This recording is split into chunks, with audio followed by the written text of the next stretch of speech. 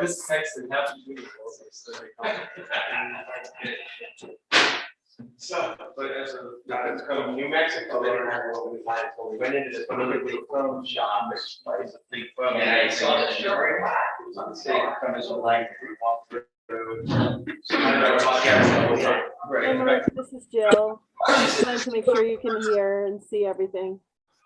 The checkout station, I really didn't like this one. The woman at the checkout station looks at me, she literally, I'm responding, she looks at me, looks around the store.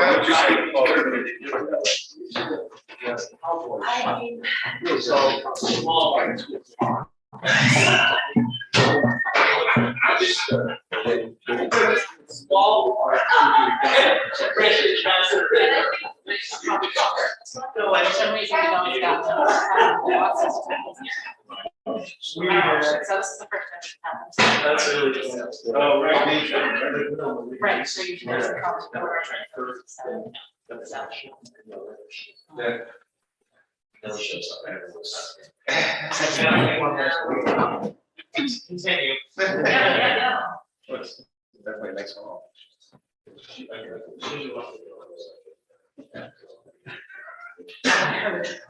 Well, yesterday, the day, yeah. Yeah, she did.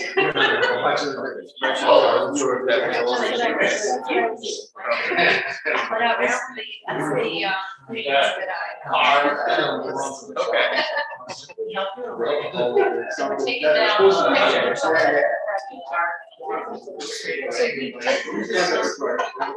Yes. So, I realized.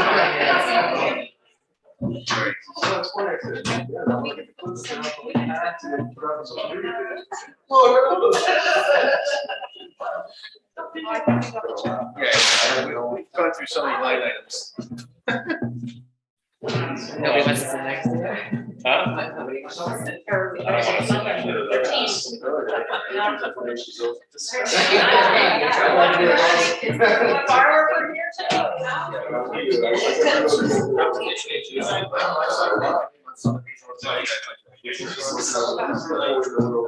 It's like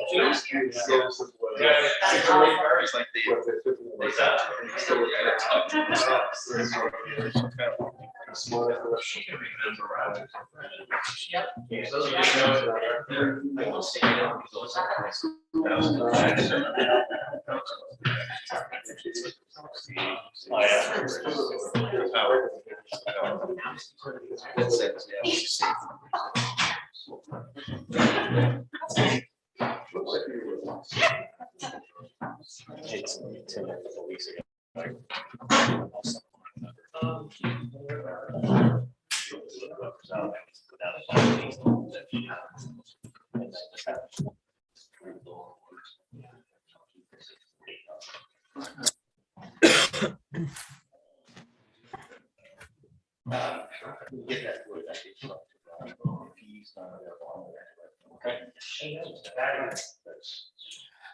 I said, hey, one shot, I put in your room, he said, oh, yeah.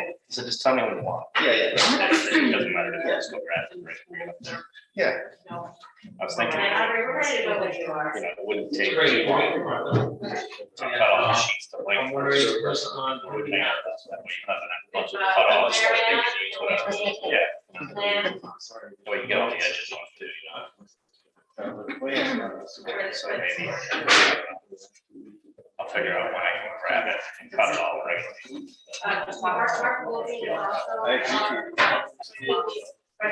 And it'll be so nice. Yeah. I'm just saying, but well, no, it's an action. Surprised.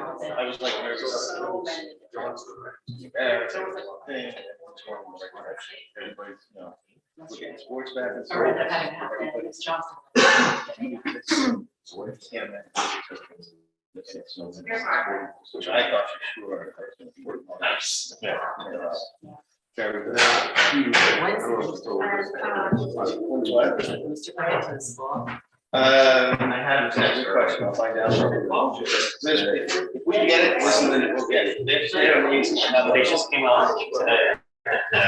great. Yeah. 5 o'clock. That's her. Just in it. That's the best.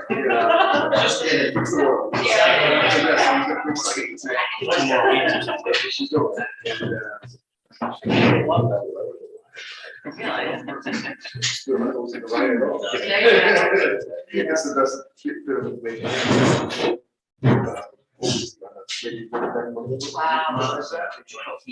Take up this space. Yeah.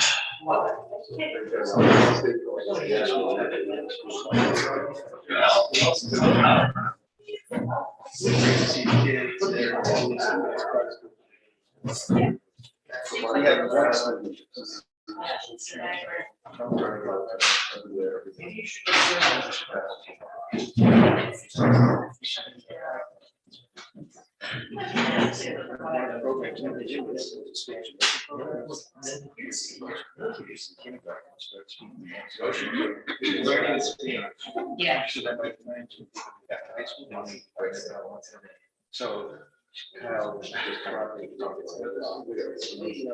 Yeah. Your phone is getting old school. Oh my gosh. Yeah, that's cool. My best friend. I'll tell you all about all the fun things you can do. Huh?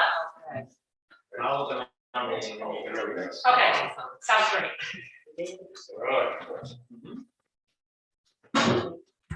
Use your microphones.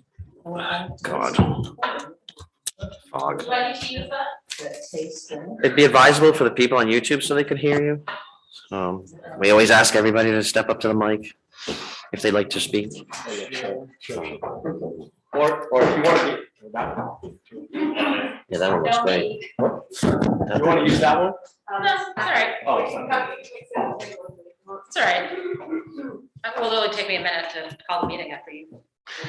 Good evening, everybody. Thanks for coming and welcome to the New Shore Town Council joint meeting with the school committee for Tuesday, January 4th, 2022.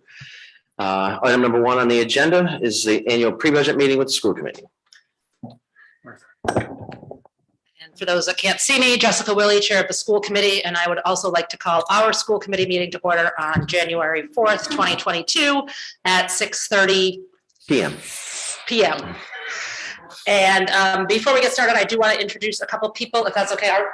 Everybody but Pat Doyle on our board is here. Pat is in Mexico, interestingly. Annie Hall, Charlie Weber, Persephone Brown are here from our board. And then, like I said, Pat Doyle is our other member. She is unavailable tonight. We have our new superintendent of schools, Dr. Girardi. Bob Girardi is here this evening. You're going to be hearing from him a lot. We've got Melanie Reeves, our finance director, who can answer all your questions on all the finances. And then we have our new co-principal, Kyle Riley, here as well tonight, who you probably have not met either. So there have been a couple of big changes at the school. One of them being that we now have a co-principal. So we have Christine still, and we have Kyle, and they split duties across principal duties, but also Kyle is in charge of the, how do you say it? The special services department as well.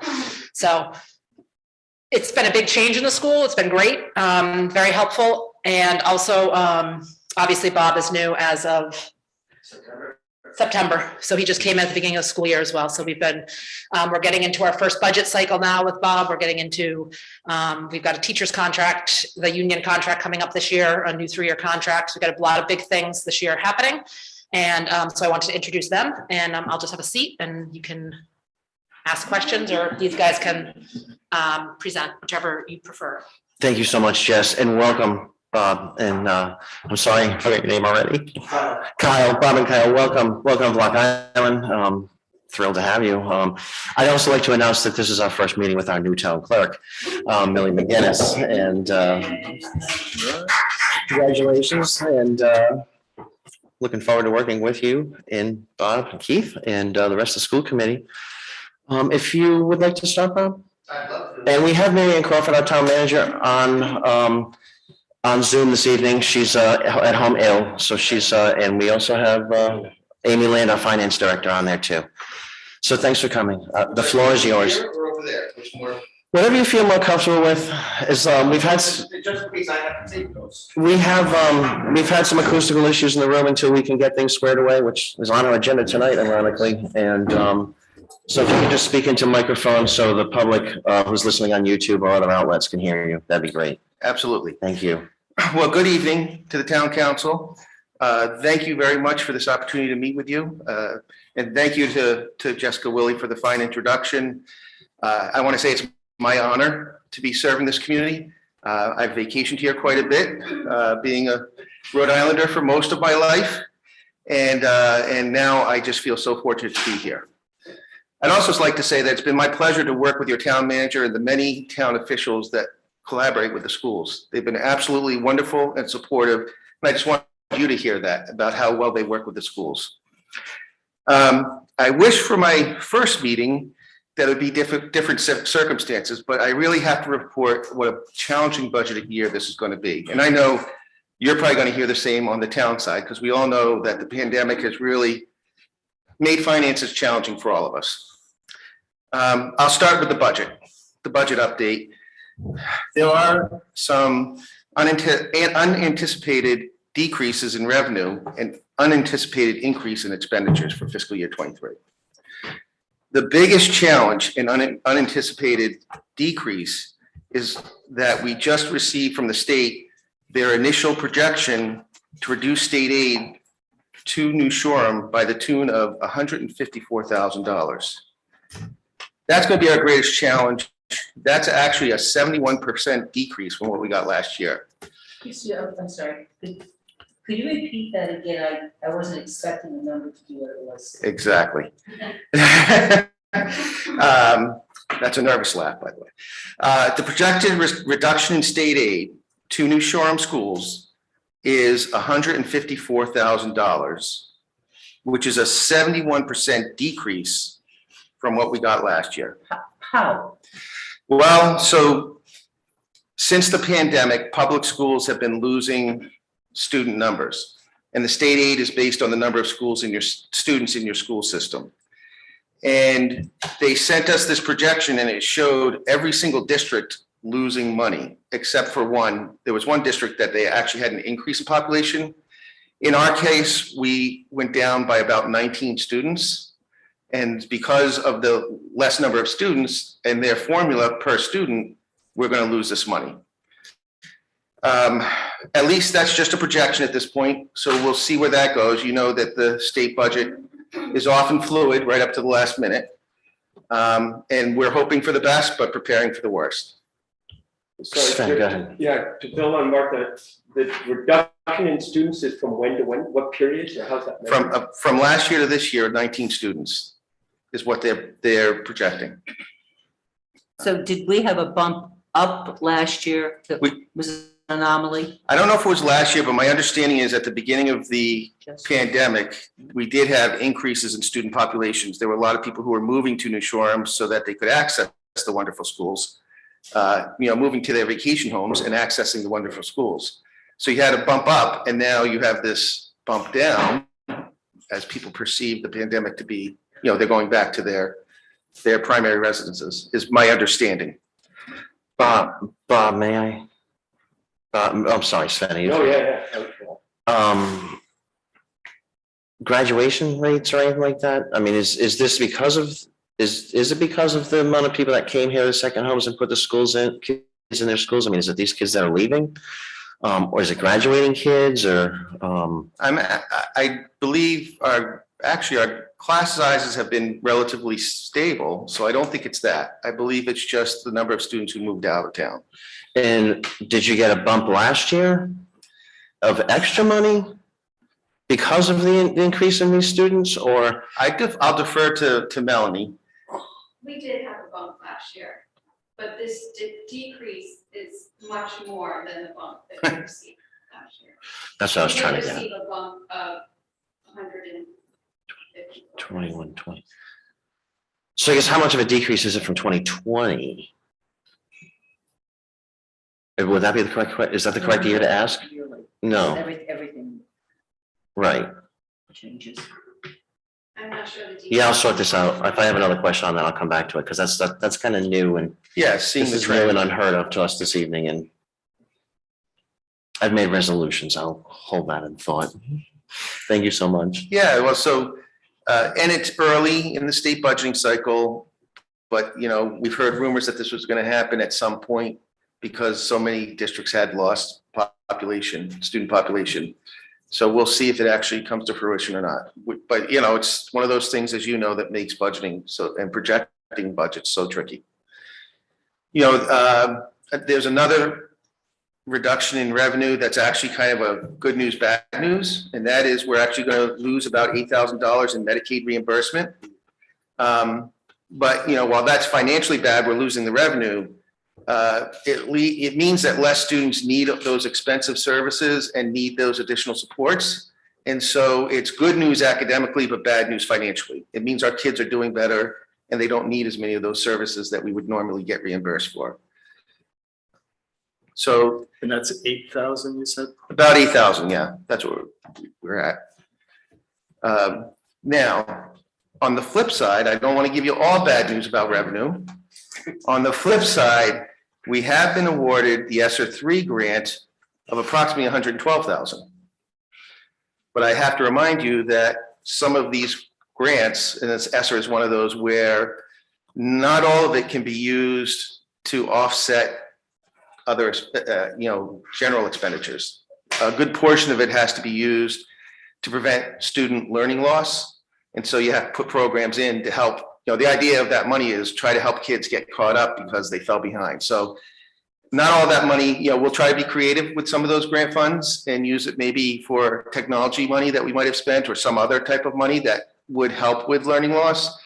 You know, so we will try to be creative with those funds, but I do have to, you know, share with you that a certain portion of them does have to go towards like new programs that help with learning loss. So, but it's new money and it's new revenue, and we're always excited about that. Bob, may I interrupt you for 1 second? Of course. It's just ESSR. What does that mean for the public listening in the other outlets? So that's the federal grant money in regards to the pandemic. It's- Okay, yeah, okay, so it's from the pandemic federal. related. Yeah. Okay. Thank you. Absolutely. So the other items that you'll probably want to be aware of, because I'm sure when we're going over the budget, you'll see increases or savings. We also have some expenditure increases, like the Rhode Island Department of Ed is mandating that all school districts choose RIDE approved curriculum. And so they're trying to get the whole state kind of moving in the right direction academically with their curriculum. Unfortunately, that comes with a cost. So it's a mandated cost that we're projecting around $26,000 in curriculum materials, textbooks and so forth, and about $5,000 in mandatory PD. This is all mandated from the state. So you're looking at about $30,000, $31,000 that we have to spend on, you know, because the state requires it. And it is the right thing to do, but it's just a tough pill to swallow when you're, you It's know, a cost. facing, you know, a challenging budget year. Also, RIDE mandate strategic planning, that's going to be an increase in our budget of about 12,000. And you're probably going to, well, actually, our property and liability insurance is going to go up, but that's because they did a reevaluation of our property and it's, you know, it's worth a lot more. So now the insurance goes up. So, so those are some concerns. We're also we don't know yet, but our insurance company has let us know that cybersecurity insurance is going to go up for everybody. So you're probably going to see that on the town side as well. But that's something that we're going to wait to hear. But those are some of the expenditures right off the bat that we can see that are going to go up, and they have to go up. You know, you just have to protect yourself from these things. We understand. We go through that every year. Yeah, The yeah. mandated increases or mandated increases. Yeah. Now, again, on the flip side, I always try to give you the silver lining afterwards. We are going to try to find savings in the areas, and we even, you know, we've been working at it pretty hard. In fact, Kyle did a great job. We had trouble finding a speech and language teacher, and we had a significant budget for that teacher. What he did was, in this modern age, he found telehealth that was just as good and much less expensive. So going into the next budget, we can thank Kyle. He's already found $89,000 worth of savings. Because it's actually, originally it was, we were going to hire a staff member, right, to do this, you know, this speech and language therapy. And now through telehealth, it's going to move, it's going to be, we're going to save $89,000. Some will go into contracted services, But again, that helps us out because it saves on OPEB too. When you don't have, an employee and you have a contracted service that's just as good as the other service, then, that's a win-win for us as a town. So that's one savings that we're excited about. The other savings that we're really excited about is the electric bus. I don't know if you've heard about how lucky we are to have a philanthropist donate $350,000 or $60,000 electric bus. When we calculated the operational cost versus what it would have been in our previous model, we're actually going to save about $17,000 a year and have a superior transportation system. So we're really excited about that, and we're a leader as a town. So that's something we can be proud of. We're one of the first districts in Rhode Island to have an electric bus, and so that's a great thing. And last but not least, one of the expenditure savings was that we bought out our copier rentals. So now we own them, and so that's about a $6,700 rental fee that we won't be paying in the next budget. So those are the kind of areas that we look at to try and save money as we go into this budgeting cycle. I did say there are some expenditures at this time that we really can't quantify either. They're not unanticipated. We know they're coming, but we don't know what it's going to cost. That is, we're negotiating with our two unions, so we don't know what kind of increase, we don't have that, we don't know what the actual increase is going to be yet. So that's unanticipated, we just don't, unquantifiable at this time. Our retiree notification deadline is November 1st, so we don't know how many people will retire. We already have figured in something into the budget, but we don't know for sure exactly how many people will retire. And then the nice thing about that large electric bus is that it actually comes with handicap accessibility. So currently we have a large bus and a small bus. I don't know if we just call it affectionately the small bus. We have a lease on the small bus, so we got to figure out whether we pay that lease off and sell that bus or what we're going to do with it. And that's what we don't know if that's going to cost us money to pay it off up front and then try to sell it. That's unknown at this time, but we do have to figure that out in the budget that we're going to present to you. And that's something the school committee has been talking about for a while. So those are the unquantifiable expenditures that, I wanted to share with you that we're still working on. And we're reviewing all those needs each day. We've been working at this budget. I can't thank Melanie enough for her hard work and her expertise in the district. And we'll continue to do so. And next Monday, I believe we have our first budget workshop for the public. So that's exciting. And we'll start to get a real understanding of what the numbers are going to mean to us. So that's the budget situation. I also wanted to bring to your attention, and I know you already know, that we are also preparing the stage 2 application for the gymnasium and HVAC recommendations and remediations. And I know you're aware of that because there was a stage 1 application and you were part of that.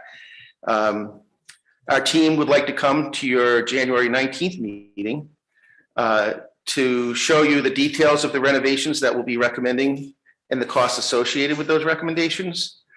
Originally, we had planned, and I know you were aware, we were going to try to get that stage 2 application in November. But when we met with RIDE and showed them our plans, they said, you're leaving money on the table. And so they convinced us to take a little bit more time and wait till this next deadline to submit that. Because if we add, right now, as you know, it's HVAC systems, it's health and safety, HVAC systems and the gymnasium, which I know you went thoroughly over why that was needed for the health and safety of the community. But they said if we add an academic component to the renovations, that the points that we get in the reimbursements would actually cover that.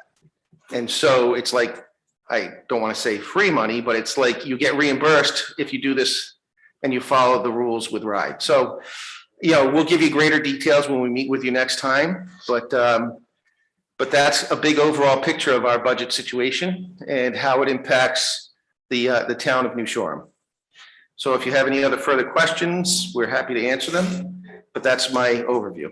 Thank you, Bob. Council have any questions for I Superintendent? just have one question out of curiosity. What are the costs associated with someone retiring? So that was actually expenditure savings. So we're Oh, hoping, okay. I thought Yeah. I thought it was in your bucket of. yeah. So we don't, expense- well, it's unexpected or unplanned right now, Gotcha. unquantifiable because of that deadline. But Yep. when we have a retiree, if the next person coming in, it starts at a lower step in the step system, then we actually have a savings, and we do calculate that in. So just so you know, we do calculate that into Gotcha. the budget. Thank you. Go ahead, Sven. So I guess I want to come back of all the things you said. The one that is probably the most, I'll use the word alarming, is a 71% decrease in age with $104,000. And for all of the other things you said, that kept overshadowing. And I understand the budgeting, you all understand the process.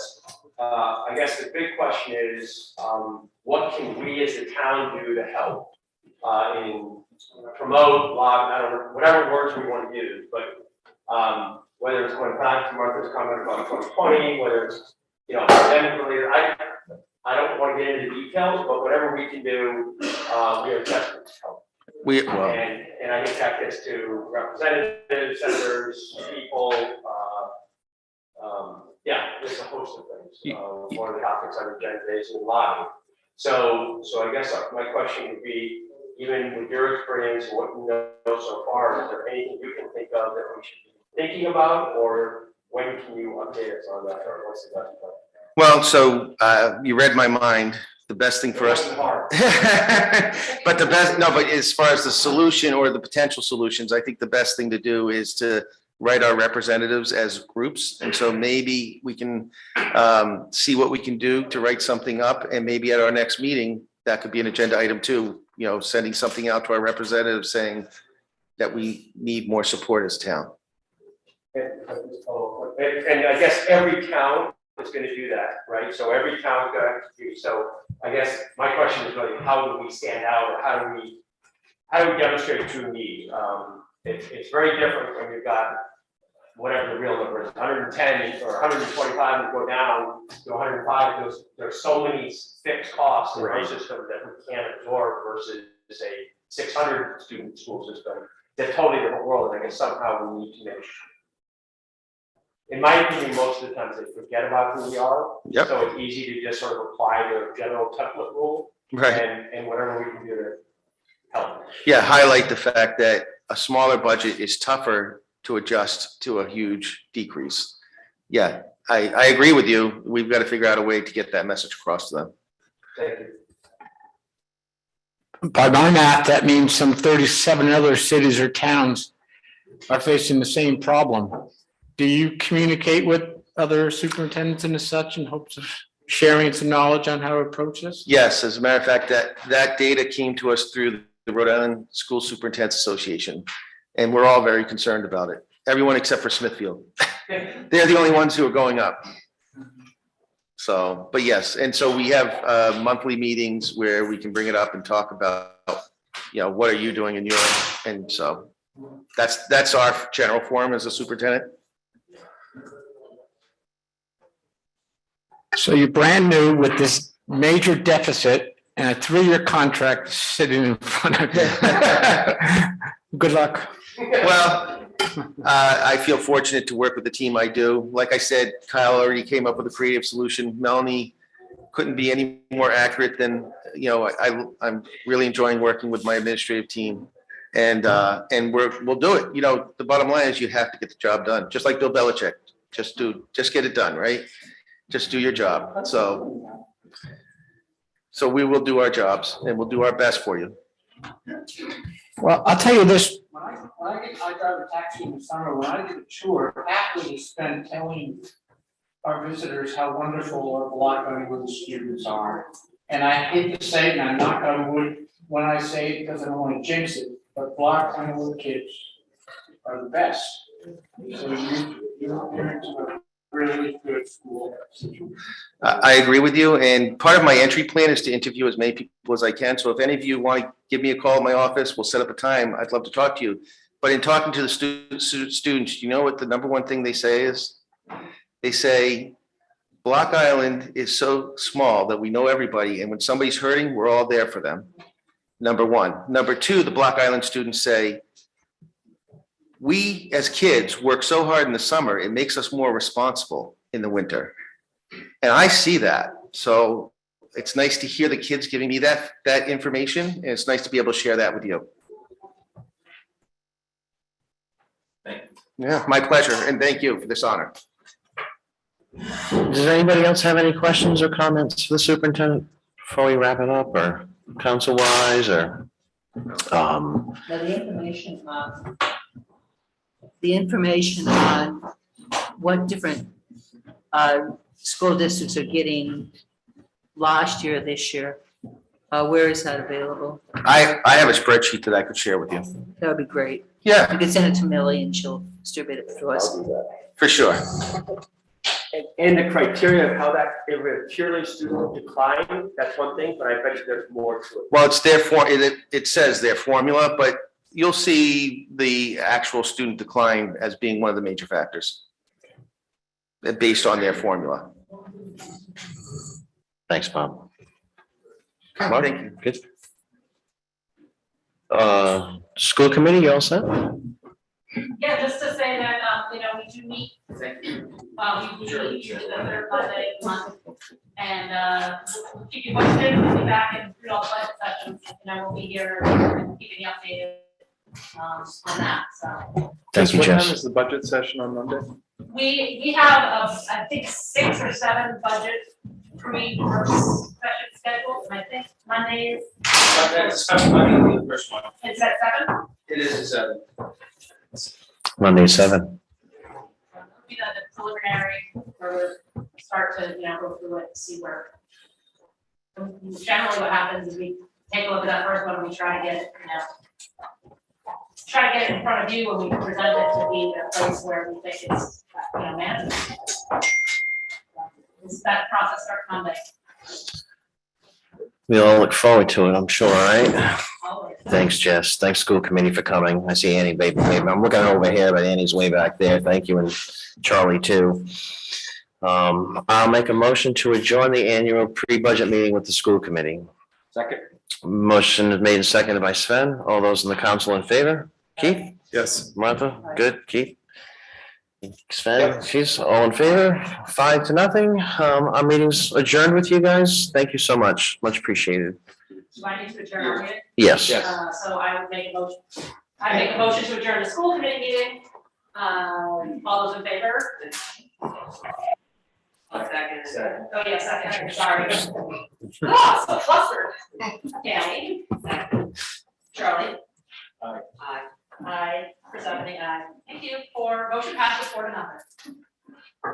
Just do a minute here to get on the regular meeting.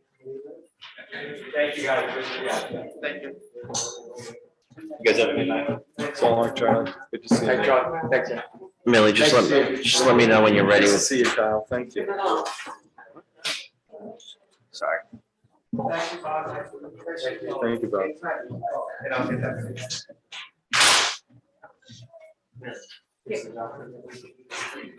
The doctor's not, I guess he is, he's here.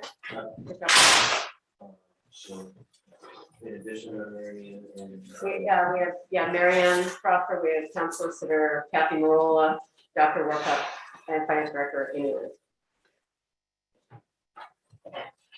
Thank you.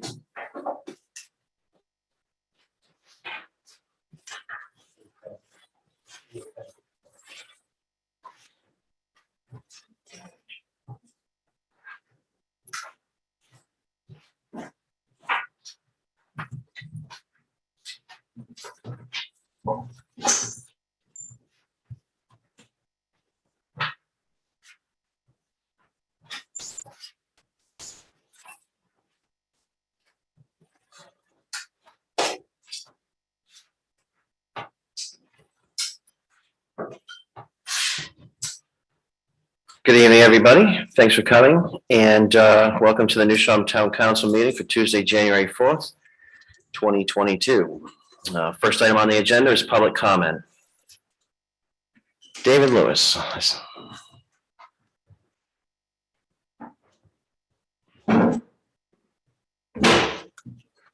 Thank you, Andre. On December 13th and 14th, WPRI TV did a story both online on their website and also over the television that more than half of the the state municipalities had not signed on to the .gov program. Now, at the September 3rd, 2019 meeting of the town council, when Edward Burge's tenure was just 3 months from ending, he had an agenda item number 3 for that meeting that night was to discuss and authorize the first warden to send a letter to the federal government to have the town of New Shoreham join that program. And that was unanimously voted, and presumably Ken went off and sent in that letter. So my question today is, and the town manager's not here yet apparently, so. She's on Zoom, so she's. Oh, she is, okay. She's on Zoom, yeah, she's. The question today is, I'm making the assumption that the .gov methodology is being incorporated into our new website before it goes public, before it gets turned over.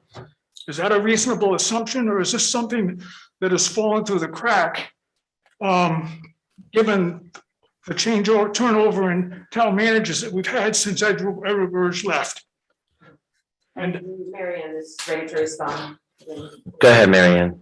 So, Mr. Lewis, do you really think I would have let that slip through the cracks? No, I didn't, but and you are, excuse me, you are right. We have held off to move to that, over to that .gov until the website is up and running, the new website. I have hired a project manager who is handling that website, and if all goes well, and don't hold me to this, hopefully the new website will be up and running within 60 days. That's all good news, and I absolutely expected you to be right on top of it. Quite frankly, sometimes it's easier to come here and ask the question and let all of the public hear the answer, so they'll equally be assured. So thank you for that. And I'm not holding you in the deadline either. Thank you, David Lewis. Chris Blaine? Yes.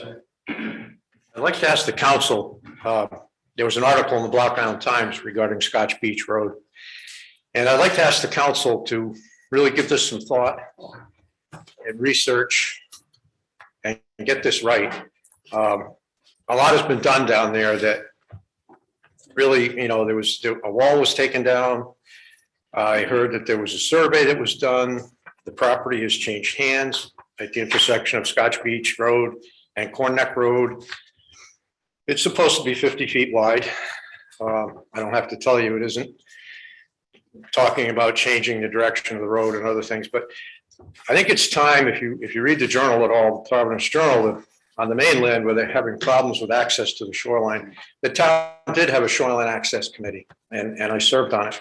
But they have a shoreline access advisory panel that takes individual places and takes a good hard look at them. And I think that's what needs to be done. Scotch Beach is probably one of the most heavily used access points to the beach on Block Island in the summer season and in the off season. And I think it's important that you figure out where the boundaries are, get the markers in, the stone wall that was originally supposed to be moved if it ever became a road. Apparently that was never done. There's a lot of things to look at there. And I think that it's time that the town took a long, hard look at it and get it right. Don't just sort of, well, maybe we'll move the road. Really get it right.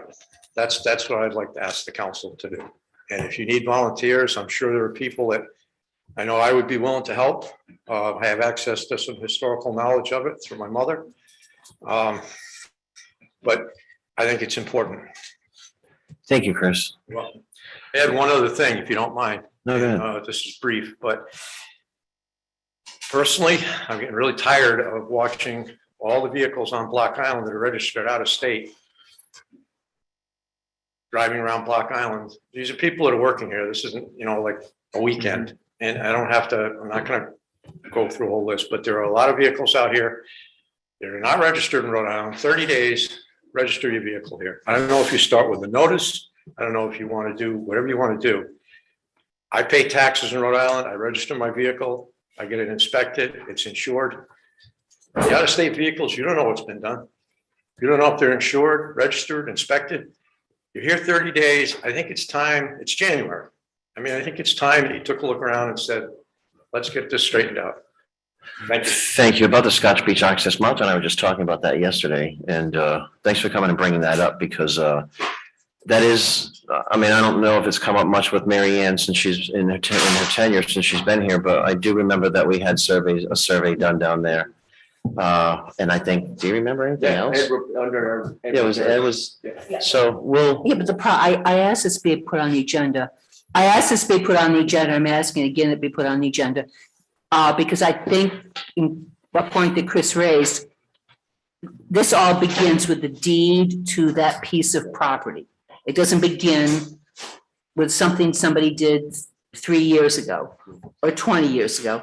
There's a deed to that piece of property prior to it being a road. And it is in the town hall vault. Now that things are opening up, it's not that hard to find. I've done it before. Thanks, Martha. And that was my first reaction when I read the article Chris referenced was, does anybody on this committee even know that it's a deed, a piece of property? Thanks, Martha. Millie, can you make a note of an agenda item when it's ready? Because I know Councilor Ball's asked for this in the past, and I think we should get moving on that. At least get the information that the ball was rolling. So thank you, Chris. Do you spend you? Yeah, just one quick comment, and Chief Moynihan, Chris Blaine just talked about registration of vehicles, and because it was public comment opinion, you just got in and made the point in the public comment about, hey, if you've been here 30 days, registration should be, not sure how to do all that, but it was just a point made in public comment, so I wanted you to hear that, just as a reference. Thanks, Sven. Is there any other public comment for us this evening?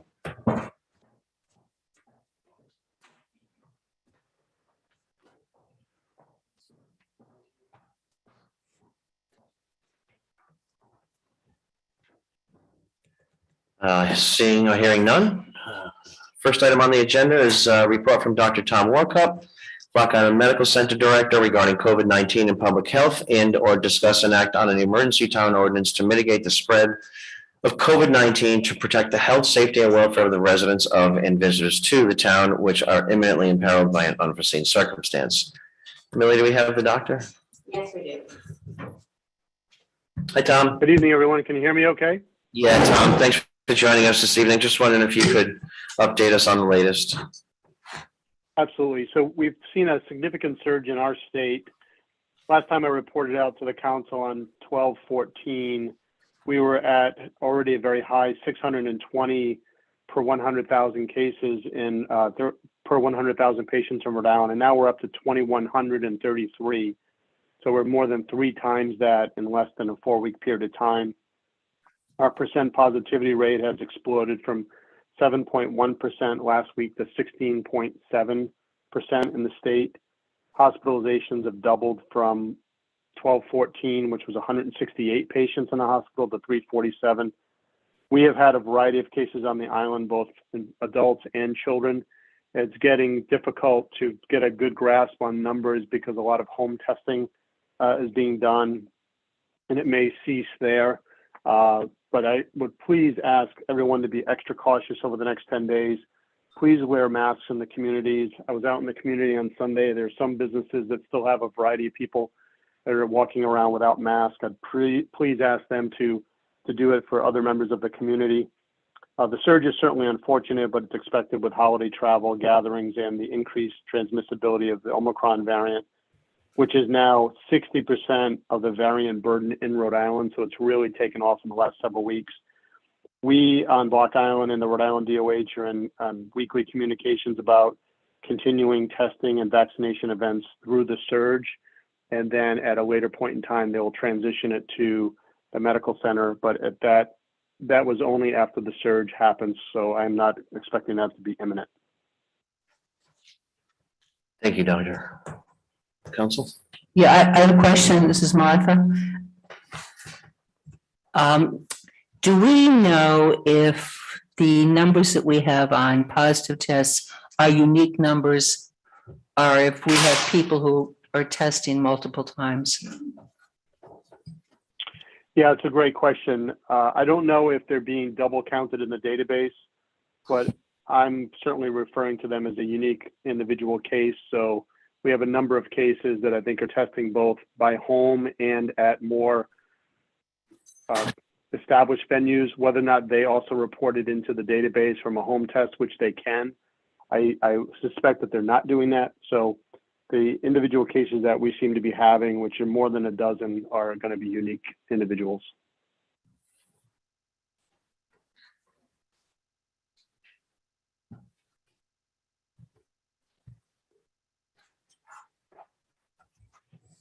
This isn't a question for Dr. Walkoff, but I should probably just say, I did test positive on the 9th of December.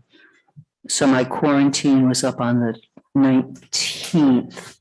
And this is the first time I've been in the town hall. But it did strike me when this happened to me that I had done the home test and then I went to the medical center. And it never crossed my mind that everybody didn't do that.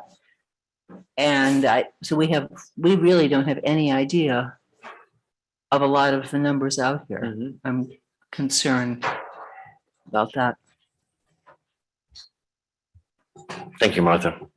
Keith? I just have one question for you, Tom.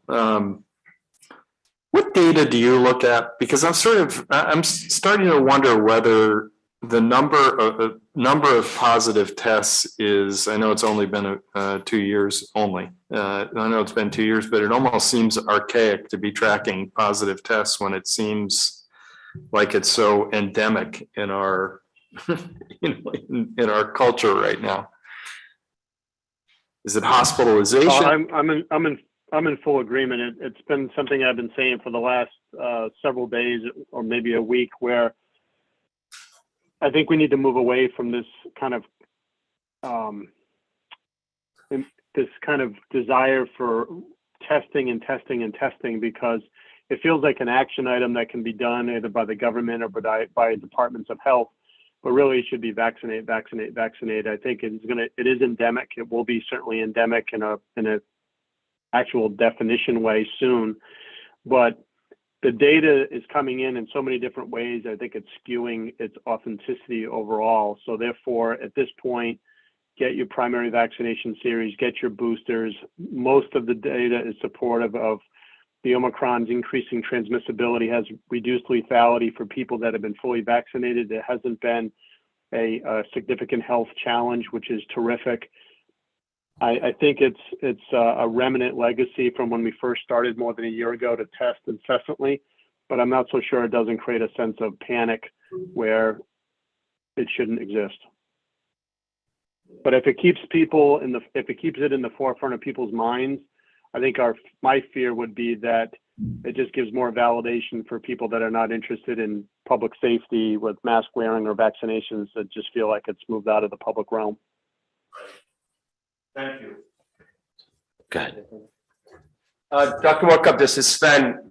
Real quickly then, to follow on Keith's point, seems to me hospitalizations are sort of a tipping point, I guess. And in the past, obviously, or New York right now, I know it's stretched, but where are we in Rhode Island? And is that sort of a key indicator more than testing? I think that's a fair point. I think hospitalizations is the marker to look at disease burden. And obviously that we've risen from 168 in the middle of December to 347 as of yesterday is concerning. But much of the delta on that is for those individuals unvaccinated. There have been some breakthrough cases with deaths, but usually there was an underlying issue such as asthma or other respiratory issues that were tragic in these people's medical conditions. But we are getting more and more people hospitalized, and it looks like it's more from those individuals that are not vaccinated. Now, the upside is now they are naturally immunized for a period of time, but that would be accurate that hospitalizations are a better marker than percent positives. Thank you. My comment is in the form of a thank you from everyone here at the table. It must be so easy to get COVID fatigue for not only you, but all the wonderful volunteers and your staff out there doing such a great job. So on behalf of the town council, thank you so much. You're welcome. It's we're proud to do it. Thank you. Thanks, Mark. Does the public have any questions for the doctor while he's here on the topic? On the COVID topic? Hearing none. Doctor, thank you yet again, and much appreciate you coming, giving us these updates. Nice. Have a great night. Yes, you as well. Item 3, continued item from December 15th is the public hearing to receive and act on the proposed amendments to the Town of New Shum General Ordinances, Chapter 2, Administration, Article 4, Public Property, Division 3, Capital Improvements. This public hearing is still open technically, right? So I don't have to make any motions to. All right. We started discussing this at the meeting, and there was 2 of us were missing. Martha and Sven were missing, and so we kind of decided to continue it. We can't do anything without you, Martha. Nope, not at all. Just a compliment. So we decided to continue it. I need it out of it. So that's no. Being sick, I could have gotten out of something. Sorry, we saved appointments for you too. So does anybody else have any comments? I have one, and I don't know if any, well, we'll just go in. So Amy Land is on the phone, is that right? Yes, I am. So first of all, thanks. And actually I talked to Amy about it today because having been on the planning board, I think this all great improvements. The one in section, I don't think about this, 2-242, participants in capital improvement program. In point B, under compilation and understanding, it says the town manager shall refer the list to the planning board. The planning board shall review the list and notify the town manager in writing of any project listed thereon, which is in conflict with the comprehensive plan. I'm just wondering whether there should be a public meeting at that point with the planning board, just to have an open dialogue with the public and sort of a view of the comprehensive plan, the capital improvement projects, and the planning board. And I guess maybe, Amy, you're thinking on that, but I'm just wondering if the word should be the planning board shall review the list, and hold a public meeting to review that list against the comprehensive plan or something like that. I just think a public input would be helpful, just to have that dialogue on the capital plan. Thoughts? Amy? Yeah, I do think a little bit of space in that section would be helpful, whether it's a public meeting at the planning board, it would have to be a public meeting of the planning board, where they either discuss the list that the town manager has presented or provide feedback through the council. I think a little bit of room in there will help to ensure alignment between the capital plan and the comprehensive plan, and also maintain a little bit of that public dialogue that was a beneficial byproduct of the old process. I wouldn't go back to the old process, but it did help socialize some of those ideas as they were growing. And so if you wanted to do that, I think this is an appropriate place to do that. You weren't here, Sven, but I raised exactly that. Okay, I just think there's Three of needs to be us this were, public comment. I don't want to speak for you, Yeah. Andre, but yeah, you're. He did. Oh, I didn't know that, but okay. No, I was just saying, I think there's consensus that Yeah. section needs to be beefed up somehow. Cool. Other than that, great. Just give people a community. moving forward. Any other comments from the council? Yeah, I have one concern, and that's what was brought up at the last meeting by a planning board member, where it goes to the town council and then gets reviewed, I'm sorry, the town manager, and then gets reviewed by the planning board. What if the town manager brings to that planning board ideas that, or doesn't bring plans that, let's say the town manager rejects some ideas, but the planning board thinks they might have merit. Will the planning board hear them? And if not, that concerns me because those ideas might be the path we should take.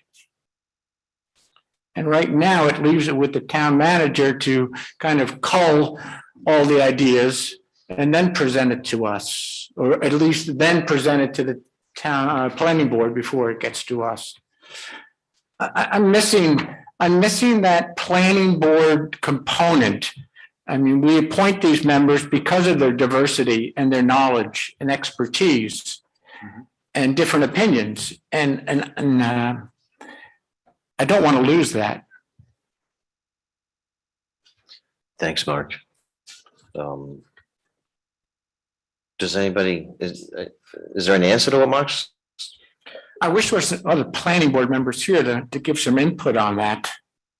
But again, I think, Mark, that public, I guess we're talking about somewhat the same issue to a great degree, because I think a meeting of the planning board to review this list along with the comprehensive plan would be a place where the planning board could say, what about item A, even though the town manager may not have at that moment forwarded it, then it's a pretty public dialogue and you can sort of see whether the stars align or not.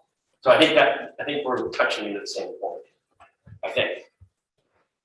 Yeah, I just don't, sometimes opinions vary, obviously, and I'd hate to see those other opinions abandoned and not brought forward or discounted.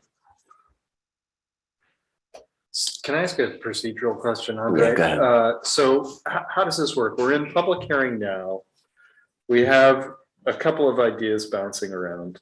Do we close the public hearing and then for our next meeting come with alternate language, or do we try to develop that now? How did I can't remember exactly how that works. We can change things at the public hearing. I see. As far as I know, we can make those changes tonight. Or if you wanted to wait and look for wording to change things, we would leave it open again. I just, it is a consensus document, I think. So I think I'd like to make sure that whatever we're putting in there is acceptable to, you know, the planning board people and, you know, Mary Ann and Amy and.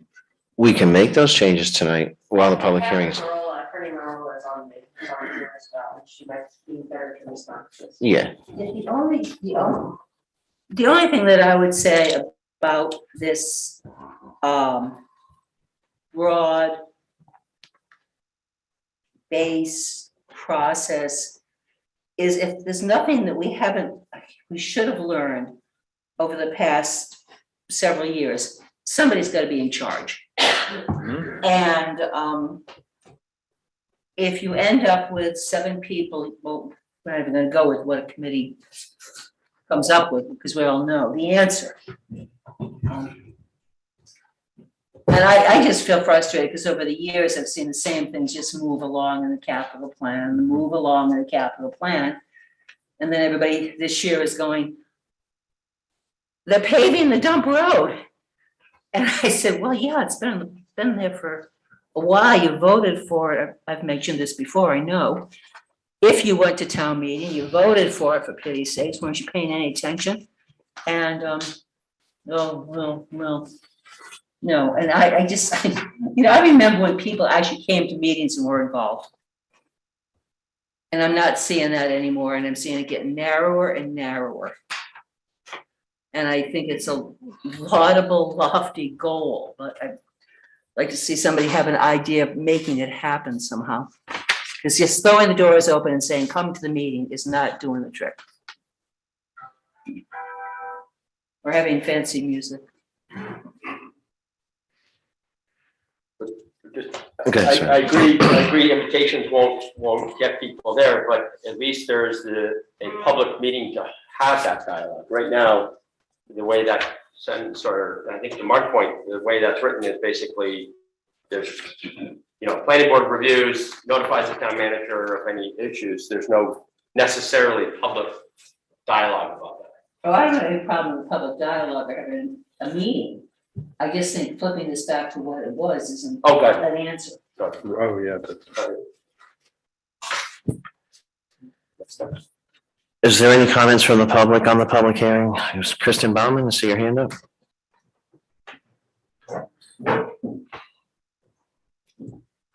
I'm Kristen Bauman. I'm a resident of High Street and the director of the Island Free Library on the island. I'm totally confused. I participated in the planning board process for a number of years. I did not know it was burdensome. We are very efficient at those meetings. We get great feedback at that meeting. It takes me about 10 minutes, and that includes the walk over and the walk home. So I don't get this. You're all so hep on this. This was a terrible process in the past. That was unknown to me, and I was a participant. I'm terribly confused by what Martha just says. She wants people at meetings. This room is packed to the point where I'm about to crack the door. So people are coming to meetings, and this process eliminates public meetings. So I don't know why you're for this change and yet want people to participate in the process. I agree with what Mark said. We can't have one person in charge of this. This is our town buildings. This is what are we doing? We need a broad scope. We need a lot of interest in this. You can't talk about people being interested in this and taking away the process. That's like, I don't understand what's going on in this room. I have followed this. I don't understand why the planning board is not here. I have written to them and asked them what their opinion is in this, because I don't need to be the one griping about this. Where is the planning board? Why aren't they talking about this? I don't understand what's going on at all. Last time this public hearing was opened, I asked a legal question. Is this going to be binding? It is state legislation that enables the planning board to make decisions on this. I don't think we can override state legislation. What's going on? This is enabling legislation that planning boards across Rhode Island make these decisions. You're about to change that and overrule that? I'd like Kathy Marola to answer that. As I said, I'm really confused. I don't know where this came from. I don't know why it came to this. And I urge you not to do it. Thank you, Kristen. Kathy, could you answer that question for resident Kristen Bauman? If Kristen is asking about the jurisdiction of the planning board, that comes under the jurisdiction of Bill Landry. I can review the state law and get back to the council regarding the question. Thank you, Kathy. And I didn't really bring that much up at the last meeting, but my concern with this whole thing was actually, we talk about transparency in government until we're blue in the face. And this does take a step out of the public process. Whether it's over dollar amounts that are, they were 10,000, now they're 25. I don't like this because it does remove a step of public involvement. That's why I don't like this. And the other question was, I think Keith, you brought it up, the prioritization and scheduling of projects. Those are all listed, but they didn't really kind of align with what we thought were important or not. We could go to another meeting, but for transparency. Having the planning board come, I think Kristen's point of where's the planning board, and you said in the beginning. Well, the planning board we don't have a memo from them on this, which is kind of, I think is odd. Now that I'm thinking about it, and I guess it would have been my responsibility to ask for that before this meeting. But we always kind of get a memo as to. Yeah, it's typical for the planning board to review ordinances and provide feedback. Unfortunately, I wasn't here during that period of time, so I don't have a threat on that, but I can certainly follow up. I think the vote was unanimous to send this to us, but they did have some concerns. What, Can I jump in? who's here? Mary Ann, come in.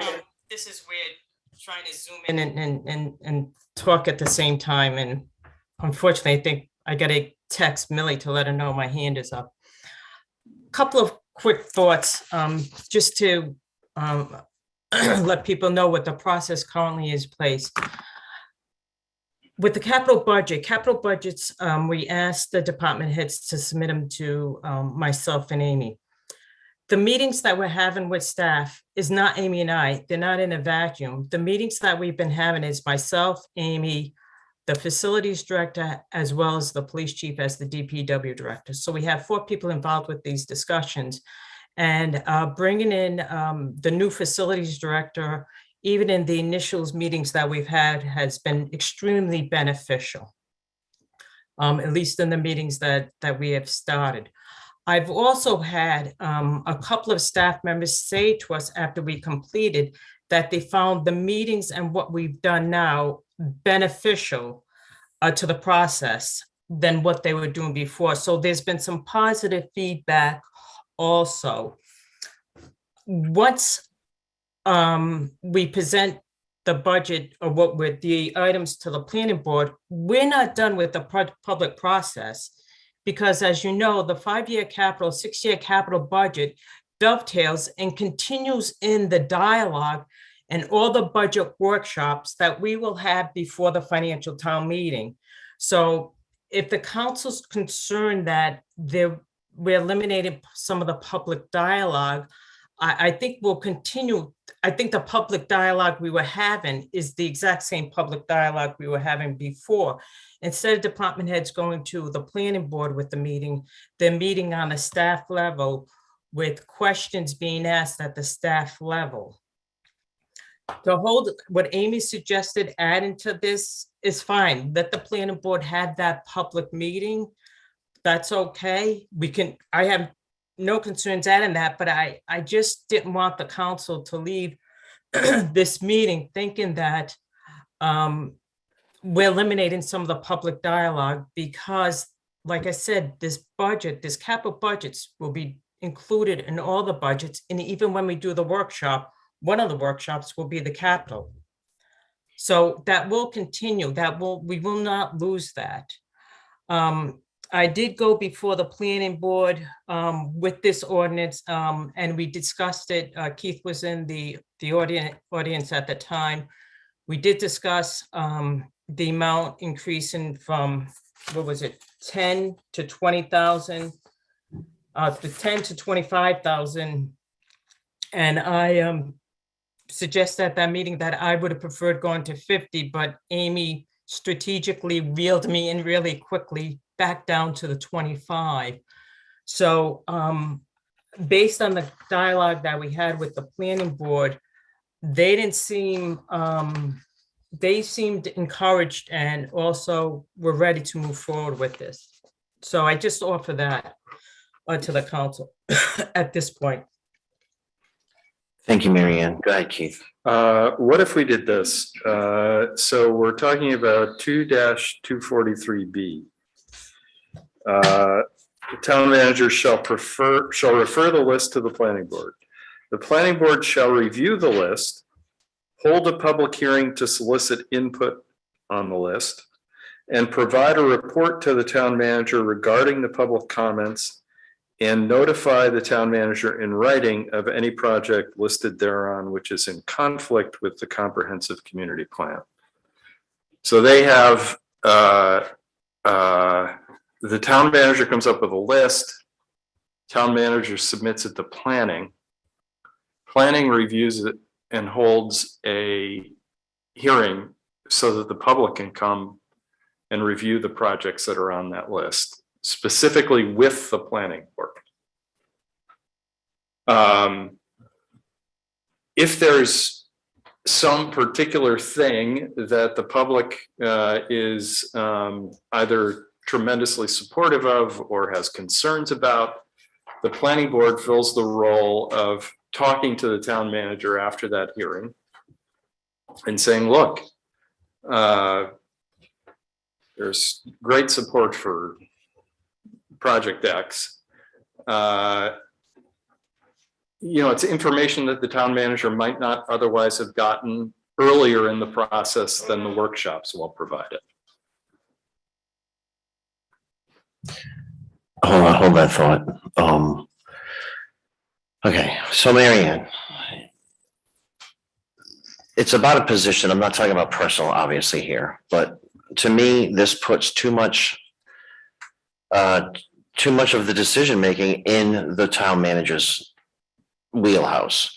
Because as you said, you and the staff will work on this, and then you will present it to you as the town manager will present.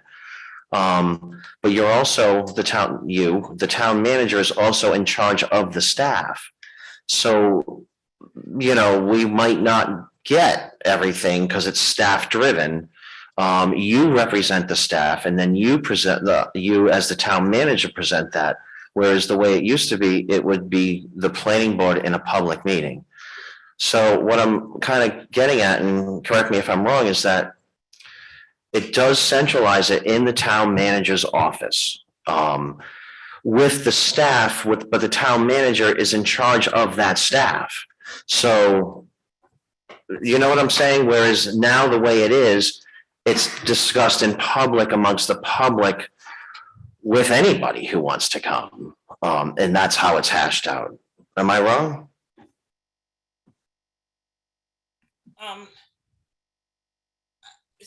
Since I never participate with the planning board, so yes, it probably was hashed out in public. But yeah, the staff reports me, but I guess I have a very philosophical difference of staff. I don't look at any of the staff working for me.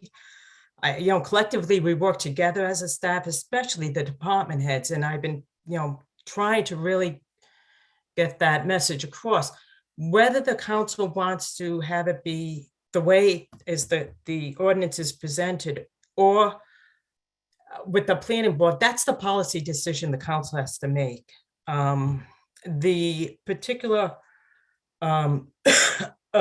change or proposed language change that Keith made, I think covers it.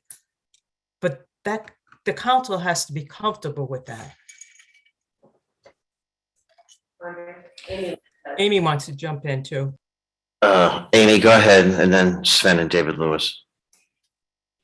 Thank you.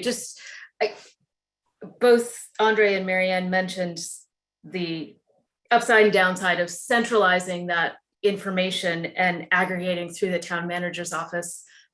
And I understand the exposure that leaves that we want to try to make sure is covered, but it also fills a function that was lacking previously, I would say, at least from my perspective, which is making sure that those projects that are presented previously to the planning board directly by the department heads are developed, coordinate across departments as necessary, and are comprehensive in terms of what the department needs. When you go directly department head to planning board, you lose that opportunity for centralizing projects that might cross departments. And you also lose that opportunity to ask some of those famous questions that I've been asking a lot, which is what's missing? What aren't you asking for that we need to be thinking about as a town that needs to be included in the plan? And in the previous process, that filling in the gaps didn't happen till much, much later when you got to the town manager's review of the capital program. And so a lot of pieces weren't in the discussion that was held just between the department heads and the planning board. They got dropped in later, so that the final product sometimes was disconnected from what the planning board had put together because they didn't get all the asks maybe that needed to be on the table. So I do think that's one aspect of the old process that we're trying to remedy with this language. Thank you, Amy. Sven? I like I like the addition of Keith's meeting, and I think it parlays right into what Amy just said. I think it's very similar to what I mentioned earlier. The benefit of the planning board having a public dialogue with this is that they are intimately familiar with the comprehensive plan, or they should be. And it's that linkage that I think is missing right now, could be missing now without that public discussion. Because there are a lot of projects that are highly linked to the comprehensive plan that not everybody is as familiar with. So that's why I think, Keith's wording or wording to hold that public meeting is a good add and streamlined. Thank you, Sven. David Lewis.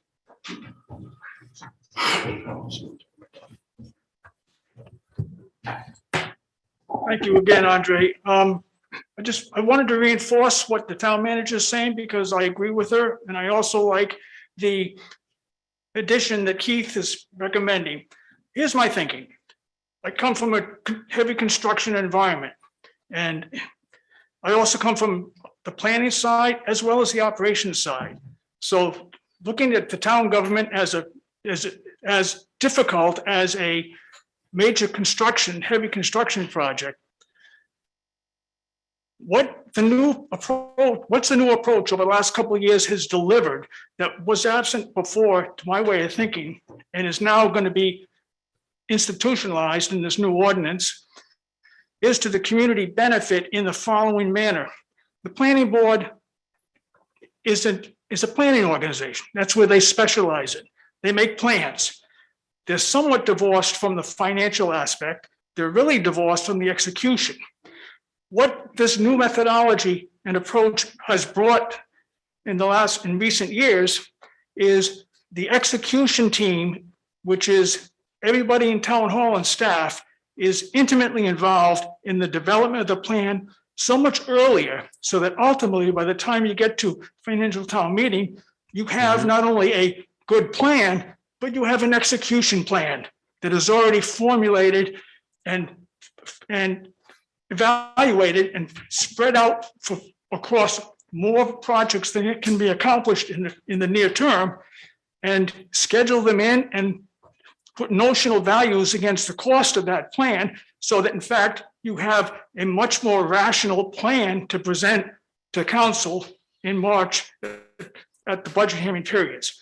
So I encourage you not to do anything that would disrupt this early beginning of the execution plan among the people that you're going to hold responsible for carrying it out. You should never let the people that are responsible for executing not participate in its development and the early you get the advanced start on the planning for being successful. Thank you. Thank you, David. So that's where that's where I'm missing something there, because You're missing what David said? yeah, that's what I seem to be missing and not understanding is the people executing the plan are always been involved with this anyway, and then gone to the planning board. This is just reducing, this is increasing the amount of what they're going to go to the planning board with. Let me phrase it a little bit more differently if I may then. I thought you did a much better job than I did about putting somebody in charge, but I guess. Well,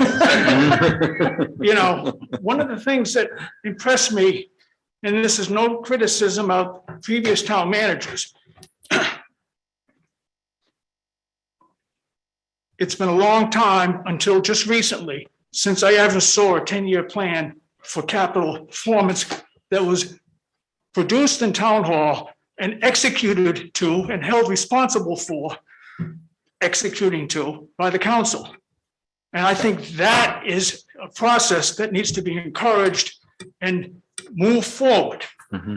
And Keith's recommended approach to re-engaging in the final stages of the planning with the planning board, in the final stages of that execution plan, re-engaging with the planning board, and gives the public that last opportunity to weigh in. How many times do It was always my experience that the planning board would talk about the same things year after year and nothing would get done. So at least in the community now, we have more projects to accomplish than we can possibly get done in 10 years.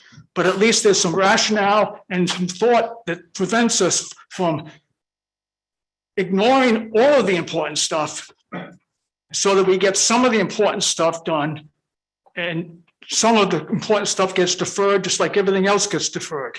There's some stuff that's never going to get done on that list. That's the practical reality. But it's the execution team that really controls the pocketbook, if you say, if you will. Exactly. And that's why I was just trying to say, like, the position, like it seems to me as though it's centralizing it, and Martha says, you know, somebody needs to be someone in charge. But what if we have a disaster for a town manager? I'm just going to say it. What if we have a complete disaster for a town manager who doesn't want to listen to the staff and wants to go through what they want and what, you know, and do their thing? Like, is there a mechanism within planning that could put a stop to that kind of thing? I think the planning board, the town manager works for you. That's the mechanism. Well, yeah, there's a town council. I mean, you can do this and you can go through this and look at everything that can possibly go wrong and get nothing done or not. And while I'm talking, this room would not be crowded if we didn't have mopeds, school committee. What else do we have here tonight? There's a land trust. Very simple, the audit report. It's about 130 pages. On the agenda. Can I just go real quickly, just to make sure the process we're talking about, right? So what this recommends, as far as I understand, is, you know, department heads, town manager, Mary Ann reviewed it, go to the planning board. Now with Keith's edition, there's going to be a public dialogue about it, making sure it aligns or how well each of them align with the comprehensive plan. Once that budget's done, it comes to town council. And to Andre, your point, if we see that there's a big miss, or a department heads come and talk and say, hey, there's a big miss, the town manager, to your comment, I mean, then it's our job to push back, I think. But per the charter, you're not allowed to interact with department heads. It's the town manager. No, but they can come to that meeting. I mean, there's a way that at the end of the day, the town council is the one. I understand. I do. I understand what you're trying to say. Yeah, I mean, in other words, it's sort of the buck stops here, I guess. Keith, would you like to make a motion? Hold on a second. This public comment. I'm sorry, Kristen was first and then Chris Warfel. Kristen, did you have your hand up? Yeah. I didn't know I was going first. So this is from the Block Island Times. While Cummins conceded that there needed to be a more efficient method than the old way of countless planning board meetings, she expressed concern about the board losing its voice. She asked for an addendum to the changes to allow for the planning board to express to the town council any concerns it may have over an admitted item. Have you received that addendum? Is that included? No. Well, Crawford assured the board it would see the list, and this is in quotes, give feedback, although she pointed out that the feedback would not necessarily be binding. Thank you. Chris Warfel. Chris Warfel. I just heard you say, Andre, something that concerned me about the council can't be talking to department heads or anything like that. I think that for the charter, I think that's incorrect. You can't direct an employee of the town, but you certainly are allowed to query employees of the town to get information. There's nothing that prohibits you from that in the charter. So I just want to make that point. Thank you. John Gassner. Aside from procedural things, my name is John Gassner. I live on Corn Neck Road.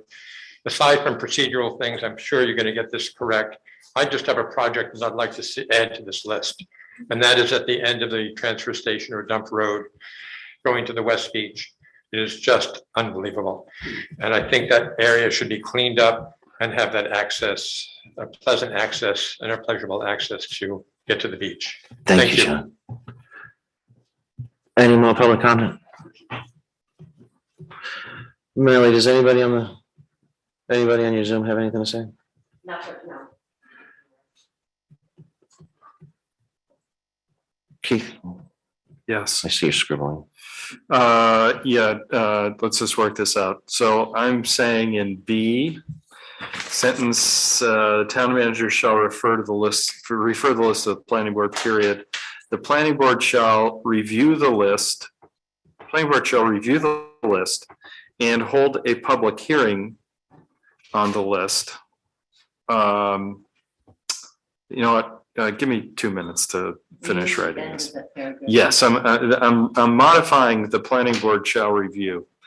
And I just lost the note that I had made. That's why I'm trying to catch up. Planning board shall review the list and hold a public hearing. And notify the town manager. Notify the town manager in writing of the public's views on the list and any project listed thereon which is in conflict with the comprehensive community plan. Is that a motion? Yes. Second. I'll email it to you. Kim Gavitt? Yeah. Yeah, if you would. This is very minor. Kim Gaffett. Given that there was, I think, an important question asked about the state law relative to the town planning board's responsibility to do the planning, and that couldn't be answered. And given the fact that you're amending what's proposed in front of us, I really would ask you to not make a decision tonight, to hold the hearing open, get that lead question answered, and draft up the language in a way that's going to answer everything, because this is an important thing. And for something that I get a lot of quote dialogue on this tonight, glad to see the public is discussing it. So I would just ask you to keep the public hearing open and be a little bit, take a little more time to get those questions answered. Thank you. Thank you, Kim. And I agree 100%. I think that, but can we also get the planning board the next time we continue this too? And I'm not sure if we can continue to a set date, or we can get at least the chair to come and explain. We have to continue to accept it. Yeah, I know, but with hopes that the chair can come. And legal can check on. Yeah, absolutely. I agree, because I just assumed that there was statutory sufficiency, but you know, I don't know that for sure. I'm glad Kristen raised that. I'll motion to continue the public hearing. Hold on, let me get it right. We're forwarding the draft language to Kathy. I will make a motion to continue the public hearing for the proposed amendments to the Town of New Salem General Ordinances, Chapter 2, Administration, Article 4, Public Property, Division 3, Capital Improvements, pending legal review, I guess we could call that, and hopefully an invite to the planning board to January 19th.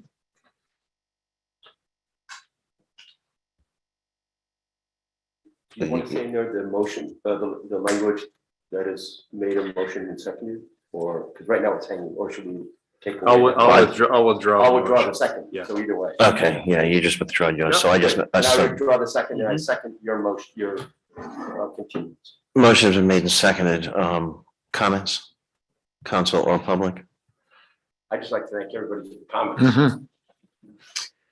All those in favor? Keith? Yes. Martha? I'm in favor. Sven is in favor. Aye. Motion will carry 5-0 to continue the public hearing.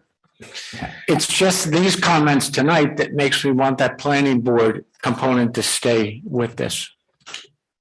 Thank you, Mark. Next item on the agenda, continued from December 6th. Discuss and act on the annual renewal of the motorized tricycle, bicycle, scooter, moped rental licenses for 2021. Aldo's Mopeds Incorporated, the Moped Man Incorporated, Finnemore and Fisher Incorporated, doing business as Island Mopeds, Miles Unlimited Incorporated, Ocean State Bikes Incorporated.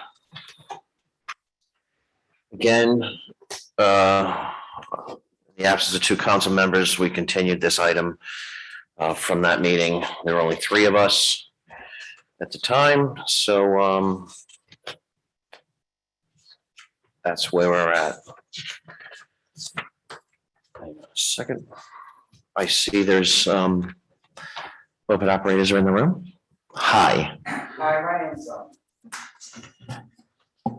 my name's Josh Parks. I'm counsel to the 5 moped operators. I know I've appeared before you by Zoom before, so it's nice to see you in person here. It's nice to put a face to the voice in the cloud. Yeah, last time I think it was a one-way mirror. Thank you. So the council's had the mopeds, the moped applications for 2022. As you mentioned last time, it was continued over my objection. Just one note in item 4 on the agenda, it says rental licenses for 2021. I think we're talking about the 2022 licenses. But other than that, the operators are here, I'm here, and looking forward to the council's decision. Thanks for joining us, and thanks to the operators who did come to the meeting this evening. What? I'll make a motion to renew the motorized tricycle, bicycle, and scooter licenses for the 2022 license year for Aldo's Mopeds Incorporated for the rental of up to 34 mopeds on Plat 6, Lot 89. The Moped Man Incorporated for the rental of up to 34 mopeds on Plat 6, Lot 100. Finnemore and Fisher Incorporated, doing business as Island Mopeds for the rental of up to 34 mopeds at Plat 6, Lot 106. For Miles Unlimited for the rental of up to 34 mopeds on Plat 6, Lot 111. And Ocean State Bikes Incorporated for the rental of up to 34 mopeds on Plat 6, Lot 159.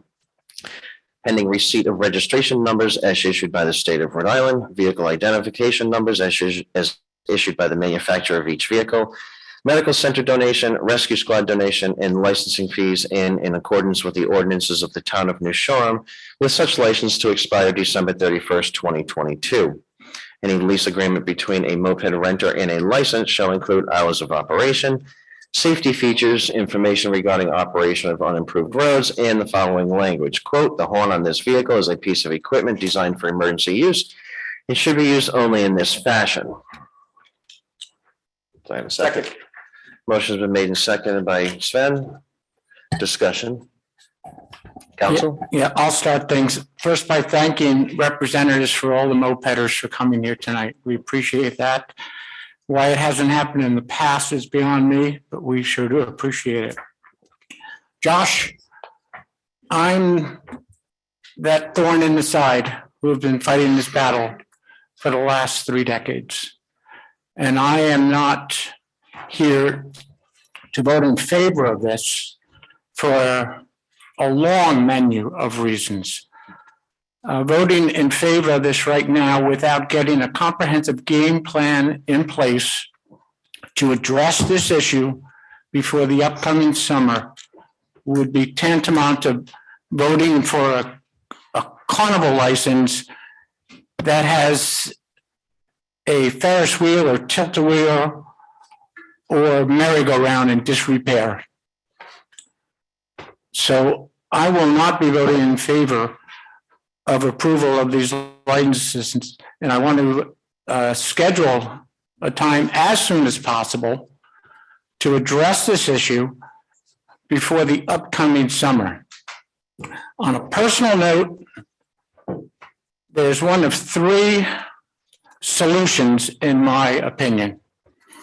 And I'm glad all the owners are here so they can start thinking about this seriously. The first would be a buyout by the town. Come back to us, bargaining in good faith, in hopes that we can remedy it that way. Secondly, absent that possibility, a legal approach involving eminent domain for safety reasons to acquire these licenses. And the only other alternate I would embrace is an extremely attractive compromise that grossly benefits the town and its overburdened services that would cause me to embrace a third option. Thank you, Mark. Council, any other questions from council? Go. Go ahead. I don't disagree with Mark's the philosophical underpinnings of what Mark is saying. Obviously, I think I've made that clear last year at this time. One of the things I did learn, though, that I've learned hopefully many things, is that under Rhode Island law, there is actually a property right in these licenses if there has not been action taken against the license by the town. In other words, from a legal perspective, as offended as I am by the business, because there hasn't been any show cause or anything like that, notwithstanding the data we see on how dangerous this is and how disruptive this business is, we don't have the ability to simply reject the licenses. Now, it pains me to say that, to be honest with you, because I happen to feel like that power should be vested in the municipality. I think we should have the right to decide what the roads look like, what our standard for public safety and public health is. But simply rejecting the licenses without due process is unfortunately not on our table. What is on our table is a very busy spring leading up to the conclusion of a consent agreement.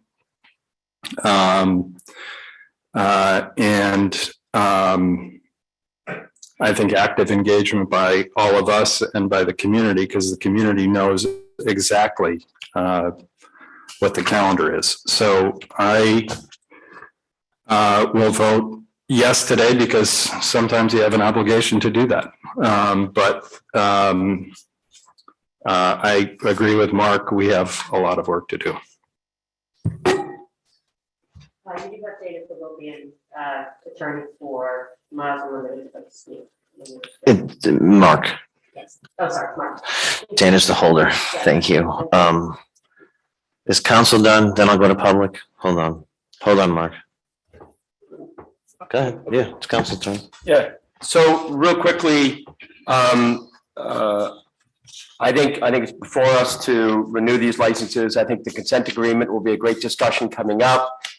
I look forward to productive discussion I hope there will be a productive discussion. And really I think culminating a lot of comments about safety, congestion, noise, and many of the topics that have been discussed in the past. So I think as we move forward, to me, this is really about making sure that we're reinforcing the island that we've discussed in many meetings, and sort of the roads and the safety and the congestion that we're looking to try and spur. But, tonight it's about a license and it's about what's already in the works. So hopefully the consent agreement will be a productive dialogue, and we can work together on that. Thank you. I have a question for our town solicitor. Does granting these licenses tonight foreclose any of our options when it comes time to discuss that consent agreement? Absolutely not.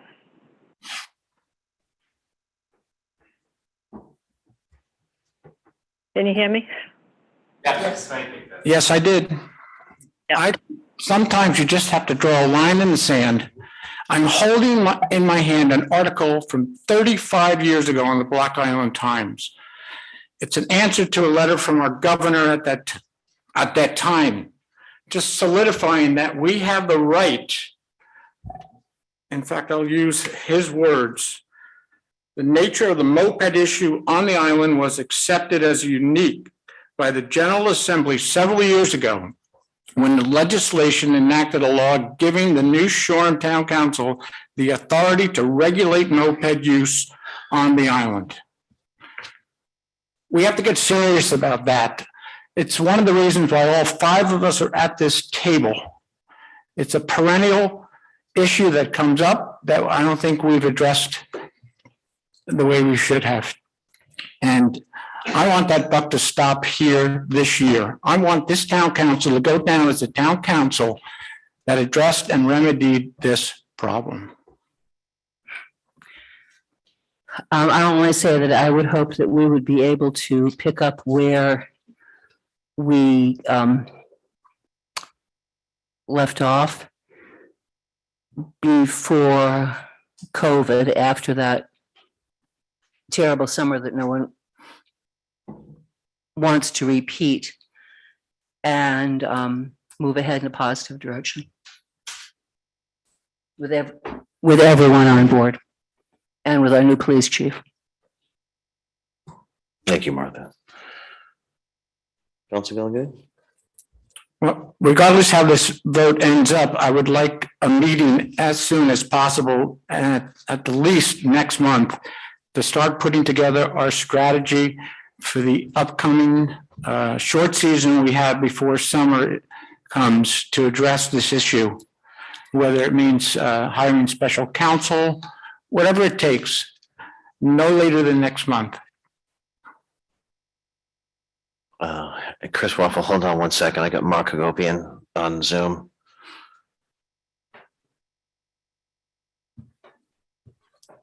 Can you hear me? Yep. Yes, Mark, thank you. Yeah, sorry, thank you. Thanks, Andre. I just wanted to make 1 point, 2 points. One, that I'm co-counsel for Finnemore and Fisher Island Moped, not Miles Unlimited. I don't represent Miles. Secondly, I noticed in your motion with regard to the Finnemore and Fisher application that you referenced lot 106, and Finnemore and Fisher has applied for a license to do business on lots 106 and 107. They're contiguous lots. Both lots have been used for moped rentals since the 1970s at least. Finnemore and Fisher has consistently applied for a license on both. And in fact, in 2018 and 2019, the license was issued for both lots. Why it hasn't been issued in other years, I don't know, but I just wanted to make that point of clarification as to what the application is, what the entity is applying for. Thank you, Mark. Welcome. Just, I'm sorry, can you repeat that? No. There is documentation in your packet regarding this. A bunch of them. I know, I'm just looking for my motion sheet. Hold on 1 second.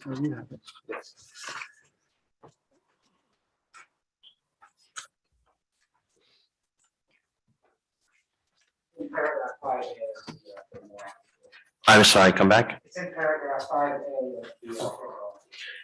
Right, so you're saying that I need to amend my motion? Is that what you're asking for? That's what, I'm a little unclear as to what you're asking. Is that addressed to me, Andre? Well, I don't know, I have 2 attorneys. Yeah. This is Mark, yes, that's what I'm asking. Okay, thank you. Hey, Mark, this is Martha. Mark, this is Martha. Yes. I'm sorry, who are you representing? Island Moped, Finnemore and Fisher. isn't there an old zoning agreement where there was a portion of that lot 106 that was dedicated to parking? I think it's on file in the land evidence records.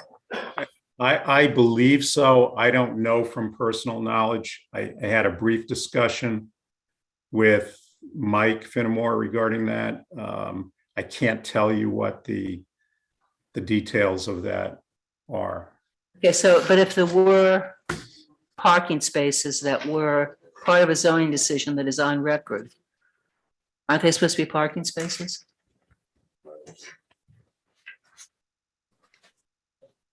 Well, I mean, you're asking me sort of a hypothetical question that I can't answer. Oh, yeah. That's my answer. You could answer a hypothetical question. I don't answer. I'm sorry. I can't intelligently answer that question because I haven't read the agreement. I had a brief discussion with Mike about this and I haven't seen the agreement. I don't know what the details are. I don't know what the conditions of any zoning approval are in that regard. So I'd like to help, but I can't. I just don't know. Mark. And I don't want to speculate. Kathy, nothing that we did would override a zoning decision that's on file. Is that correct? Yes. Can I jump in? Please. Martha's absolutely correct. There is a zoning decision. Unfortunately, I'm not in my office, so it's sitting in my office and the map is rolled up that there is parking. I think it's for 6 spots and also there's a spot for loading zone. I think that's why, because I don't have all the documents in front of me, why in recent years, there's only been the 1 lot that was approved and not the 2 lots. I think the parking is on the lot 106. And as I understand it, what has been explained to me in that 18-19 year or timeframe, whatever was just stated as to when it was the 2 lots, it was my understanding that was an error. That was always for the 1 lot. Hopefully Millie may be able to help that explain that at this point.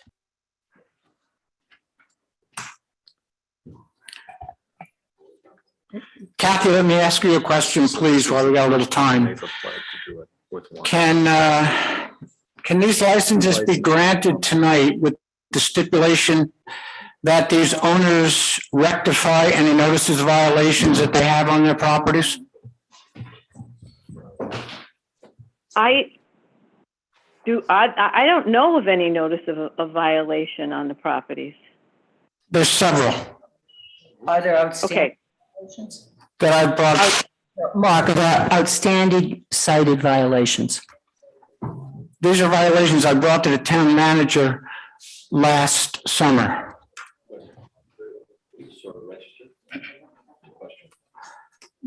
They deal with Did zoning council and the zoning department issue actual notices of violation? don't know. These are violations I brought to the town manager and the building department back last summer. Now, there might be an excuse that we didn't have a licensed building official enforcement agent at the time, but they are still notices of violations that are somewhat blatant. Is there any way we can make a stipulation or a provision on granting these licenses that an inspection first goes to the building official? And if indeed he or she cites it, that it be remedied before they can proceed as a business? The notices of violation need to issue. There's an appeal period, and then there are certain remedies under state law, which I do not believe at this time, but I will check with the zoning, may not involve not issuing the license, but may involve having an effect on the license at that time.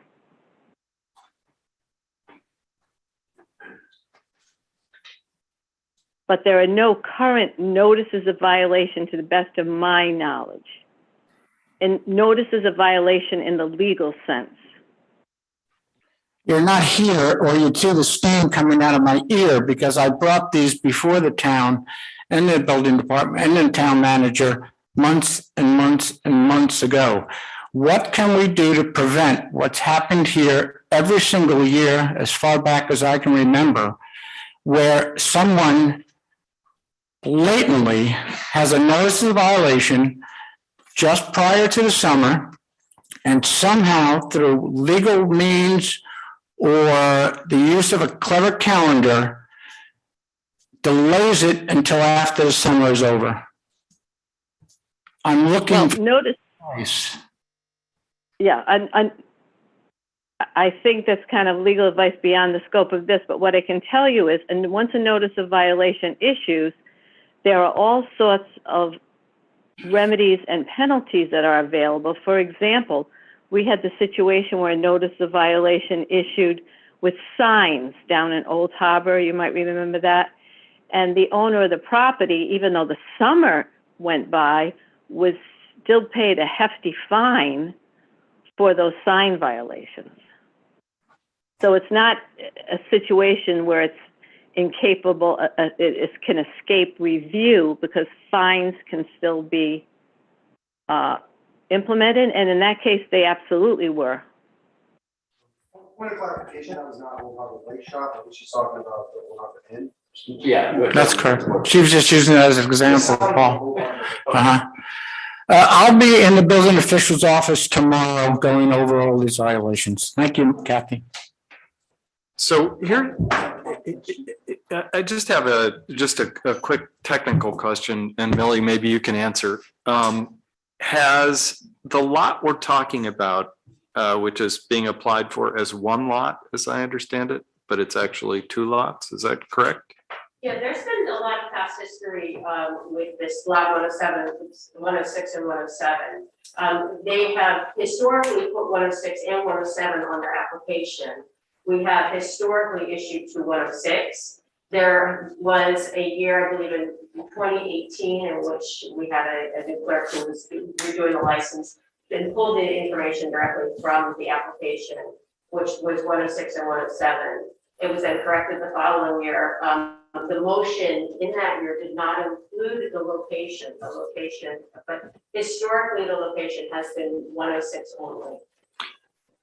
There are two licenses operating on that spot, is that correct? I can't speak to that. That's what does that say in what does the application for Miles Unlimited? Is that the one I'm looking for? What did they give for their location? I think it's all we have to go by tonight, because that is an operation. Flat 6 lot 111. That's Miles is. That's for Miles Unlimited. And that's Hagopian. That's correct. What are 6106 and 107? That's the harbor side, and there are two parcels of land on the harbor side, and one's, I think, the parking lot, one is the actual building in the front, that little front court.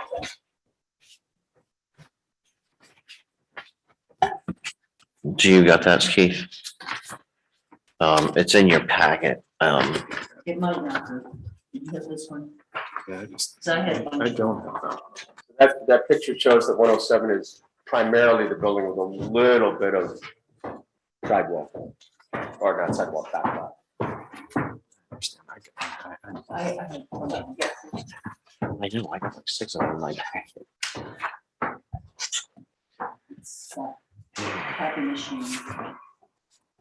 Kathy, while Keith was looking at this, then can't we simply deny this particular application under Miles Unlimited because they're not working off of their plat number?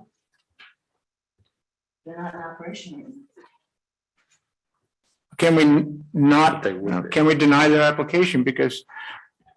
The application is to work off of 611, 111. Right. And now, if If one isn't working off of that down the road, then that would be like going back to Mhm. certainly a violation, and notice it would be a process. So. But I think the application and therefore the granting of the license is for Plat 6, lot number 11. For that one operator.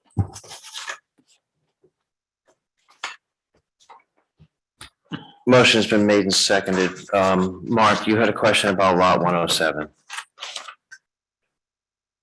Is Mark still there? Or do you want to? I'm here. I'm here. No, I was just, my only point was that the application was for lots 106 and 107, that the business has historically operated from both lots. It has historically made application for both lots. Mike Finnemore physically submits his application or his company's application every year. He's in the past, prior to 2021-2, been given a plat map to identify the two lots. He's highlighted them with a highlighter, both lots. And then in those 2 years, the license was actually issued for both lots. Now, Millie has addressed the reason for that. I have no reason to challenge that. I don't know why only in those 2 years it was issued and the other years it wasn't. But I can tell you that Finnemore and Fisher has consistently applied for both lots and has consistently done business on both lots. Meaning in the Harborside building itself, 107, I believe it is, and then in the 106 backlot area. So I just wanted to make that point of clarification because I heard your motion was limited. If my hearing is accurate, is correct, what I heard was that your motion was to grant the license for lot 106 only. That's what I heard. That was the motion. Because 107 was omitted. Right, and that's the motion that I made, and I have supporting documentation in front of me that goes back to 1998. I could go through what was granted from 1998, but I think from 2007 through 2017, what was applied for was 106. 2018, 106 and 107 was applied for, and Millie gave you a reason why that was granted as to 107 was granted. And then in 2019, what was applied for was lots 6, 106 and 6, 107, 2019 and 2020. But what was granted, according to the records I have in front of me, was only lot 106. So, do you have the actual, excuse me, Andre, do you have the actual application showing the plat map that was submitted for each one of those years? I think last year it did include 107. I'm sorry, what? I think last year it did include 107, but we need the file. Yeah, I think, Martha, I think my understanding is that map was every year, both lots were circled by Mr. Finnemore when he submitted the applications. That's my understanding. I can only remember last year. Okay. Because that was, I'm sorry, when the application is submitted, then it's typically submitted with the site plan that does include both lots. But what did the license say? As the license has been issued to lot 106, except for, what I wrote. So Millie, to follow up on that, this site plan does not include 107. But was this? No, that's not correct. No. That is a site plan of 106 and 107, the plat is 106 and 107. Right. But that is not the site plan that's attached to. I see. To the application. Who's got the This is the application here. I think it's in the packet. And you can see he drew a highlighted line around, it doesn't say the numbers, but it's the two lots, I think. Last year's license that was issued was in your packet. that was issued on March 15, 2021. It says plat 6, lot 106. It does not include 107. I think that's what I would support. I would support 106, not 107. Me too. And that was what the motion was. Yep. Chris Waffle? Over 60 years. Chris Waffle? In the next consent decree, just two suggestions or requests. One is that you change about the horn, should not to shall not be used. Make that one word change, because I think the New Shore Police Department and everybody that lives on Block Island would appreciate something with teeth language, where if these idiots that are beeping their horn, going up and down the roads and swerving all over roads, keep doing this and beeping their horns, they can actually be pulled over just for beeping their horns, because it says shall. And the previous town manager, Ed Bergeron, he was going to do a traffic study. I think what is missing in Rhode Island legislature is actual visual information as to how nuts Weldon's Way is. And if part of this, a camera was put up for traffic study, so we would have some video data of what goes on there, it would give some real evidence to what we have to deal with. Thank you. Thanks, Chris.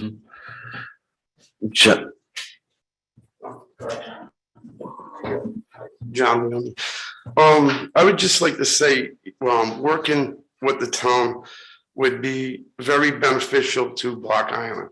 Working against, going against everything that we do is not going to be good. I think working with the chief this year, it went very well.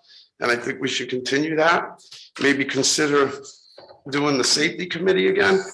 So I think, all these things, looking forward towards the positives would be better for the island than, always fighting and arguing. I just think it's going to be a terrible thing going forward. Could be. Thank you, Johnny. Go ahead, sir. I just want to bring it back to the application for Fenimore quickly. Sure. It's not 106, 107 issue. The application as submitted this year is for 106 and 107. I don't think there's much argument that the reality of how the operation of the decades has been consistent with how it's been planned for this year and the certain preceding years.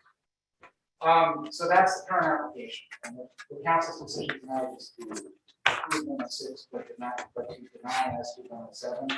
I think that it's a partial grant, but also a partial denial of the application. So the first, just to make sure my objection to that partial denial would be clear. And second, to bring to the council's attention that there are specifically statutorily enumerated grounds by which the council can deny an application. With what witness of the applicant, material misstatement on the application itself, or violation of the town rules. That's listed in that. And I don't see how putting both plot numbers on the application runs afoul of any of those statutorily enumerated grounds for denial of the application, such that the council has discretion to deny. Thank you for your comments. Much appreciated. Let me just state an obvious negative byproduct of granting 107 as part of this application would be that they now could bring their signage right on Front Street and put it right in that lot to direct more people to the back. And that's one negative byproduct I would hate to see. It's already happening on a different lot. I'd hate to see it highlighted in the front of the old Royal. Yeah. Thank you, Mark. Is there any more public comment? Kristen Bauman. I just, this is always a hard one for me. I sympathize with rescue and the medical center, and I know they're tasked. But this always feels elitist to me. This always feels like we're turning our back on people that come to Block Island who don't own a big car and can't afford to get it on the island. And Some people need to rent mopeds to go see the North Light, and some people rent mopeds to go to the Southeast Light. So it always feels a little elitist. This is a tough one for me. So I'd like to echo what Johnny said, and I'd like to say hi to my neighbors who I walk by every day. And sometimes Mike even says hi to me. I've been at the library 20 years and I was at the Redbird 20 years before that. So I've been walking by this situation for a long time. I just want to Keith said something at a meeting a few times ago, and I don't think it was about this issue, but he said he doesn't think we're threading the needle right. And I didn't understand what he was talking about, and I didn't understand what he meant, and I've been thinking about it since. And it wasn't about this issue, but I don't think we're threading the needle right on this issue. I think we need to look at who we bring over, the culture of our tourists. We don't want people drinking, right? This is about drinking and driving mopeds. It's not always about just the mopeds. I think we have to take better care of our roads. I think we need to, I would like us to limit the size of trucks, right? So you race with Storm Tri-Sail and you get to bring over this big, huge trailer thing, which really makes the traffic crazy. That's like, woohoo, green light, come on over.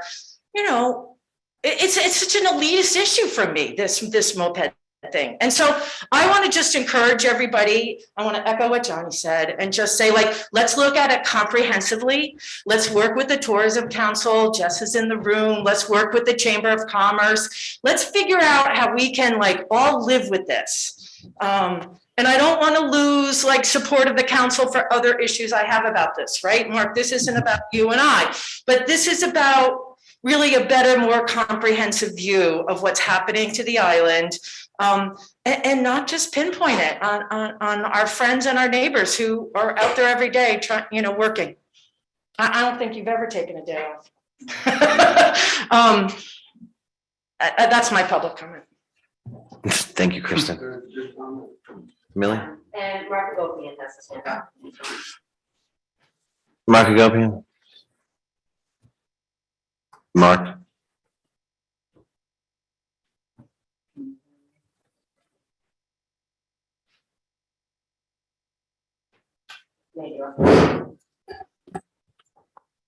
Until Mark comes back, let me just address what Kristen said, and I value your opinion.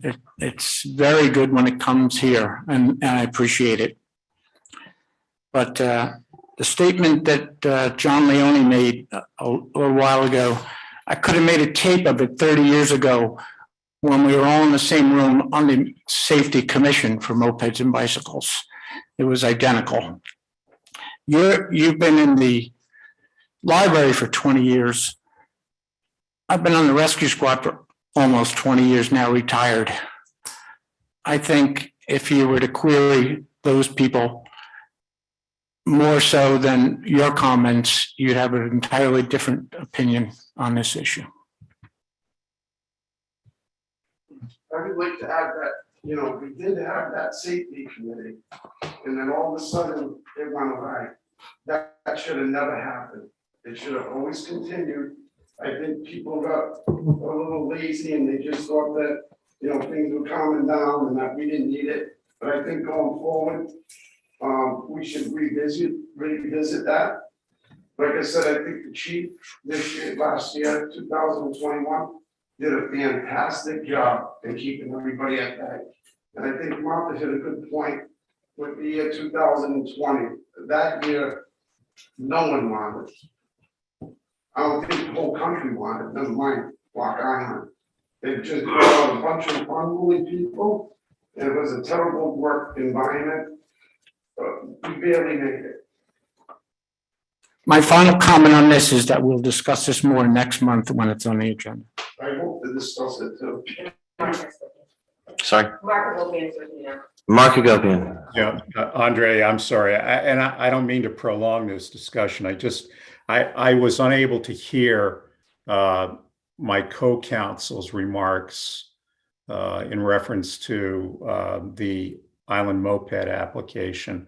I got some of it, and I'd ask if you don't mind. It's your call. if he could repeat that at the microphone so that we're in sync here and we're not tripping over one another. Yeah, absolutely. Go ahead. Thanks, Andre. And hey, Mark, how's that? That's good. Thanks, Josh. I was just making the point, Mark, and I'm just going to do this really briefly, that the partial grant of the application, if that's how the council goes tonight as to lot 106, also serves as a partial denial of that application because the application was for both 106 and 107. And I was just bringing to the council's attention the 3 statutorily enumerated grounds that an application can be denied for under 31-1936. And in my opinion, that they don't have the discretion to deny it as I think might be happening this evening. Oh, okay, thanks. I don't really have anything to add to that, Andre, just that we'd like clarification as to which lot or lots the license motion is the motion to grant the license is being made for. 106. Okay, thank you. You're welcome. That's the motion. Okay, thank you. Public comments. Motion has been made and seconded. All those in favor, Keith? Yes. Martha? Okay, Martha. With an issue with 107.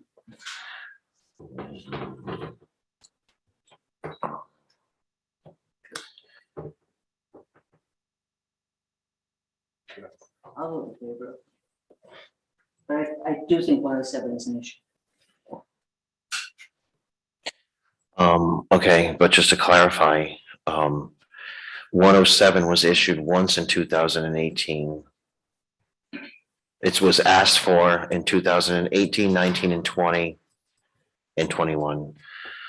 It was issued apparently as an error in 2017, only according to the records I have in front of me. On the map from last year, I know it was. But what's on the license? What did we approve last year? We asked that everybody submit a map, which I don't see having happened this year either.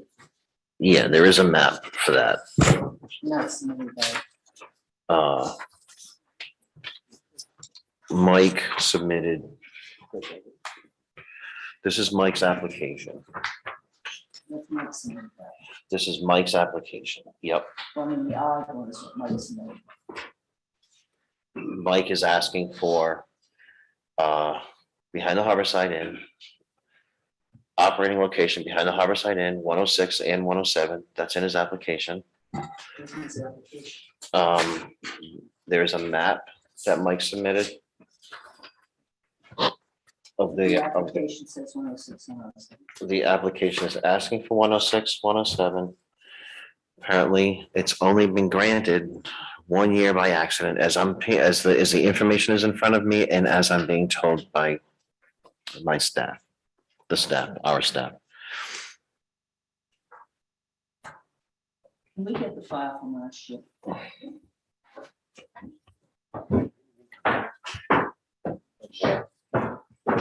Yeah. You can ask at the end. You can ask at the end. Yeah, I may be wrong. Kathy, Marola, are you there? Yes, I'm here. This is a renewal of a license. If the information that the town manager and the town clerk has provided to me is correct, that the license last year was granted for only lot 106, this would be a renewal of the license for lot 106, and that's acceptable. Kathy, that's why I asked for the map. Yeah.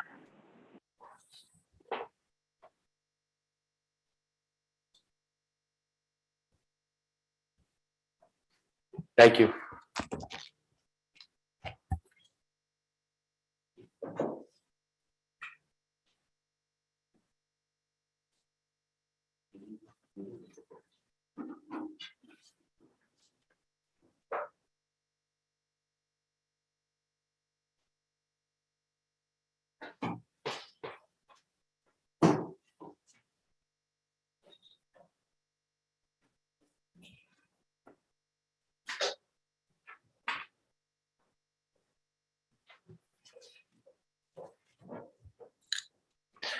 Julia, you're next.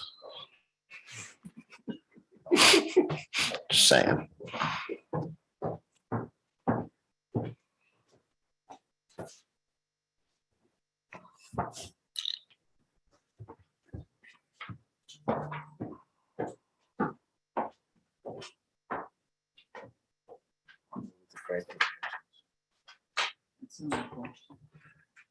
No, but this is. But the license was issued on March 15th for plat 6, lot 106. This is what we requested, to change the ordinance to get a map.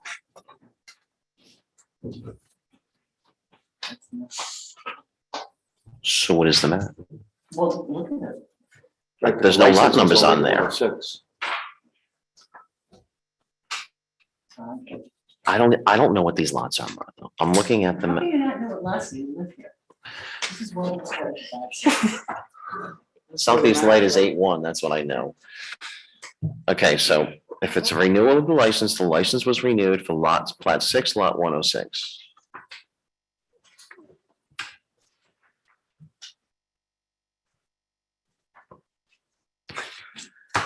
I'll vote in favor of it, but, I'm in favor.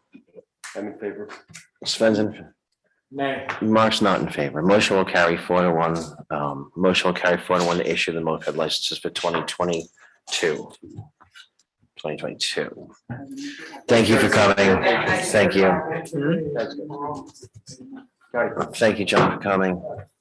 Thank you, Martin. Thank you, Paul. Thank you, guys. Good night, John Boy. Item number 5 on the agenda, hawkers and peddlers licenses. All right. I'm gonna recuse because I do have a business relationship with your family. So at least I have a place to sit in the front row. so this is just, Hawkers and peddlers?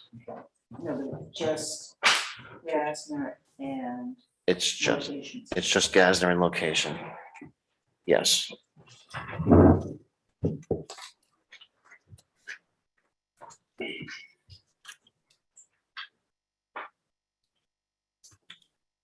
Alrighty, so with Andre recusing, because as you all know, he has a license, although it's not a hawkers and peddlers, so I didn't think you were gonna recuse, but I guess about the business. Hawkers and peddlers license, topic A, discuss an act to set locations for 2022. Topic B, discuss an act on license applications for 2022, Julia Gassner.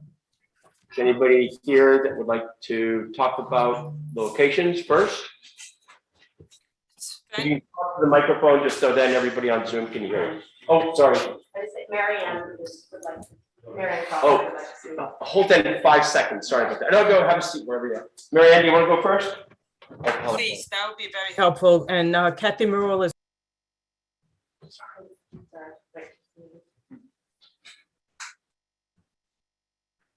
Sorry about that, I'm muted.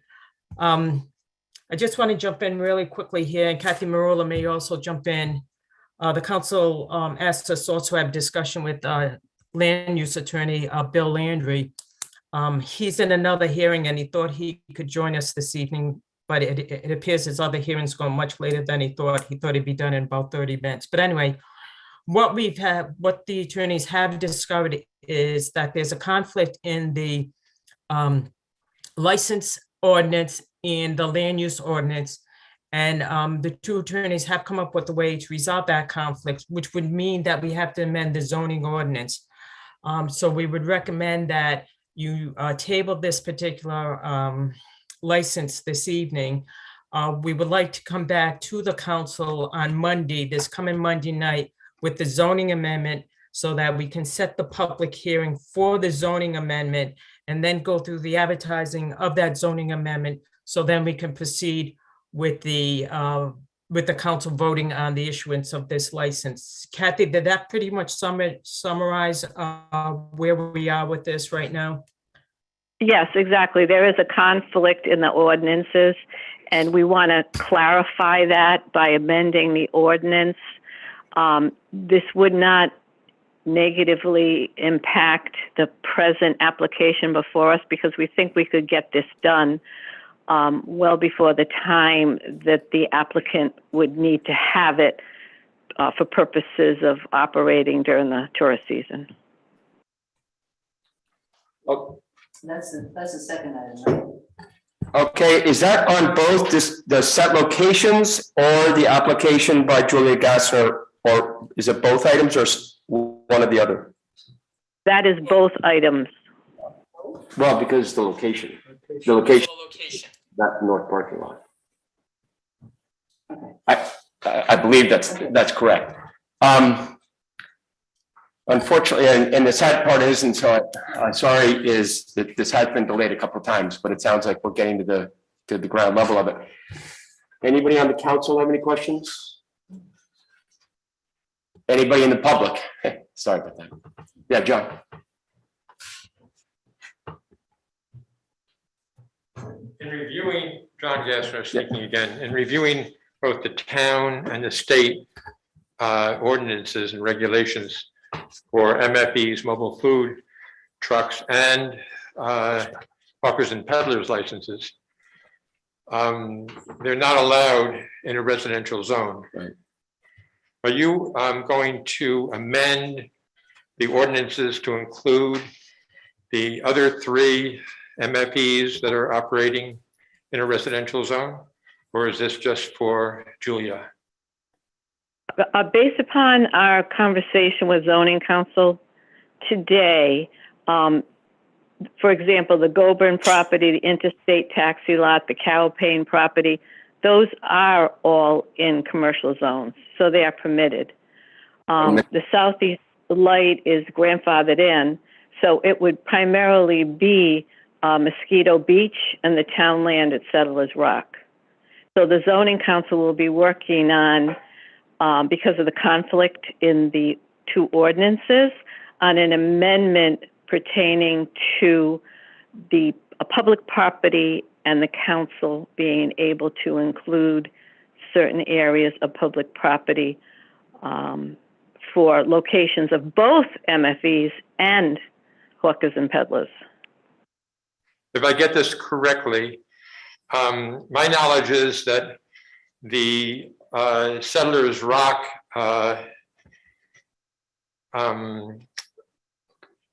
area is in a residential zone. The Southeast Light is also in a residential zone. And that's not grandfathered to my knowledge. That was done, well, when that was put in, that was a residential zone. So that's also. Well, the zoning council is of the opinion, and he's going to verify it, that commercial activity took place at the Southeast Light prior to the adoption of the zoning ordinance.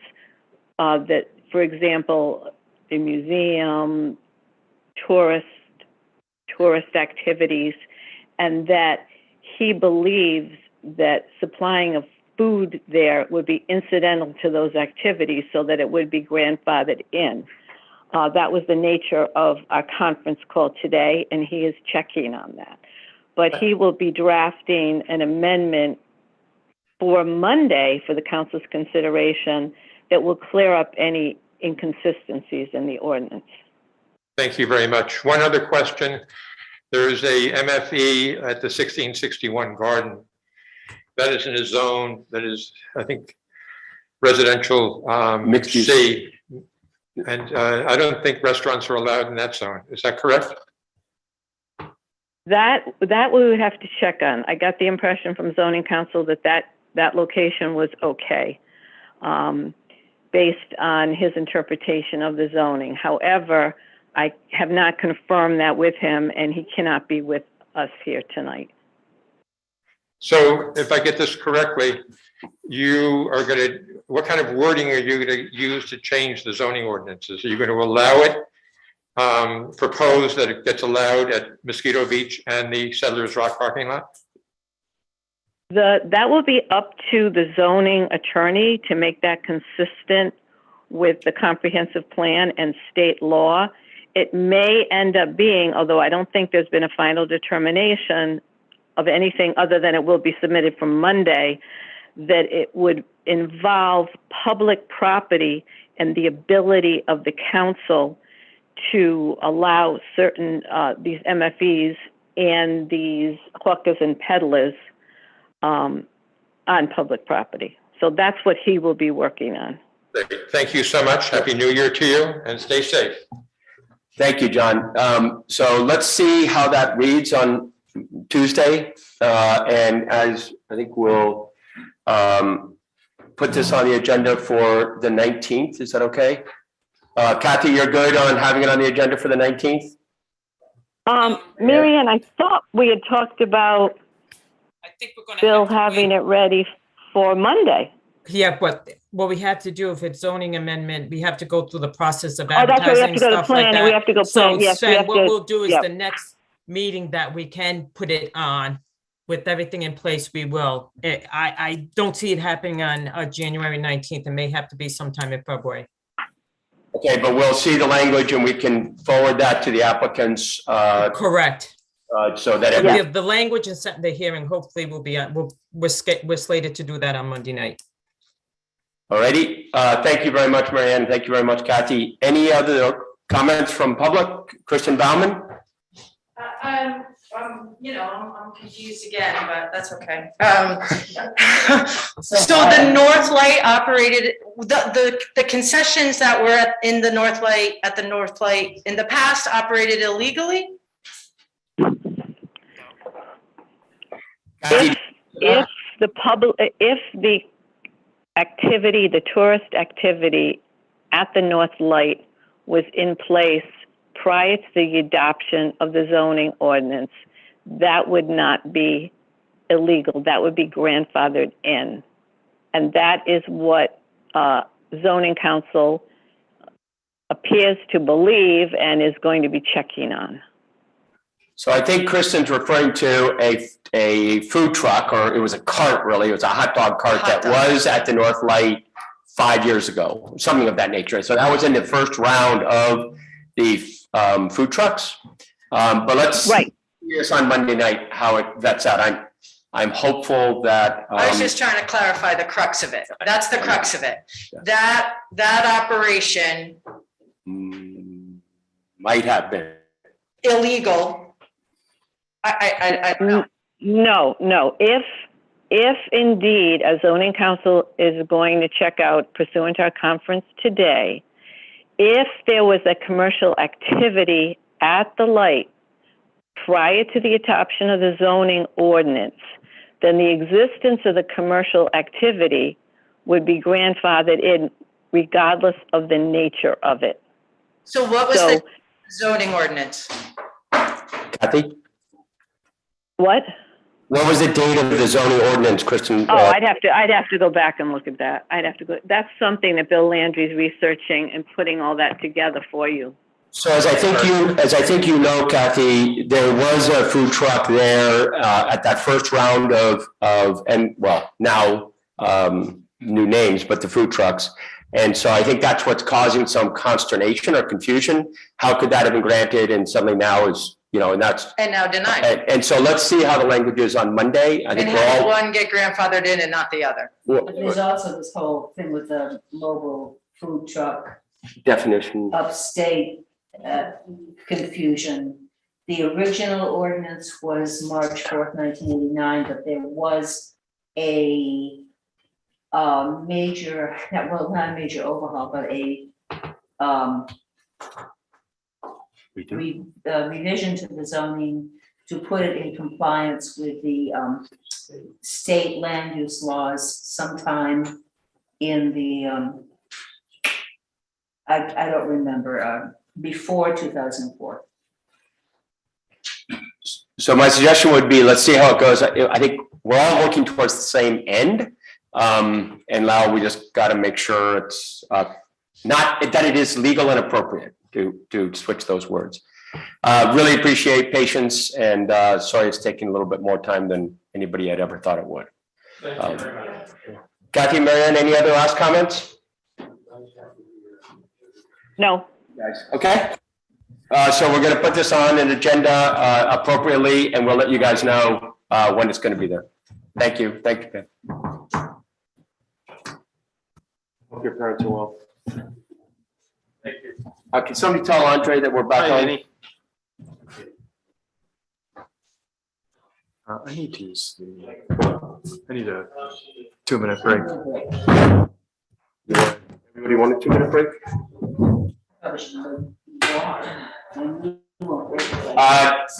There's been a request for a literally 2-minute break. Does not turn into a 20-minute break. So let's all stretch for 2 minutes or use the restrooms or whatever you want to do. So, Marianne and Kathy, we're just going to break for literally 2 minutes, and we'll start at about, well, depending on what clock you're looking at, 2 minutes out. We're just taking a 2-minute stretch break, Andre. You had break. You're on number 5.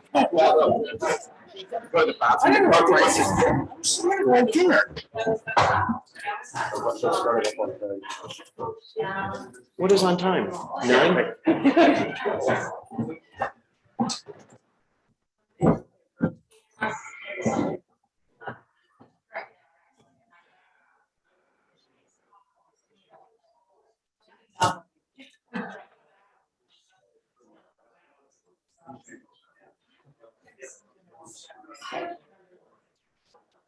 I missed it too.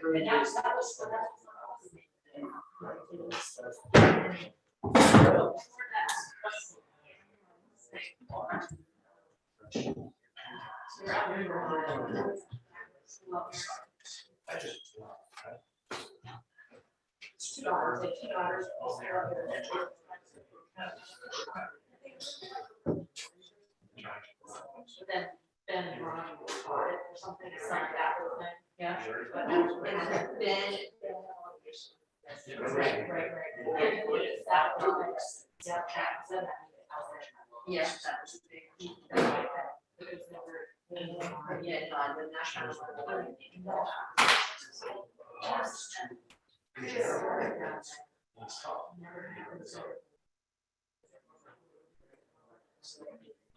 Yeah.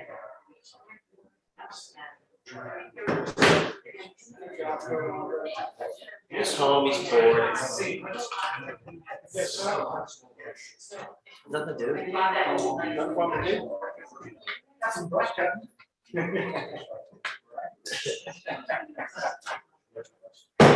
I'm out there today and I was in the house and I had this like shots fired. I'm like, he comes running in the house and I go, what? I'm like, you know that noise? He goes, yeah. I'm like, hey, you? I think he was out there with It's like, Dad, there's a huge rat underneath the bird feeder. I shot it. I'm like, oh, good for you. Where is it? He's like, it ran off. Yeah, he's 17. So he looks at the rat and he's like, have at it. The rats are bigger than him. I swear to God.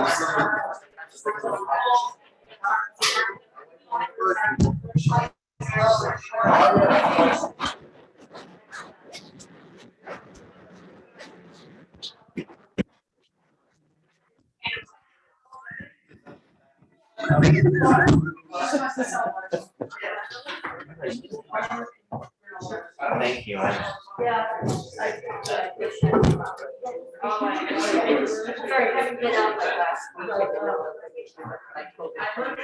What? Were you, everything's operating fine. Yeah, it was fine. I can't, you know, and this is, I declare my fundamental bias, which I do before. When there's a change like that coming from them, it makes me. You know, so I think we did the right thing. Right. Yeah.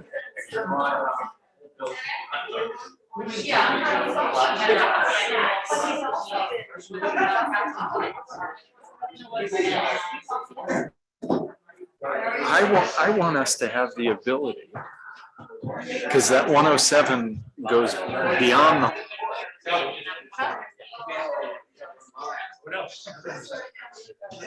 Folks, I can hear you.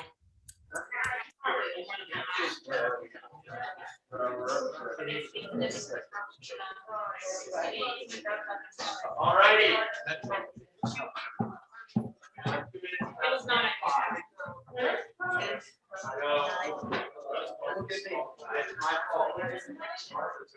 Oh, Martha.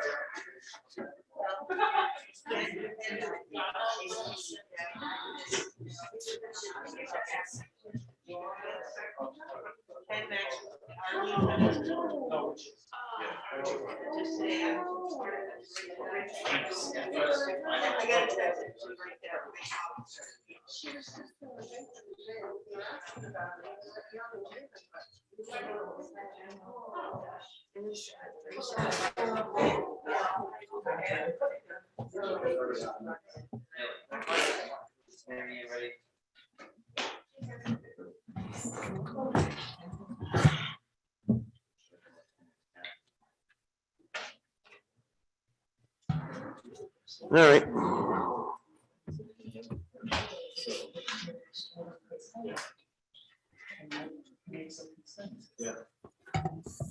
Item number 6.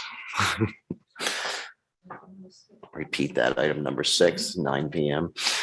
Item number 6 is discussed on the organization of Department of Public Works. Marion, I'll let you take the lead on this. Great, thanks. Yes, it's 9 p.m. and the gas is starting to run low here. So just let me provide the council an update. No, Councilman Stover had asked that this be put on the agenda a couple of times, and now we're here this evening. And I want to qualify everything that's saying that we're still in a somewhat of a fluid state here in the town as we start organizing the town government and the different departments, and also starting complying with some of the charter amendments that were finalized and voted on before the voters. I guess was in last March, April timeframe. About a year ago, this time was, if you remember correctly, was when we were doing a number of those charter amendments. And one of the charter amendments that the council had, that the Charter Commission had presented to the council, and the council then presented to the voters, was the Department of Public Works and the town manager was one and the same, and they decided to branch that off, which the voters approved. While we're looking at those charter amendments at the time, I also recommended, and the council agreed with this and submitted it to the voters, that the facilities director, which at that time reported to the town manager, would report to the DPW director, because I thought that was a better fit for that position. And I'll get to explain why in a couple of minutes. As we know, everything was approved. We hired a new police chief, and at the time, I recommended and requested to the council that the police chief be appointed as the police chief and DPW director, which then took place. Recently, I guess it was about 2 months ago, with the retirement of Sam Bird, who was a facility director, we appointed Tom Rism as the new facilities director, who now reports to the DPW director. The reason why I did that, or requested that the council move forward with the charter amendment with the facilities director reporting to the DPW director, is I see that there's the overlap there. I see the overlap with Department of Public Works and facility, and I thought that's the best way that those two departments could gel. Since the appointment of Tom to that position, I've started meeting weekly with both Matt and Tom as we discuss major projects, both construction and facilities projects, and moving forward. One of the things that Tom has started working on that I think he's almost finalized, or not almost finalized, let's put it this way, he's working on, is the whole facilities management software program, which is a database which will include all our facilities, all our vehicles. It'll be an opportunity where staff can do work orders, and they can request work orders through an automated system, so they don't have to call. So we'll be able to track work orders when they get completed. Also, it'll have an inventory of the vehicles, the fleet. We'll be able to determine when would be a good time to replace the vehicle, because it'll all be laid out in the fleet. Also, it allows for preventive maintenance. So we have a lot of things that are going on that's going to be very beneficial with this department in this area. Going forward, I see myself maybe coming to you folks or recommending that we hire someone who's like a foreman or a maintenance person who can help in the maintenance area, who's more of a hands-on person. As I often say, someone with the hammer and nails that can go from place to place when things are needed, toilets backing up, or things of that nature. I'm not ready to do that as of yet because I want the input of both Matt and Tom as we move forward with that. Aside from the DPW and the facilities director, I guess on the other side, which has been evolving and is still evolving a little bit, is the whole building inspection, building official zoning. As you know, Tom Rism was hired initially about 15 months ago as a building inspector. He was not the building official. The building official is required to have certain licenses and stuff like that under Rhode Island general laws. We did advertise on 3 different occasions for a building official. We did not receive any applications.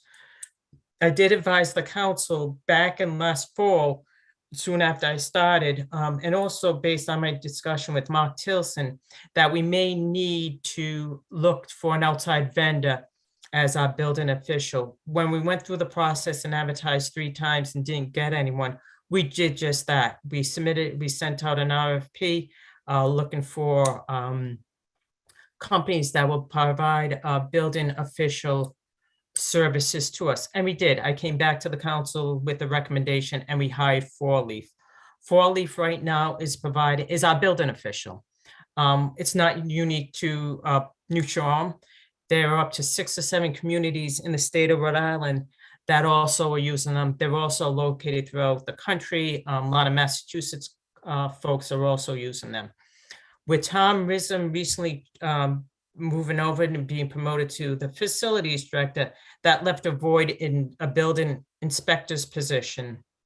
We did the same thing, we advertised. We did not receive any applicants. I know a community on the mainland, South Kingston, because 4Leaf had told us this, also advertised, and their salary was somewhat higher than ours, and they also didn't receive applicants. So it's not just unique to Block Island. So what we've done is 4Leaf also has building inspectors who also, we've now moved forward to have a building inspector from 4Leaf. The building inspector is here right now on every single Monday. The building official is here on Wednesday. The good news also, last winter, early winter, midwinter last, we implemented the e-permitting, which now means contractors will submit all their applications for permits online, which means all the plans are submitted online, which allows the building official to work remotely and can approve stuff, review stuff remotely and do not have to be here on the island. At the same time, what we've also recently did, the council recently appointed a zoning official, and that's now Jen Brady, who's going to take on the role of the zoning official. As we discussed when we did that, we need to take a look at the zoning ordinance, and that's being worked on right now with the town planner and Jen Brady, because we have some conflict with the zoning ordinance where it talks about the building official will do stuff and not the zoning. It doesn't have zoning officials. So that all needs to be changed, and we're working on that at this point. Like I said, I think it's finally starting to solidify itself as I see the organization of the DPW and the building official positions in town. And I think it's still somewhat fluid. I may come forward in 6 months with some changes or some additional recommendations. But I must say, I'm pleased with where we are and the direction we're heading. The DPW director has worked closely with the highway department and with his knowledge in law enforcement and speed limits and signage and things like that. So, and that has been very beneficial. And some of the signage that we're putting up as relates to speed limits and things of that nature will be in place as we start, which is going to happen very quickly, get into the summer months. So I'm not sure if that answers all the questions folks may have about what is going on, but I'll be happy to answer any of the questions that the council may have. Thank you, Mary Ann. Go ahead, no, go ahead. I have a couple, Mary Ann, it's Keith. I mean, first of all, by way of, sort of reiterating history, we took a leap by combining these two jobs. I voted for it, but clearly the intent in the charter, and it was approved overwhelmingly, was to have a public works director, and it's a gigantic job. And part of the rationale for it, if I recall correctly, and I see one of my colleagues here,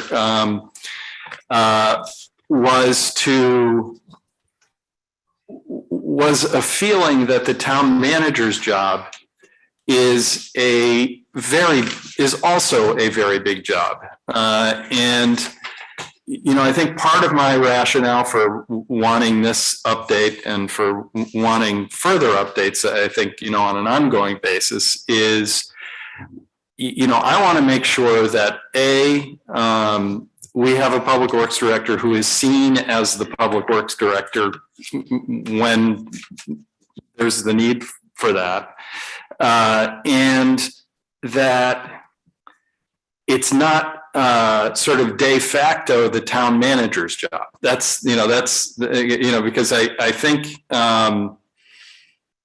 I think we saw it, and again the amendment passed overwhelmingly. We saw those as two very distinct jobs, and that's what I'll be looking for over time.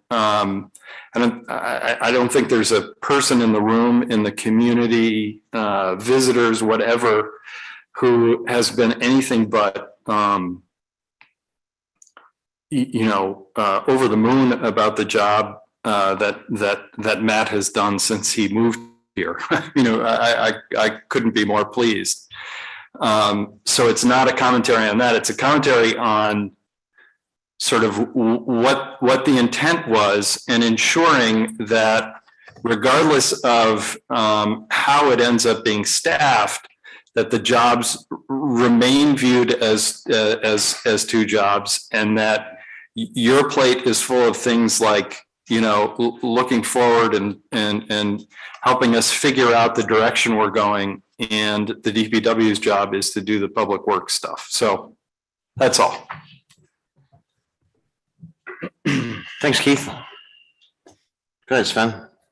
One other comment, and I won't say more positive about Matt, but I think we all know the chief has done an amazing job. I do think, and we've seen it a couple of times, where I think from a long-term perspective, it's tough to wear a couple of different hats, right? So, over time, I would like to, not even over time, I would like to start to see that plan, a little bit to Keith's point. How is this going to roll through, and how do we get here, where we want to be in 2 years or a year and a half, or whatever the timing may be, and what that end state looks like. We know what the voters voted on. We know what the charter amendment says, and I guess how to get there. So as we think about the roles overall, if it is to have the director of public works and the chief be the same person in the long term, then that's right. But let's really talk through that, and how does that work? And does that fulfill what was in the charter and what was a commitment or not? And I think that is the discussion. I'm very happy that Jen signed on. I think the machine's working. I don't know, working, but I mean all the permitting, things like that have at least been operating. But I do think I'd like to have that long-term plan as to where are we going, and does it fulfill what the voters voted on, and are we all comfortable with it? And I guess that's where I'd like to see You're it. talking about the voters, more of whom voted that we should go to financial town meeting and show up at financial town meeting.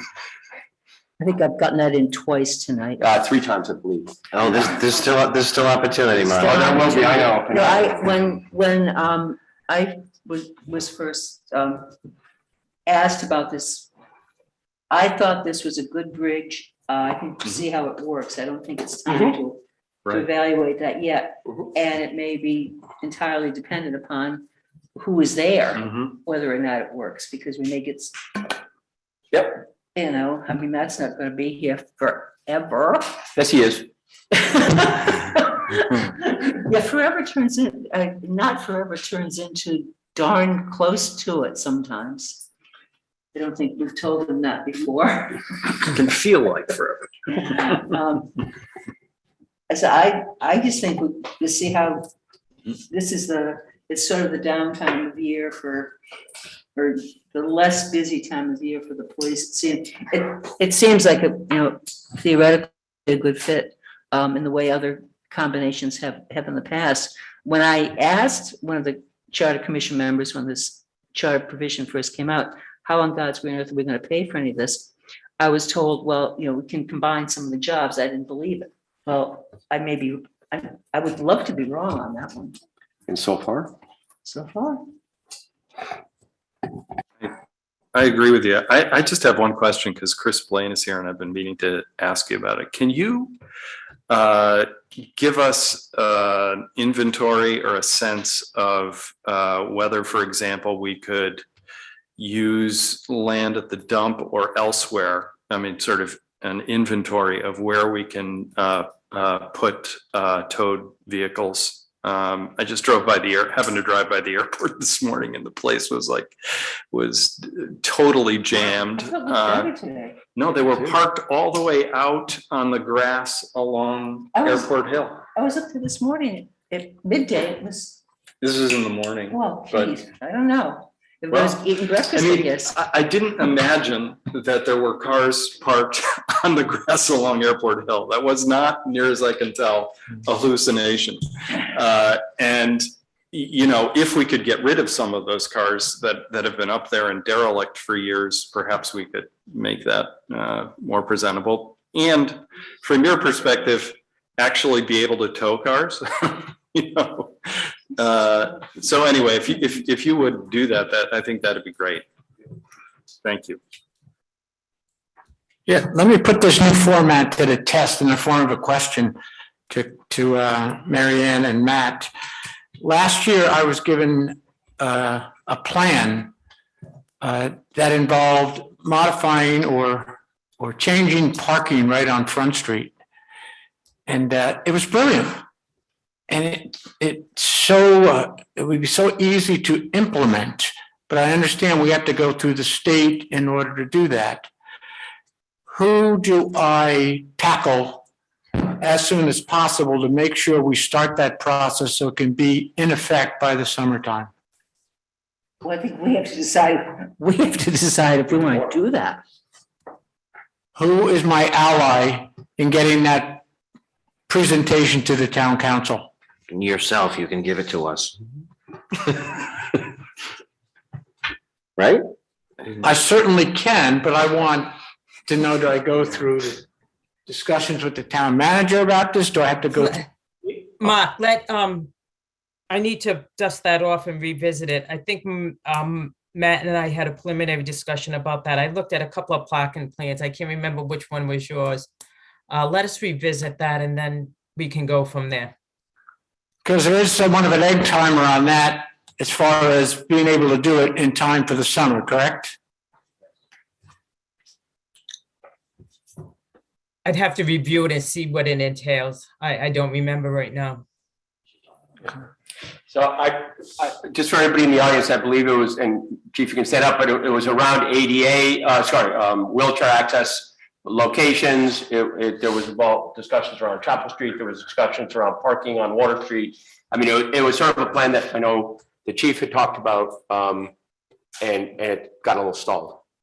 So where it's a state road, it would have to go to the State Traffic Commission for the study of it. So, but that can be presented to the State Traffic Commission from the council or really any resident to go and study that. The parking plan would incorporate, there was changing crosswalks, changing the handicap space. So all of that would have to be incorporated within their state study. How long does that process take?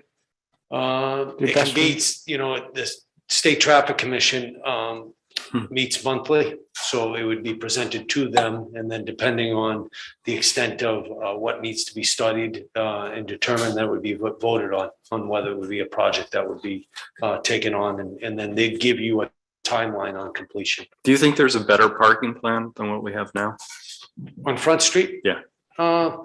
I think specifically, we didn't necessarily talk about, there was, that plan dealt with moving one spot, making a handicap spot that would allow easier access when you're exiting Chapel Street, and making that left-hand turn on Water Street.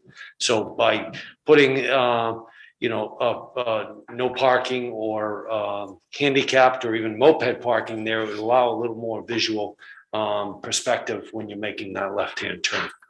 But because of it, we talked about changing crosswalks as well. So moving the crosswalks up, making it more when pedestrians are coming off of the ferry. Now they come up on that side and then it just empties out and they have to walk down the sidewalk to get to the crosswalks. Yep. Where if it just was one direct path right across, it would be probably easier for the flow of traffic.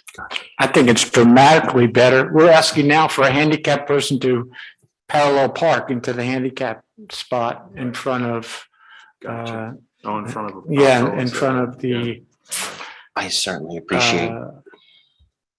The arch there. Thank you. So, yeah, okay, I'll tackle you, Matt, and we'll work on that. Any more comments, questions about the reorganization of Public Works? Thank you, Kristen guys. Baumann? I have a few comments and questions. So my first comment and question is, I hear a lot of talk from the council about upholding the town charter. This is what the town charter says. With the consent of the town council, the town manager may employ one person as the head of two or more departments or agencies, provided, however, that the manager or any other person holding two or more such positions shall be incited to receive only the salary of one office. Do you see this as a conflict to the charter?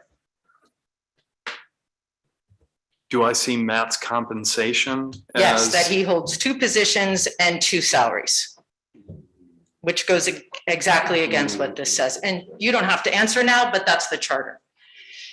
My second question about this reorganization is I hope that you look at where highways and roads fits into this reorganization. I know that they're also on maintenance and, you know, where do they fit in and what are we doing with that? I want to just remind everybody in the room and who's on Zoom that we hired a facilities manager with the intention that they would be the person that would have the tool belt on. Many of you remember those discussions in this room. That person will wear a tool belt. They will come to the library and fix anything you need fixed. So, and that's okay, right? Maybe the facilities manager job was bigger than we thought and we do need to hire someone, but just as a reminder, we thought we hired that person with the facilities manager. We didn't know we were gonna have to hire another person. And if we're talking about developing new town departments, I wanna really encourage us to think about human resources. Mary Ann Seebeck needs like a home in this town. We have other ideas for other, you know, resources that we need. Let me be clear. Mary Ann Seebeck needs a home. I'm sorry, I don't like to use names when we do that, right? Because they're positions. Because they're positions. So the Director of Human Resources needs a home, and the Senior Advisory Committee, I forget what her title is, advocate needs a home. And I believe there's more work to be done in this town and other people need to be hired and they're gonna need a home.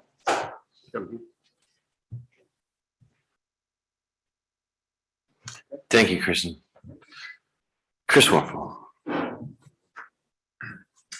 would be interested in hearing back from the town manager what the budget numbers were for the advertised positions and what we are paying now through the contracted positions for the building inspector and for the building official. Upon review of what I saw as the advertisement for those positions, the hourly pay was extremely low, and the likelihood of the town attracting anybody with those skills to do that job was really remote. And so I'd like to know the justification for that, and it would help to know, again, how much are we paying now for the contracts for those two positions, and what would have been the annual cost if they had, if you had been able to find people at the advertised rate? Like, makes sense. Thanks. Marianne, can you answer that now or sometime in the future if you don't have the data in front of you? Keep in mind that the consultants that we hired, we don't pay benefits and things like that. The salaries that we advertise were salaries in accordance with the union contract that we were advertising in. I think the costs are pretty compatible with what we're paying. But I'll get the exact numbers.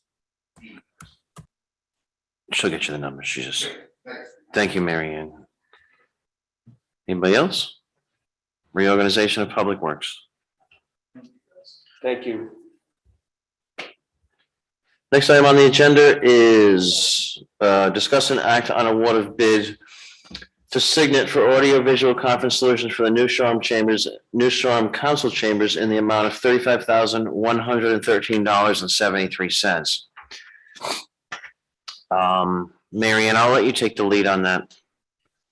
So, what we're finally coming forward with the council is stuff that we've talked about on a couple of occasions of updating our audiovisual here in the council chambers. And we solicited a couple of bids, number of bids on what's called the master price agreement. They came down, we've interviewed them. Millie was out of town for a period of time. She came back and I said, Millie, we need to make a decision. Jen Brady was involved also with reviewing this stuff. And we've decided to go with Signet.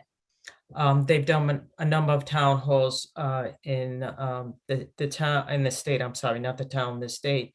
And we're recommending the bid not to exceed the amount that is listed on the agenda, the $35,113.73. We'll place the order just so that the council does know. There may be some lead times on some of these issues, so we may not get it done as quickly as we like. One of the things that we will be purchasing, and it'll be behind the council, where the council sits, is a large TV screen, so that things, especially with some meetings such as the planning and zoning, they'll be able to project the maps and things up on the screen, which will be very beneficial. Well, we do have some new microphones coming in, hopefully, and some spare microphones. We'll be getting more into a wireless environment, which I think will be very beneficial and helpful for all. So I think I'm pretty excited and looking forward to finally getting this project done. We do have money budget in the technology budget to outfit the council chambers for this project. So recommend that we do award this bid this evening. Thank you, Marianne. Comments, council? Comments? If I can, it's a large amount of money, but having looked at what's in the proposal and all line items, I think we just got to make sure it works, and I support moving forward, but it's a huge amount of money. I think it was the amount, it sounds like the amount that we were told way back Yep. then. Yep. Unfortunately. Yep. You always When we hope thought it's we could get cheaper. going to go down. Anybody else? I just had a couple of questions, Marianne. First of all, I think this is a really important step, and I support it. The thing that I'm interested in or concerned about is, how does this improve? I get how it improves the functionality of this room, but one of the goals I think we need to have, an overarching goal, is what's the experience like for people who are not in the room? Streaming on YouTube or participating in Zoom, and sort of, I guess, question two, that's a bit of a follow-up for that, is how does this make life easier for the clerks? Because this whole, I feel, stress for them, trying to sort of get all of these three balls in the air and keep them in the air throughout a council meeting or a zoning meeting or a planning meeting or an HDC meeting or what have you.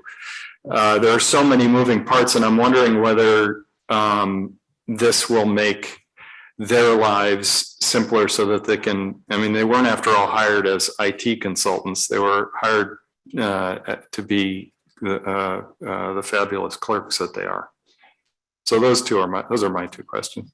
So, couple of things. If Millie wants to jump in, she can, because she helped with the interviewing. And this is some of the things we discussed with the vendor. For instance, all the wiring that you see right now, with the wiring that you see in the laptops that's there, we're making something work and using devices and instruments that shouldn't be working together. So that in itself will be huge. Mm-hmm. Also, we now will have some wireless stuff, and Millie and anyone else will be able to run things strictly from the screen through touch screen.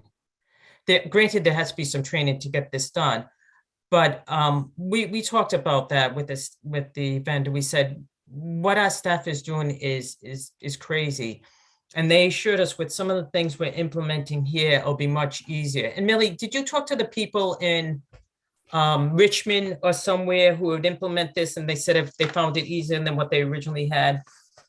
I did. I spoke with Richmond, who just did an install with them, and they were very pleased with the product.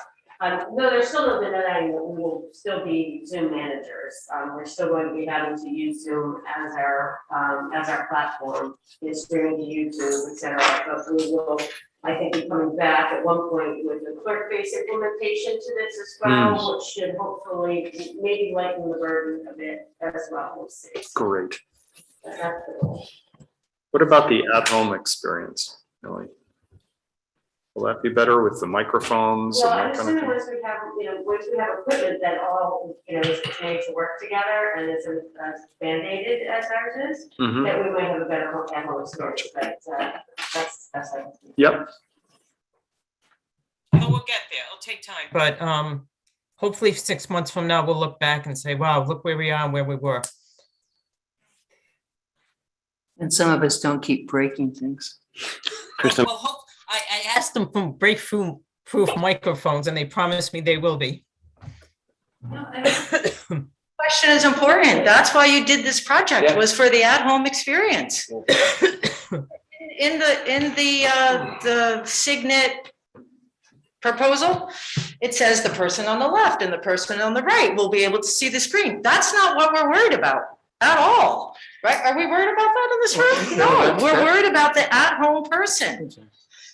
That's one comment. So yes, I had the same question as Keith. And the other is, I don't know where Freedom Tech fits into this and what their role will be. It feels like we're outlaying a lot of money now to two different tech companies. I just will just say before Mary Ann answers that actually the screen where you can put up the zoning, the documents would be really, really helpful. For everybody in the audience. Yeah. Yeah. Yeah. 106 from 107. Exactly. Yeah. That's a perfect example. Yeah. But really, the impetus of this was about the at-home. Totally. I just was saying I was dubious about an 88-inch screen, and then I thought about serving on zoning, and it actually will be nice. Yeah. Millie, so with the screen back there, you as the clerk, even our documents that we have, will you be able to toss those documents up there? I'm not saying I'm for or against the screen. I'm just wondering, I mean. I would have the capability You would. Whether I would have the bandwidth to do that and to continue to do everything Right. else I'm doing is probably not realistic. Yeah. All right, But if so, we were to bring, keep two clerks at the meeting, throughout the meeting, then absolutely. okay, so Kim, you're sitting right there, or Chris or Barbara. Like, can you read that? Like, would you be able to read 83 inches right there? I just don't know if you, like, I can't. I'm not saying it's a bad idea or not, but How big is that? how big is that? 40. That's gonna be 4 foot, so it'll be twice the size of that, and probably just as wide. But you're able to Considerable see it on the size. camera if you're at home, right? If it was a shared screen through Zoom, like Andre was just speaking of, then it would, you would. Huge. That's what you would be looking at, at home and on the screen, it would be one large thing. Mhm. But the management, I just would say. That's fair. Because I know this room's difficult for when people want to do presentations. You know, if they put their easels there and they put their easels there, the council table's behind the easels, for the public to be able to see it. So I just want to make sure that we're going to spend the money, and I'm sure they've done this. I mean, we're confident that this will work to show documents. Fine with that. But I do also feel like we're here because of online meetings. And, you know, I think Martha probably gets most people saying like, you can't have this one, can't have that one. I just want to make sure if we spend $35,000 that people are, I'm looking at you, but you know, I know you're not the town manager, but I just want to be abundant and make it, I just want it to be, we're going to spend the money that the people listening on YouTube or wherever else will be able to hear every single comment that the counselors made. Or public comment, because we've had issues where, you know, some people are uncomfortable getting up to the microphone. Yeah, well, we all have to behave and use the microphone. Remember to use the microphone. People have to speak into the microphone. That's not something that any amount of money spent on technology is going to alter. I know. There has to be some human Decency. whatever the word, I'm tired. We're only on number 5, Martha. We got 19 to go, so snap out of it. Is there any more questions, comments? Oh, I will, I'm sorry. go ahead. Go ahead, David. I was just gonna say quickly, if there's not enough bandwidth and the fiber's coming to this building, you need to fix that. Yep. Just wanna say. That was a personal bandwidth. That was a Oh, that was her. physical bandwidth. I was like, oh my gosh, really, no, sorry, my mistake. David Lewis, go ahead.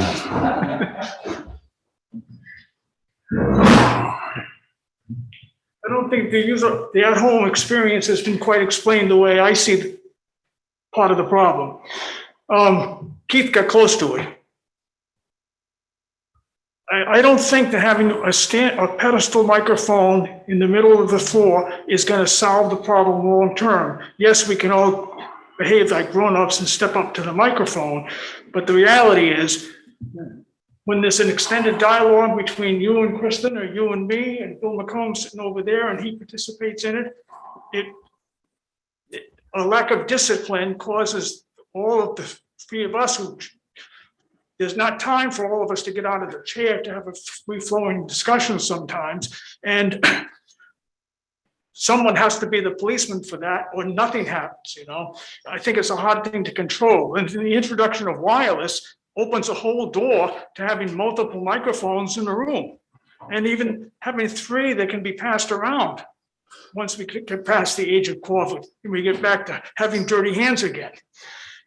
So just put me down as not thinking that we've adequately addressed the at-home audience, use at-home experience from the people to capture the voices of all the people in the room.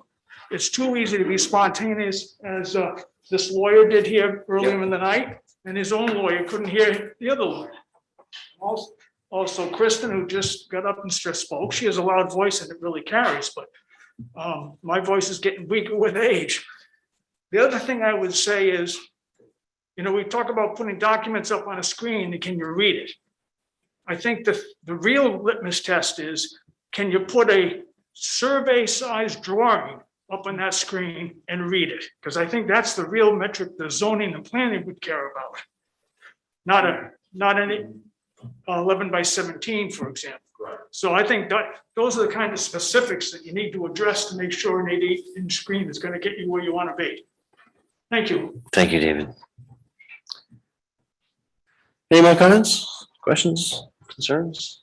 Anything all good? Just one last one, and I think David brought up a really good point. I'm reading the details now about the microphones. They talk about 4 additional microphones will be installed for staff desk audio pickup. I do think 2 portable microphones really are critical, and we need that. And I only say 2, just to be able to hand them around and have it be flexible. So that would be something that I would suggest we add, unless it's in there and I don't see it, but it's not in the words and I don't see the line items. So that would be the one area that I would make an adjustment on, but. Why don't we, I'll make a motion to approve this. I'll make a motion to award the bid of Signet for audio-visual conference solution for the town council chambers in the amount of $35,113.73. Second. Seconded by Mark, and under that discussion, I would say, let's just get this set up and see what we need. I mean, we have to start somewhere. I'd love to have portable microphones added in here, because I think it's such an obvious. I don't think it was intended not to be there. I just think that's something that we should request as part of this. That would be my personal feeling. We just ask Mary Ann what they do other places. What I'll do is let me talk to the vendor on that one. You've heard what David Lewis said, I think is consensus, which is we need ready access to for the public attendees of the meetings to microphones. But we don't need one. David, you can't have your own microphone. I'll give him his own microphone. He can have his own microphone. Motion made and seconded. You broke it again. What'd you do? Yeah. So motion's made and seconded. Mary, you guys talk with the vendor?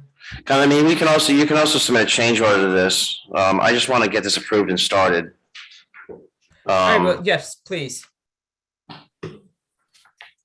I mean, we can. I mean, Marriott's going to push them for it, and I think we don't know the dollar amount on that. I mean, I know we're going to pay for it, but I mean, if you want to add microphones, but I mean, we're going to need 2, we're going to need 3, we're going to need 4.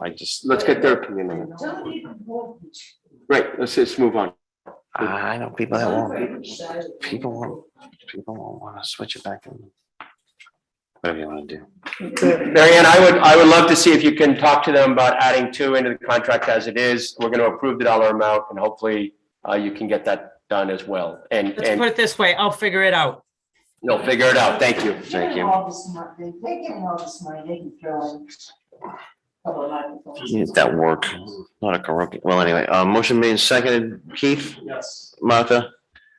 Aye. Aye. Sven? Aye. Motion will carry 5-0. Next item on the agenda is to discuss and act on the hiring of a lobbyist. Mary Ann, you sent out an RF request for qualifications. And that's next one, right? I got the auditor's report in front of me. No, I'm good. Yep. Mary, you want to take this and Okay, sure, I'll take it. I keep muting myself.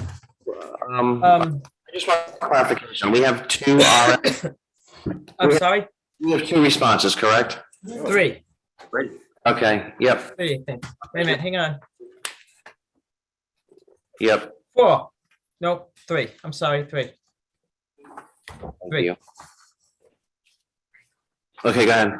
So the council some time ago asked that we send out an RFQ request for qualification for vendors, for lobbyists and strategic folks. We did do that. We also sent the bid out to about another half dozen folks that had expertise in the area. So we did receive 3 back. You have a copy of the responses that we received. If the council would like to move forward with this, I would suggest that since these folks will be working very closely with the town council as well as staff, that we move forward and set up interviews for these folks and then proceed from there. Thank you, Mary. I just have a question about funding these individuals. One of them has said it would be, I don't know, where is it? $6,000 a month. So how long would we be using these firms for? I would imagine it'd be the legislative session, or would it be for a year? And how will that, where will the money come from to pay a lobbyist?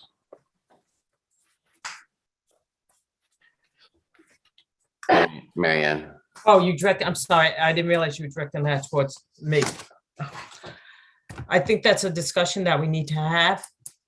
The council does have a contingency budget. I think, Amy, if I'm correct me if I'm wrong, has about $50,000 in it, and we haven't hit that contingency budget yet at this point.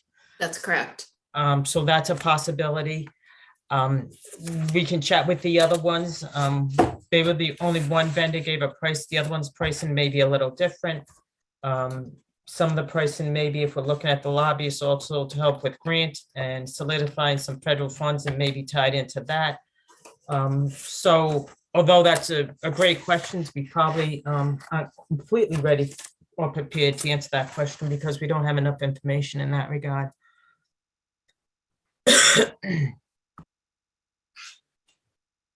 So, I'm sorry. We don't know how we're gonna fund this, is that what you're saying? We could fund it is through the contingency, the $50,000 contingency fund with the town council. What I did say was only one vendor provided a monthly cost. The other two didn't provide a monthly cost. So when I said we don't know what the cost is or the funding mechanism is, because we don't know how much the other two are. Thank you. Council? I'd like to do interviews, because I think, but I would like to do interviews. I also think that the sooner the better, just because the legislature convened today. They actually handed out 10%, voted on 10% of the distribution of the $1 billion in recovery money. March 1st is the deadline for requests for earmarks from the federal government. We have the potential for the federal federal infrastructure bill passing. And we have, on the federal side, the most money that's come since the New Deal, I think. So, I don't want to miss opportunities given all the stuff that we have on our plate. If we decide to go forward, and we should talk to these people and see what their thoughts are, see what their strategies are, see how they think we ought to position ourselves, et cetera. We got a school, a Coast Guard station, and a bunch of highway work. And, Yeah, and we have, and now we have also a product. We've gotten substantial money in the past. There's no reason we shouldn't now. Right. I mean, look at what the superintendent told us. Yeah. Again, I think all of you remember when we learned how much Block Island got from some of the COVID dollars relative to every other town. And I was so mad, I was ready to just throw everything up in the air. I can't believe it's just based on population. I think there were other factors that went into that. I would love to hear from these guys, not only, all three of them, but not only, hey, how would you go about, how do you do it? How can we sometimes change the way the legislature is looking at defining things, whether that's housing and some of the the income levels, we talked about that a lot, whether it's on COVID and what has happened at a very tactical level. Clearly, sea level rise impacts to the community. I mean, there are just so many fronts that aren't just about what are the dollars out there and how do we lobby more for a fair share, but it's also sometimes redefining how some of the parameters are set, whether it's tourism, I'm just thinking of all these kind of areas that we may have to change the chessboard a little bit up at the legislature so they define it in a way that doesn't put us in a, well, everybody makes too much money, so you're out of the game. So I'd love to interview and hear what they're gonna say. So how soon can we do this? Marianne, how soon can we do this? We'll have to schedule the interviews. I had emailed all of them and let them know that the council will be taking them up at the first of the year, and I will follow up with them at that point, so we can start setting up the interviews. When does the council want to do the interviews? Because we do have to post as a public meeting, if I'm not mistaken. As soon as you can align the three of them. Well, I'll have the town clerk work with Charlene to get that going. Because she'll have to align them with the 48 hours and stuff like that.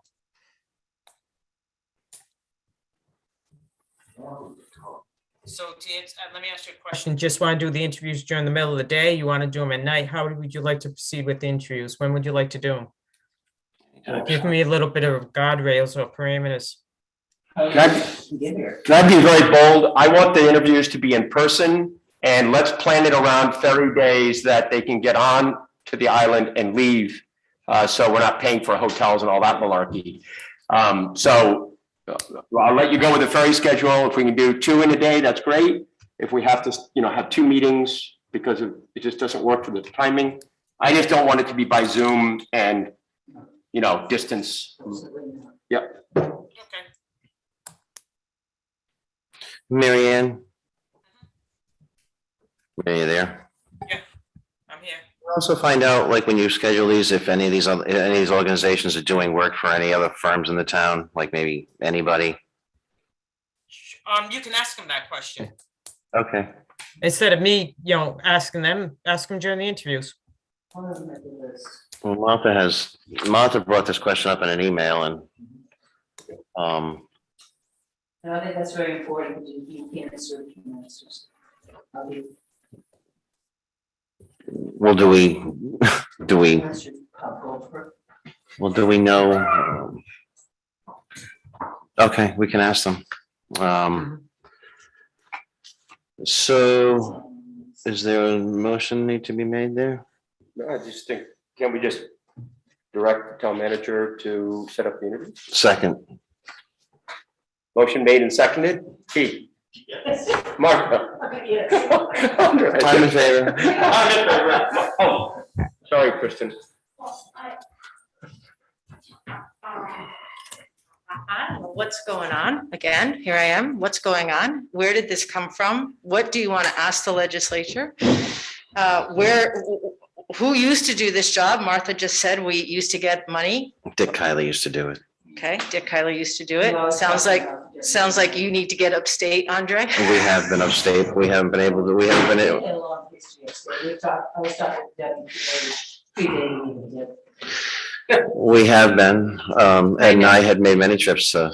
I thought so. When we're I thought allowed in the building. This was part of your, something that you enjoyed about your position. Yeah, but I mean, yeah. Okay. Yeah.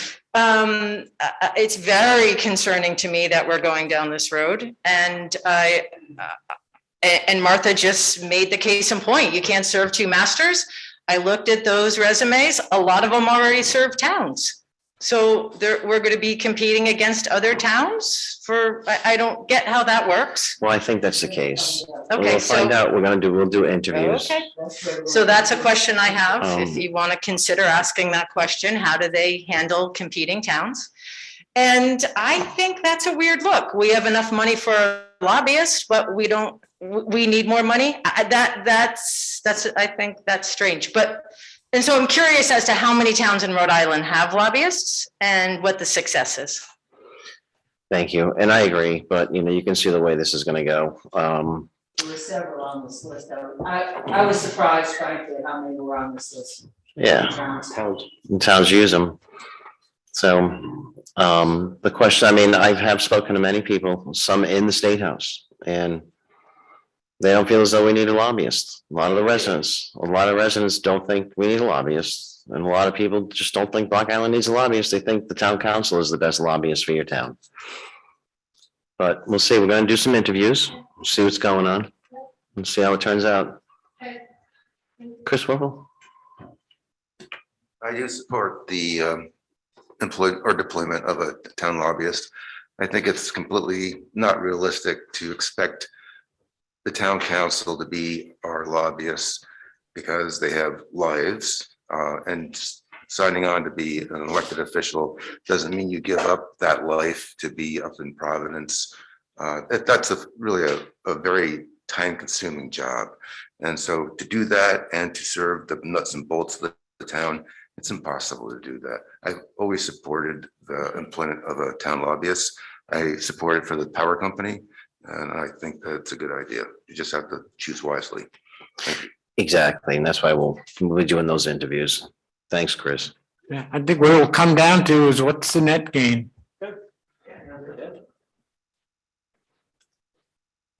Motion made, seconded. All those were in favor, 5-0. Okay, next item on the agenda.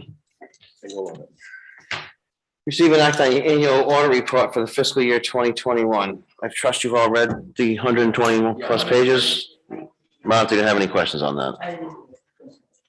No, we didn't get a printout. Right, they're all online. Does the council have any questions, comments, or concerns about the audit report? I just have one comment. If you didn't read it, it's worth reading, and it's especially worth reading the first 10 pages of it, most of which I assume was written by Amy Land. And it was as accessible and readable to a lay person as any financial document I've had access to. It was very frank, very direct to the point, terrific at explaining the number of different funds and how they interact and how they all work. And I just wanted to say thank you to the folks who work for the town for creating that document. It was really helpful and taught me a lot. So thanks. Thank you. If I can add, it also gave pretty stunning statements about the town and very positive. So The only thing that I would say, keep in mind whenever you're looking at numbers, this is unfortunately where we get in trouble, I'll state, and I don't mean trouble, but it's the valuation that we have behind our real estate is the bottom line thing that kills us. And all these formulas and all of this, which is why I still don't understand why we weren't closer to Little Compton than that. Yeah. Whatever that was back then, that put out my mind. Anybody else have any comments? Make a motion. I'll make a motion that we accept the annual audit report for the fiscal year 2021. second, all 131 pages. Second by Sven. All those in favor, Keith? Yes. Martha? I'm in favor. Sven? Aye. And Mark? Aye. Motion will carry 5-0. Item number 10 on the agenda is to act to approve the following bonding resolutions. A, resolution of the town of New Shoreham approving the issuance of bonds and or notes in an amount not to exceed $1.5 million for financing for the acquisition, improvement, and preservation of open space and recreational areas in the town. Block Island Land Trust responsibility. Council? Questions, comments? We received, or it's okay. Yeah. We received a note from Amy as well as one from Barbara that I think detailed out sort of the numbers overall and then the intentions of the land trust. I having talked to Marianne about it, I had forgotten that this had been discussed in the past, so I was a bit, it was new information to me, but given the current interest rates, given that all of the interest and all of the monies are paid back by the land trust, so it's not a taxpayer burden, given that it's part of a financing strategy, it seems that it's a pretty good financial move. Part of the argument that was also noted was that bundling this 1.5 million with the other bond resolution will allow this to actually work in the market, whereas a standalone really wouldn't work. And I talked to Amy and she definitely concurred with that. So given that there's no cost to the taxpayers or anybody, I learned a lot through the process. Sorry. There's no Go ahead, Mother. 99.99% certainty that there's no taxpayer cost. Well, Because these bonds are each issued under the full faith and credit of town insurance. Yes. They, like the housing board, short-term financing is done in the name of the town and is repaid or paid by them. Yes. That's just a clarity that I think is not clear. I was treasurer when the land trust went into place, and I was first warden when we wrote, submitted, and got passed the housing legislation. So I have some working familiarity with this that I realize not everybody has.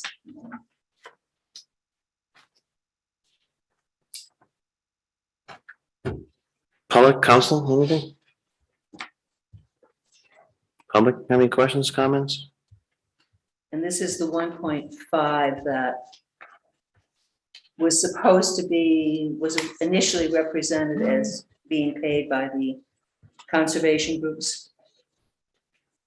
It was at the time 2 million and has since been reduced to 1.5. Is that correct?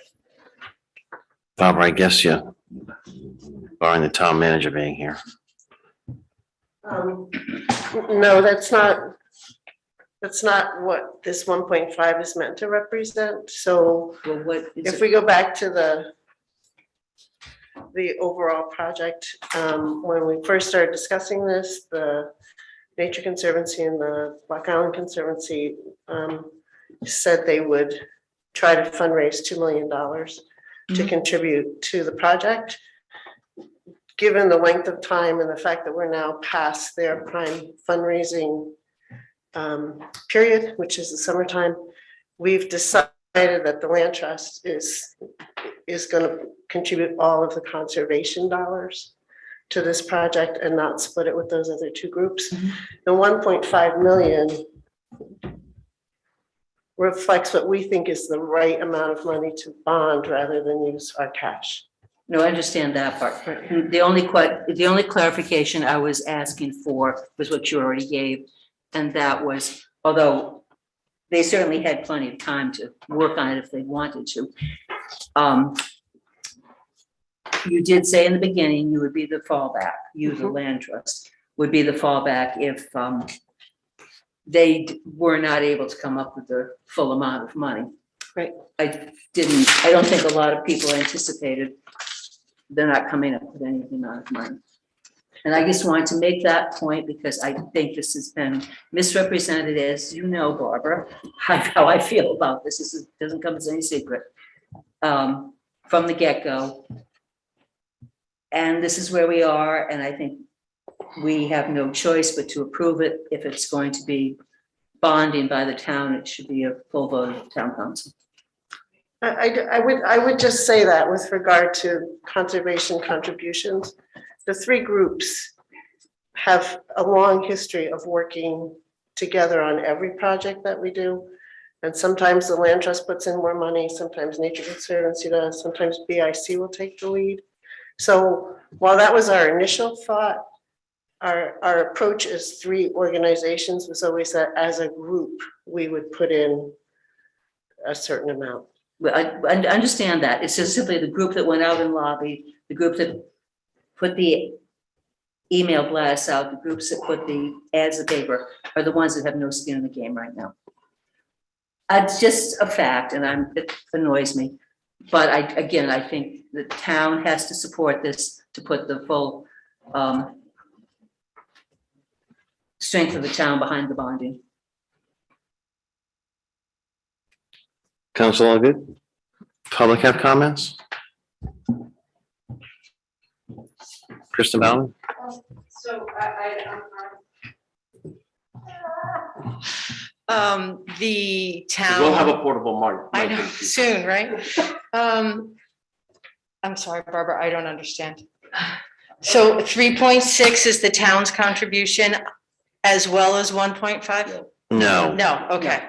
It's only, if I may. Go ahead. Thank you, Martha. It's only they're both under the town because the bonding has to be under the town. It's just the technicality. Got it. The land trust will be paying the Got it. 1.5. Got it. Thank you. And all interest. The budget that is, the finance department puts a tremendous amount of time and effort into preparing every year, has at the back of it and in the front, there are places where it has the debt service and there are places where it has the revenue, and you will see the money that comes in and the money that goes out, and some that comes in from the land trust.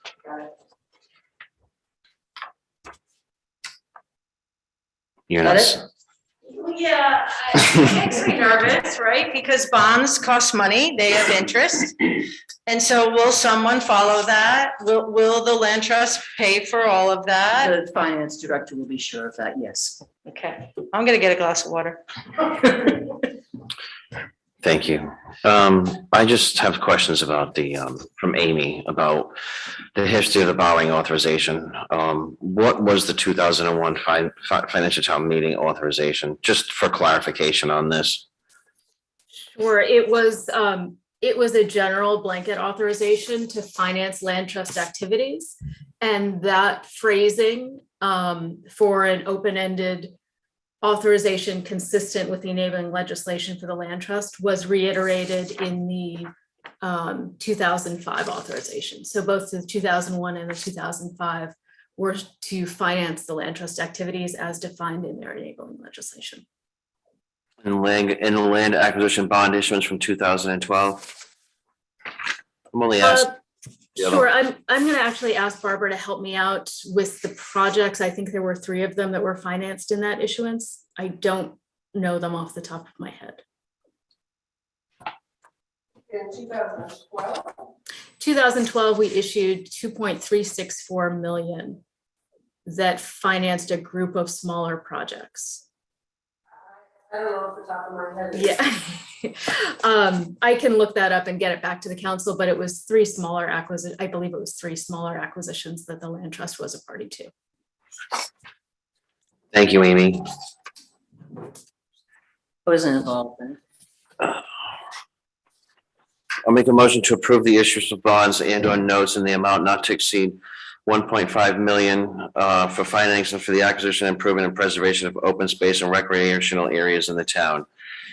Block Island Land Trust responsibility, it's there. Second by Sven. All those in favor, Martha? Aye. And Keith? And Mark? Aye. And Sven? Aye. I am in favor. Second one is resolution of the town of New Shore approving the issuance of bonds and on notes in the amount not to exceed $3.6 million for financing for the acquisition, improvement, and preservation of open space and recreational areas in the town. Town of New Shore's responsibility. This is the 3.6 at the town. That's pretty evident. Motion be in order to, anybody have any questions on this? Approve the issuance of bonds and or notes in the amount not to exceed $3.6 million for financing for the acquisition, improvement, and preservation of open space and recreational areas in the town. The town of New Shore's responsibility.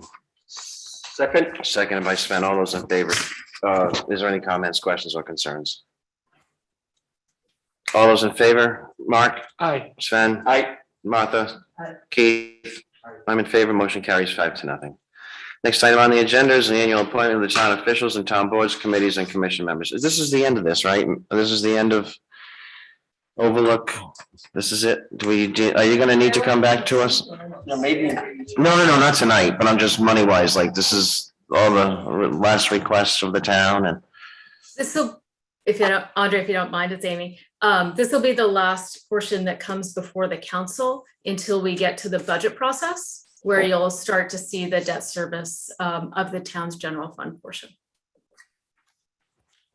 Thank you, Amy. Go ahead, Sven. Marianne, I'm just thinking, because Andre's question was a good one. On item number 14 is discuss and act on approval of the easement of the Overlook property. Is that going to be discussed tonight, or are we going to push that off? I just want to ask the council, we are working on that, if that could be also scheduled on Monday, this coming Monday, when we will be setting the time for the zoning amendment. I don't know. I think they're scheduling a meeting without us, which by the way, Millie, we'll take care of that. No, we're going to take care of that. We have a new town clerk and the first warden and the second warden are going to be making the agendas from now on with the town clerk, with the full knowledge of the council, because this is the second time this has come up tonight. We're having a meeting on Monday. What is Monday? Exactly, and it's like, I don't know anything about Monday. I'm supposed to be setting agenda. So. Andre, it's something that has come up because of the zoning, the conversation we had with the zoning with Bill Landry today, and also the easement. I could not get that done this weekend. Yes, I appreciate that, Marianne. Thank you very much for the update. So 14 we won't do. We're not going to do 14, but we're only on 11. Yeah, sorry. Sorry. Doesn't mean you can talk more from the 11. Annual appointments. I'm just going to go off the list. All right, the alarm officers, just going down the list, right? Millie? Be efficient, that's fine. Make a motion, we appoint Mark Tilson, alarm officer 1. Can I do this in one big? All right, make a motion, we appoint Mark Tilson, alarm officer 1, Wayne Pinkham, alarm officer 2, Kimberly Gaffett, auctioneer, Ellen Corno, bond counsel, Stan Gear, quarter of wood, Sven Rism, the CRMC representative. Weren't we supposed to discuss that? We're trying to find somebody to take the spot. And you're there just to. And nobody's taking it. Is that correct, Millie? We haven't advertised it, but that's all right. I'll keep going. Mary Donnelly, Director of Public Welfare, Joe Sprague, Field Driver, Kate McConville, Harbor Master, Gary Hall, Packer of Fish, Michael Shea, Sexton 1, Jason Hall, Sexton 2, Town Council, Care of Cemetery, Fence Viewer and Sealer of Weights and Measures, Chris Blaine, Town Solicitor, Prosecution, Stephen Marola, Town Solicitor, Land Use, William Landry, Tree Warden, Ed Phillips Jr., Washington County Regional Planning Representative Keith Stover, and Town Solicitor and Probate Judge Kathy Marola. That's my motion on this block. Seconded by Sven. Keith Stover, how's that going for you? I've learned more than I can even. Have you heard from anybody? No. Okay. Just don't want you to be working too hard. I have one comment, and I don't want, I've asked questions about how much we're spending on legal fees, where, what, that sort of thing, and Kathy's been responsive on that. Certainly. But we spend over $200,000 a year on legal fees. And I personally feel that we owe it to the taxpayers and to ourselves to do an RFP for legal services this year. I don't know what's out there. I don't know what alternate fee arrangements there are. I don't know whether we could save money. I don't know, there's a lot I don't know, which makes me think I'd like to learn more. So you know, my preference would be to extend Kathy Marola for, you know, 6 months while we do a some sort of a solicitation and analysis on what's out there and where we could save money. Any other comments from the council?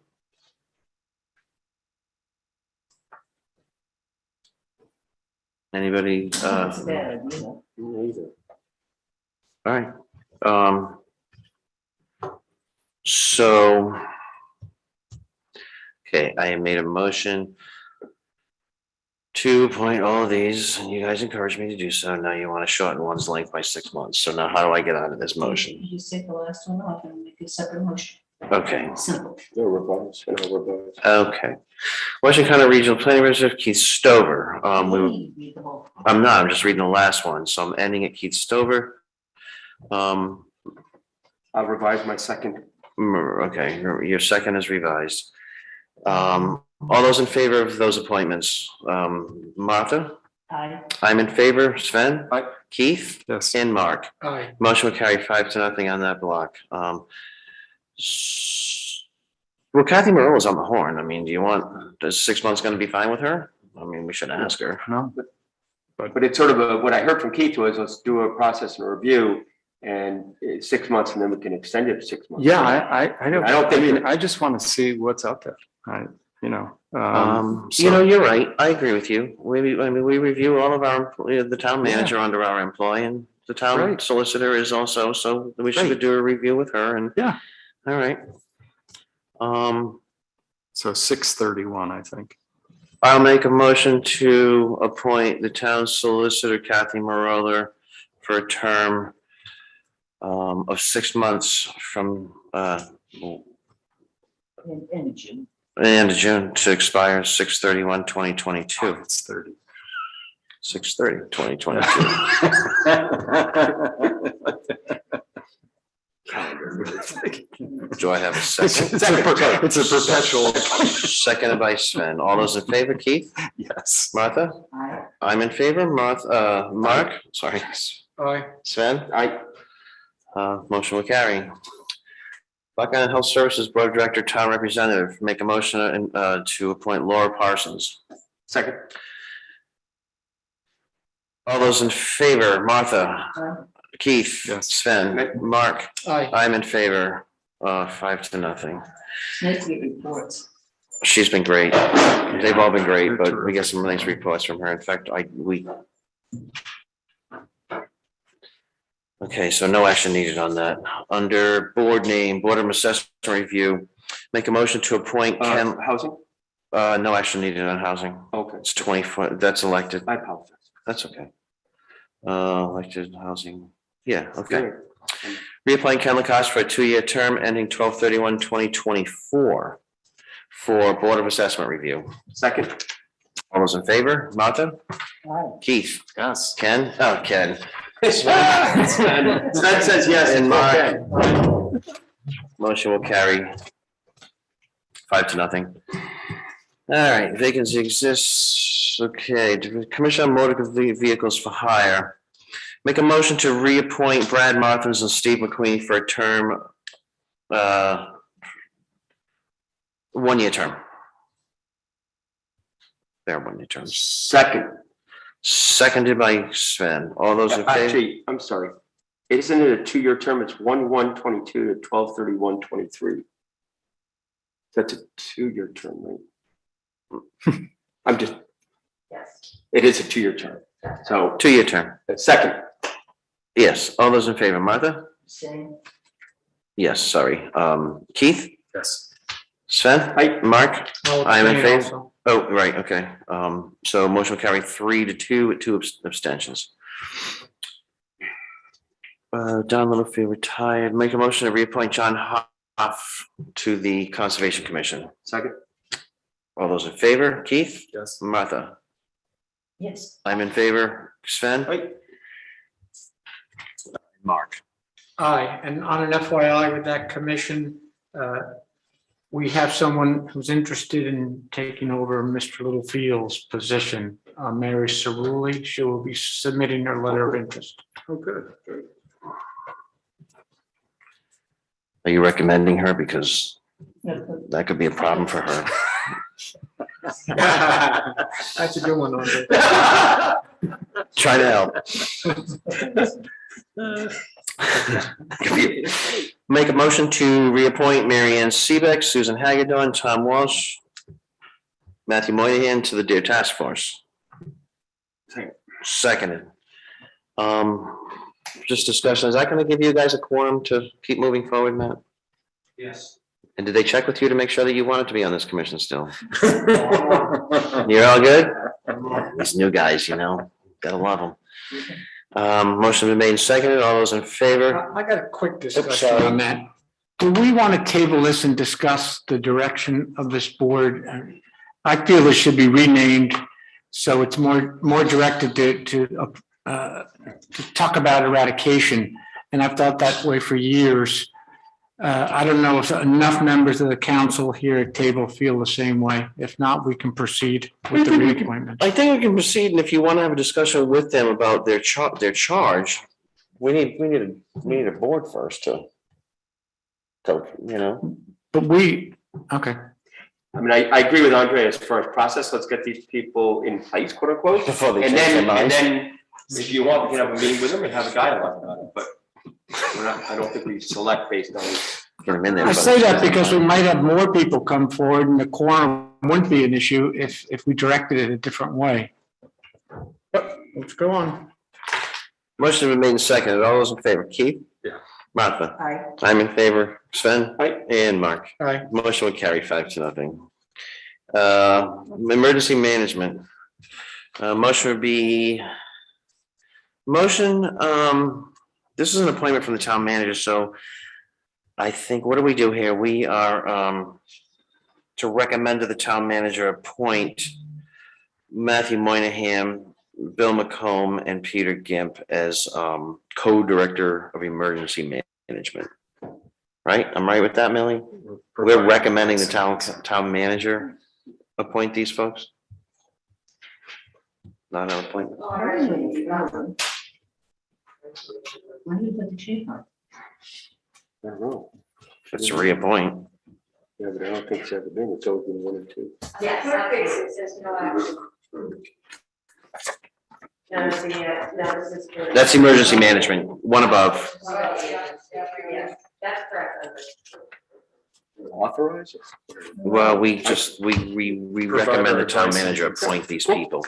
Martha, what's your question? I don't know where else. We're on green, emergency management agents. And the chief? We've always had the chief on there. A chief. The chief. You made a motion? Made a motion. Seconded by Sven. All those in favor, Mark? Aye. Sven? Aye. I'm in favor. And Martha? Keith? Yes. Motion will carry 5-0. The Emergency Management Task Force, no action is needed at that time. It's. What the heck was that? Me. We're just waiting for the election officers for fire and rescue. Make appointment for harbors, make an appointment to appoint Carl Kaufman, Gary Pollard, and Bob Littlefield. That's the term. I already messed one up. I'm not even mentioning terms. Okay. Second. 131, 3 years, yeah. Second by Sven. All those in favor, Keith? Yes. Martha? Aye. I'm in favor, and Sven? Aye. And Aye. motion will carry 5-0. Historic District Commission, I'll make a motion to appoint Mark Valencourt and Martha Ball. We can have a discussion after a second. Second. Motion made and seconded. Is there any discussion? David Lewis, I wanted to make sure you got that. We did get your email from this afternoon, but if you want to step up and discuss it, I can. Okay, thank you. We had some charter changes and there was, huh? No, we talk about you when you're here all the time. Don't worry about it. There was some changes to the charter. Kathy Merle can, fill me in, could fill in the blanks if I'm gonna miss anything, but it basically said there was some extenuating there was some situations where town council members could serve on boards. But it was basically trying to remove, town council members from serving on boards. I understood those to mean, qualified, candidates. They could serve in, if they were, for whatever reason, the town council saw the pleasure at that. It didn't actually ban town council members from serving. It left it up to the town council to make that decision. We just put Sven on the Sea Level Rise Committee because I personally thought he'd be a valuable member on that. And I make this motion for Martha to be on there because I believe her longevity in the projects that she's involved with now. I don't think there's anybody that can replace Martha right now on that committee. So that's why I make that motion, whether or not we can hear from Kathy if that's a valid reason to put a council member on a board, a committee, but that's how I would respond to your letter, because I know you did send one and we have done it since then. Go ahead. So can I just add to that? Let's be clear, there's no axe to grind here against Martha. It's about institutionalizing a new process going forward. And it was relevant for Martha because she's being reappointed. If she wasn't reappointed, if her term wasn't up till next year, it would become relevant next year. But the point is, this is the first opportunity we've had to actually exercise this, and the Charter Commission doesn't give any guidance as to how one documents this decision that the council will make that a candidate is qualified and is an appropriate exception to the standard.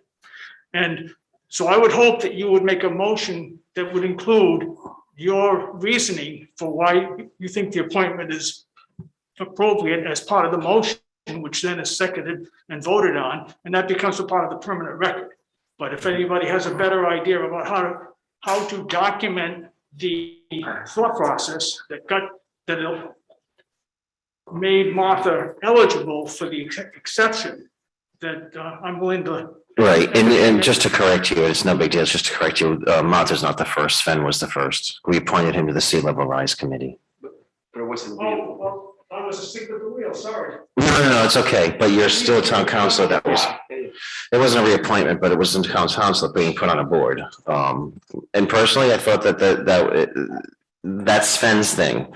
And Sven is valuable. I thought Sven would be a valuable member to that board. And I'm not, I just feel as though Martha would be the person for historic district.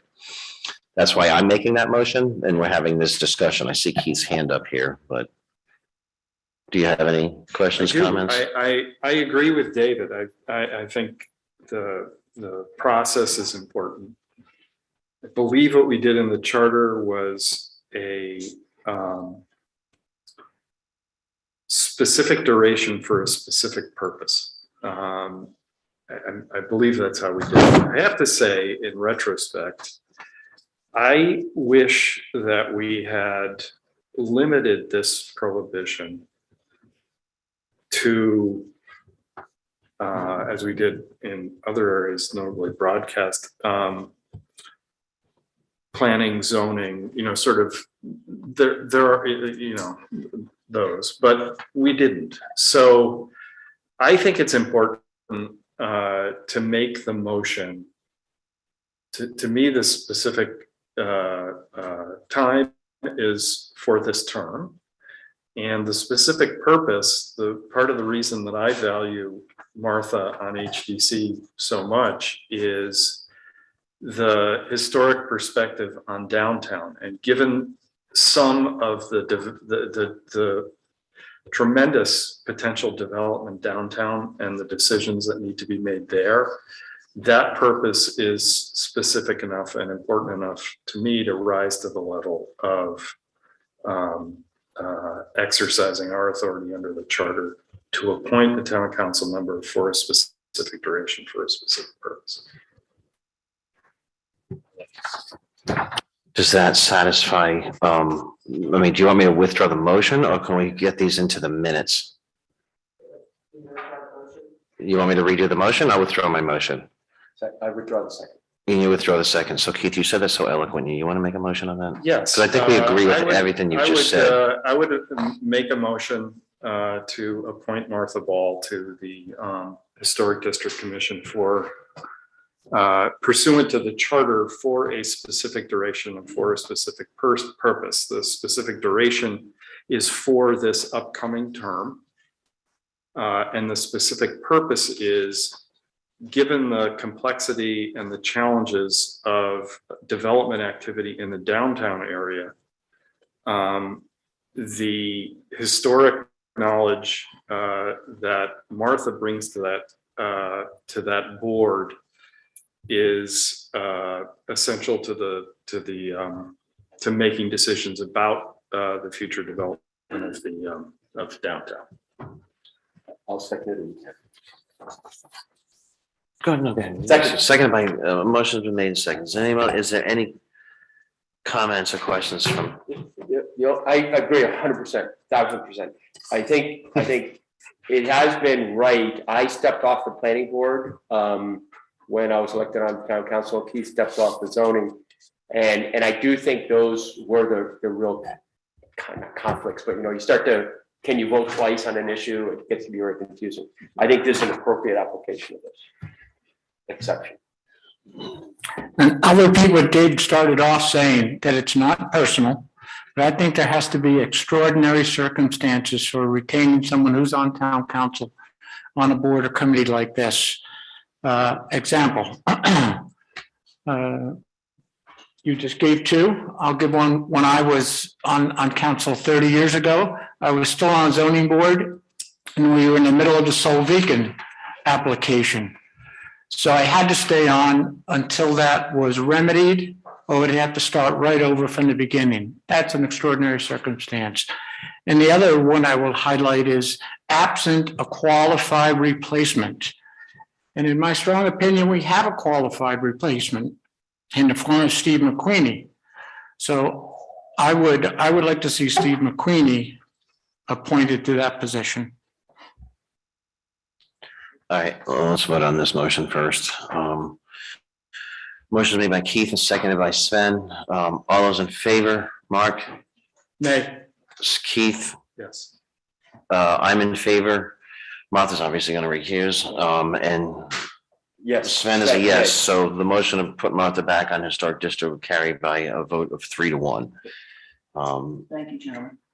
And I do thank Steve. I'm not a gentleman.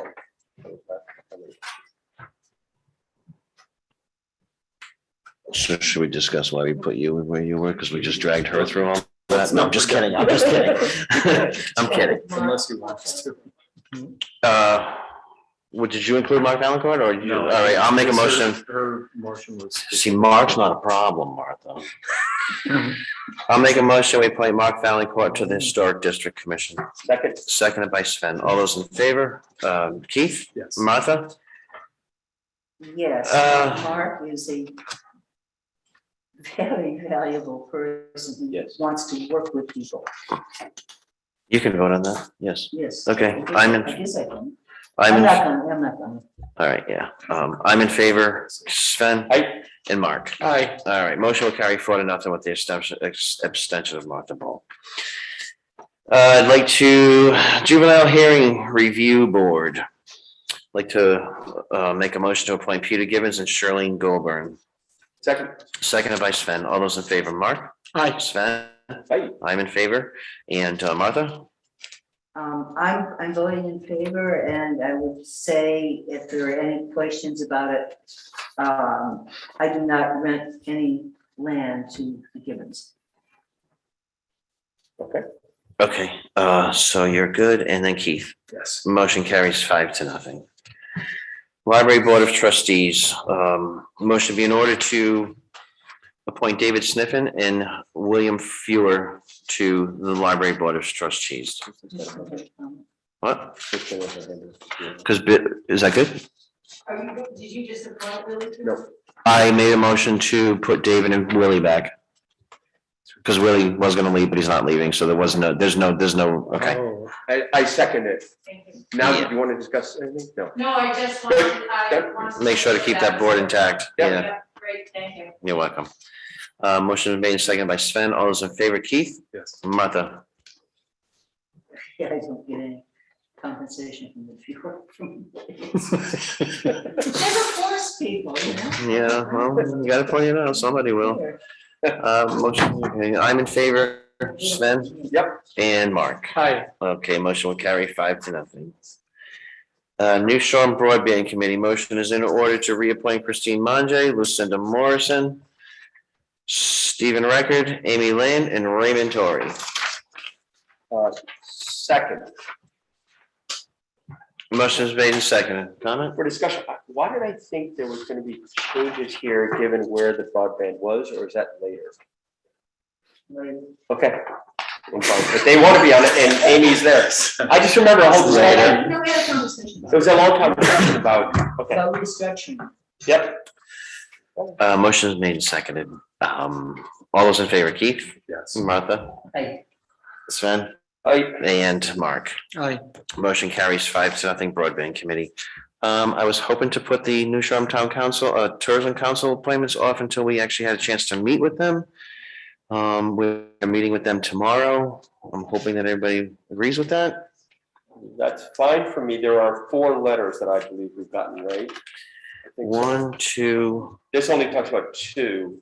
you have 2 more in your box, I Yeah, believe. I know, I'm just making sure that this is updated. From Justice a long time ago. What? Never really said something on that. Well, I wanted her to stay here. She's just one more person in the crowd's not gonna hurt. Thanks for Jesus. the audience. Is that okay to put these off until the next meeting? We need to take any action on that to continue, or do we just put them off to the next meeting? All right. What is it? Tomorrow. 9, what, no, I'm meeting, next meeting? Yeah, it's terrible. It's 4:00 tomorrow. You'll get a text at 4:15 telling you you're late, don't worry. Isn't it is at 9 o'clock? And just to make sure, just because it's on this list, I think the 4 are Thea, Manji, Roberta Cluster, and Hayden Gilmer. Those are the 4 letters. I'm happy to do this. Millie, do we have posting issues? I'm having a hard time hearing you. Do we have posting issues if we put this off until tomorrow?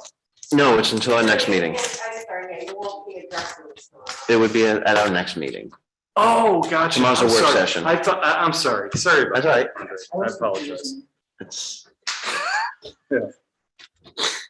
Easily confused.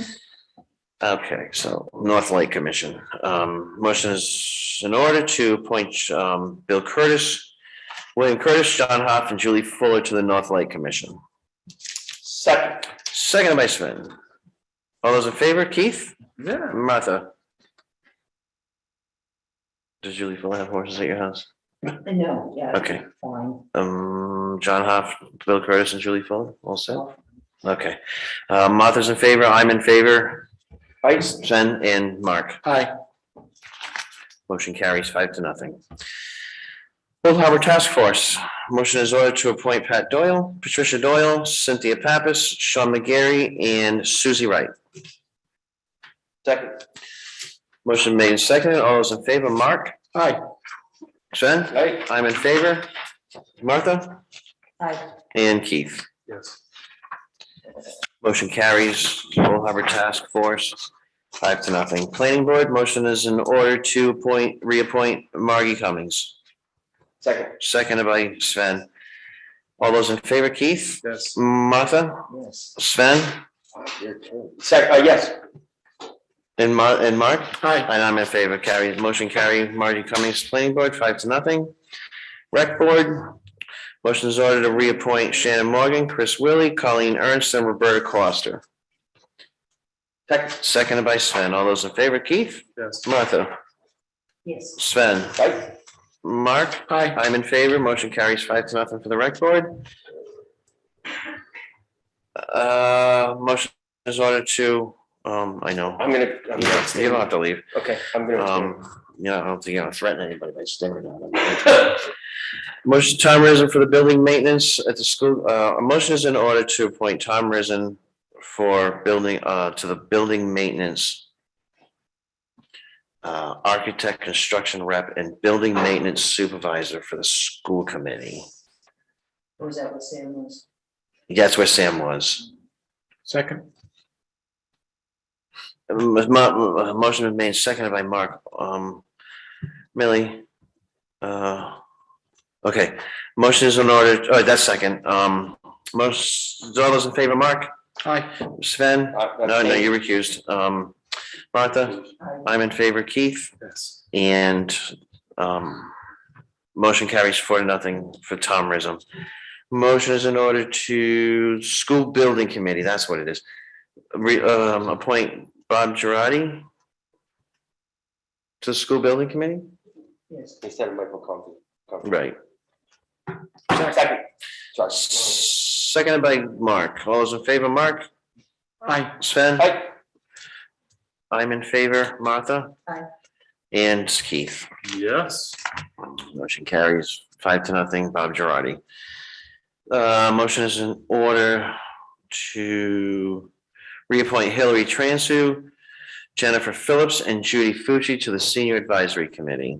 Second. Seconded by Sven. All those, and I just want to make an announcement that there's Linda Spack is retiring. Millie, we'll talk about that at the end. We'll just get a list of all the people we need to fill so we can advertise those after, yeah. But I also, if I can, just Linda did a great job, and I really want to thank her for all the work. Can we send Linda a letter of thanks? Thanks.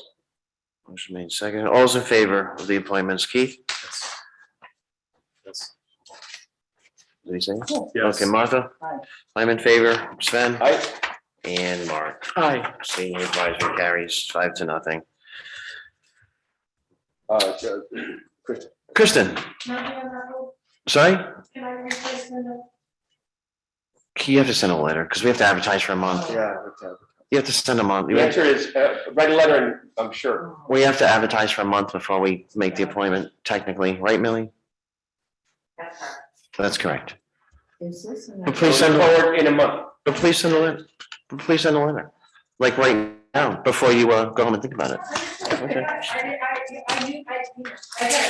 Is this a time? Thank you, David. I'm not leaving. Oh, good. This should be really good. And I would never replace Linda. No. Just, I don't think that. I would have to be on that board. This is ignored. Okay, yep. Must be getting late. Shellfish Commission, motion is in order to reappoint George Davis and Mary Lawless. Second. Seconded by Sven. All those in favor, Sven? Aye. Mark? Aye. Martha? Aye. Keith? Yep. I'm in favor. Motion carries. George Davis and Mary Lawless, Shellfish Commission. Zoning Board. All right. I'm going to make a motion to appoint Judith Saranac and Stephen Filippi for a term from January 1st, 2022 to 12/31, 2026. Second. Are we doing all? I thought they were different. Hold on. No, because the other ones have different end terms. Yeah, I know. I just didn't know if you. No, we'll do this Yep. first. Second. All those in favor, second, all those in favor, Mark? Aye. Sven? Aye. I'm in favor. Martha? Aye. Keith? Yep. Motion carries 5-0. Motion is in order to reappoint alternates Robert Costa Jr. and Allison Warfel for a term of January 1st, 2022 to December 31st, 2023. Second. Seconded by Sven. All those in favor? Mark? Aye. Martha? Aye. Sven? Aye. Keith? Yes. I'm in favor. Motion will carry 5-0. I believe we've gotten those done. Millie, this is fabulous. Yeah. I'd like to give credit to Jill Seppa for that, because she did put this together. But the three parts of the packet were great. Yeah, she did a really great job, except for last year. Please give her a huge thanks. Next item on the agenda is discussing act on deer hunting dates for town property, plat 20, lot 20. I'm just,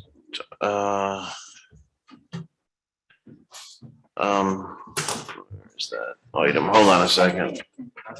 I know. We're on 12. Yes. When do we get to the end of the meeting? You want to read it? I have it. You have them. Yeah. All right, good. A motion, 2020 deer hunting on town property, a draft motion, guys, You can. would be a motion to be in order to allow deer hunting on town land on West Beach Road, plat 20, lot 20, for the 2021-2022 hunting season. Such deer hunting to be administered as in the past by the town manager.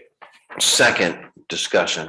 Anybody have any comments, questions, or concerns? Hold on, Chris, counsel, good? Chris, Yeah, Wall. just could the town manager identify that piece of land so everybody else is listening? Does know what we're talking about? Millie, can you help me out with which piece of land this is? I believe this is Bean Point, but. No, it's north of the dump. Go ahead and, yes, please. Chris. He's been waiting for this moment. Yeah, Chris tell us what we're Lane, approving. yeah, plat 20, lot 20, 52 acres of town land and beaches from Andy's Way out to Hippocampus, or what some people call Bean Point, along the West Beach to the end of West Beach Road. The only thing I would like to ask is that the hunting dates, we've always, well, the council has always in the past started the hunting of deer on the town land the day after the waterfowl season closes. And this year, the waterfowl season closes on January 23rd. It's more of a safety thing. Waterfowl hunting, you're in camouflage. Plat 20, lot 20 is the last place where you can go waterfowl hunting without really upsetting anyone, ruffling anyone's feathers. It's nice to make sure that it's done safely. You don't want people in camouflage and deer hunting going on the same property. So I would just ask that it start, the 23rd of January is a Sunday, so that the deer hunting would start the following Monday, the 24th of January. What was the motion for? Well, it's a little strange. Thank you. The motion didn't have dates in it. It set the dates. Just lets her administer it? Yep. Okay, great. I just. So let me reread it just so we're clear. A motion would be in order to allow deer hunting on town land on West Beach 2020, plat 20, lot 20, for 2021-2022 hunting season, such deer hunting to be administered as in the past by the town manager. Okay. So we're not actually setting the dates as we normally do. This is more putting it in the town manager's wicket. I'd also like to thank the council because it was quite a few years ago that I came to the council. I think Martha probably remembers me asking that Martha remembers open up everything. that property to deer hunting. And I think it's gone well. I mean, the idea of checking in at the police station when you go in and checking when you leave, it makes people accountable. And I think it's been done safely pretty much every year. So thank you. You're very welcome. Thanks, Chris, and thanks for still being here. Here's another great idea I had. Motion made and seconded. All those in favor? Keith, Yes. Martha? Yeah. I'm in favor. I am in favor. Mark? Aye. Motion carries 5-0.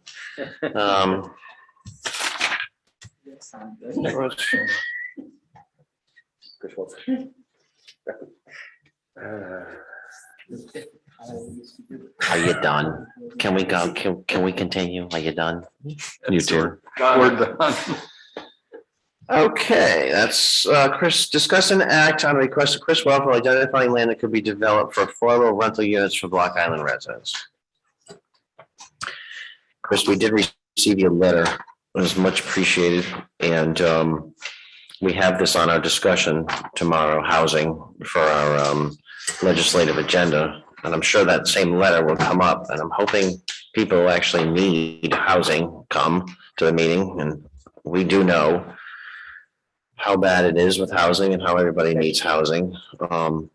But I had asked that this item your letter be put on the agenda to start the New Year's off with housing is an item that we're going to be hopefully discussing a lot. So what I'm saying is that we are going to have a discussion about the legislative agenda and how housing relates to it tomorrow. But if you want to elaborate anything on your letter, and I know Kristen has had some input on it too, be happy to entertain that. But like I said, I think you sent a letter in December, and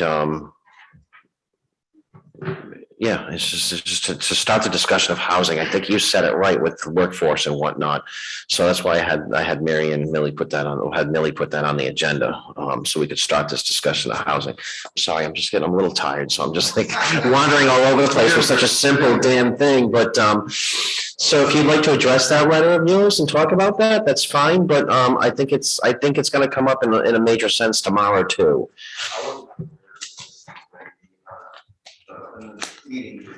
Your letter's not on the agenda. It's just that we had the legislative agenda work session. It's not a meeting, it's a work session. And we're going to discuss our legislative agenda items, and housing is going to, housing will be on that.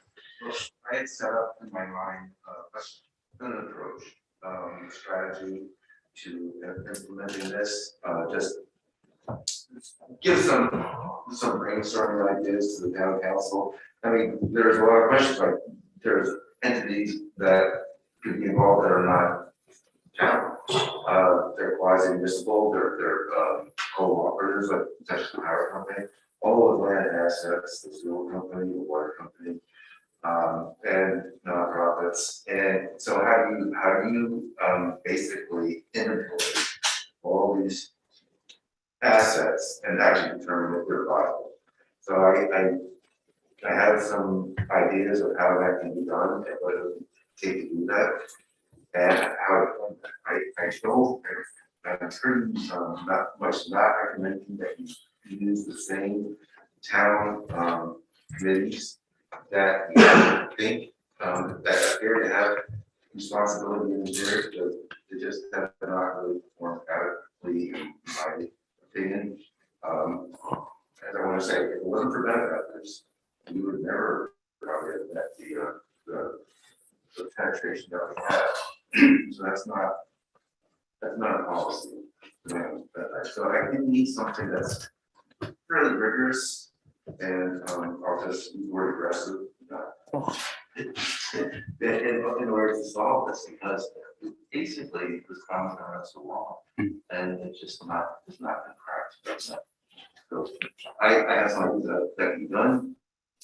Your legislative agenda, there's other things that have to happen in order to discuss the strategy. But I would like to have this not be a one-time letter writing. Right, yeah, right, or let's have a meeting and just see what we need for housing. I think we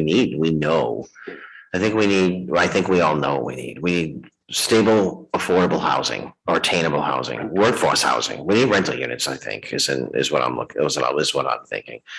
But it would be nice if all these folks that are, on the bulletin board, always looking for housing, always putting it out there, if they would come to the room. Well, Keith, I think, don't want to sleep under. No, go ahead. You had talked about, basically having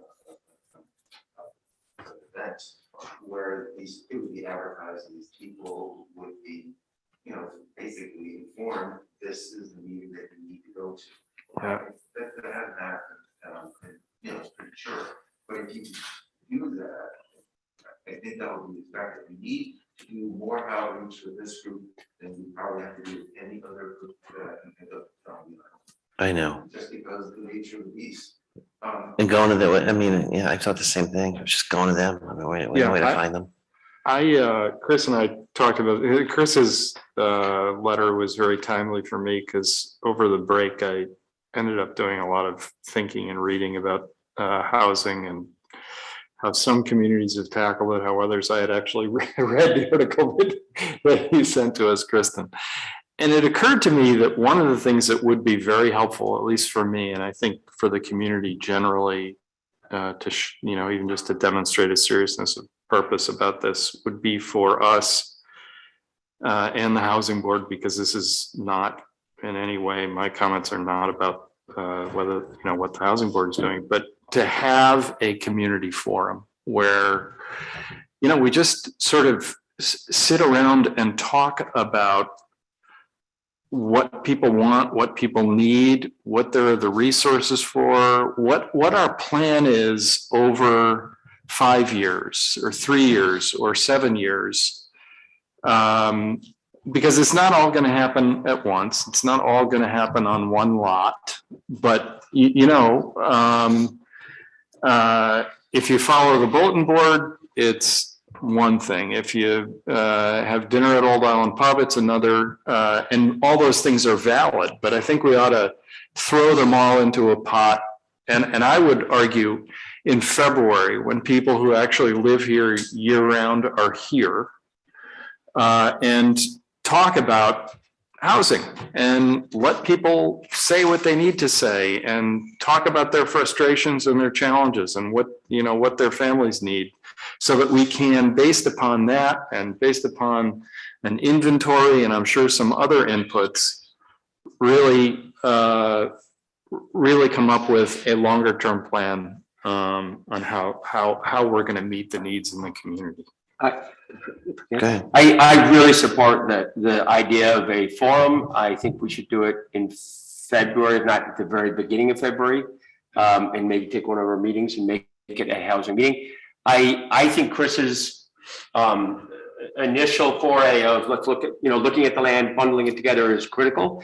But I think there are a number of other areas that need to be acting in the same timing. So zoning, having just, for many of you know, I was just around the country, you're getting a whole lot of micro housing going on in the West, in the Northwest, that is unbelievably cool. That's way out of our zoning right now.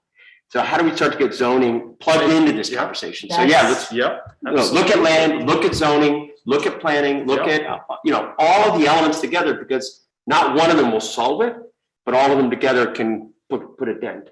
And I'd love to have that. We may be in a better place now when Kim, what was it?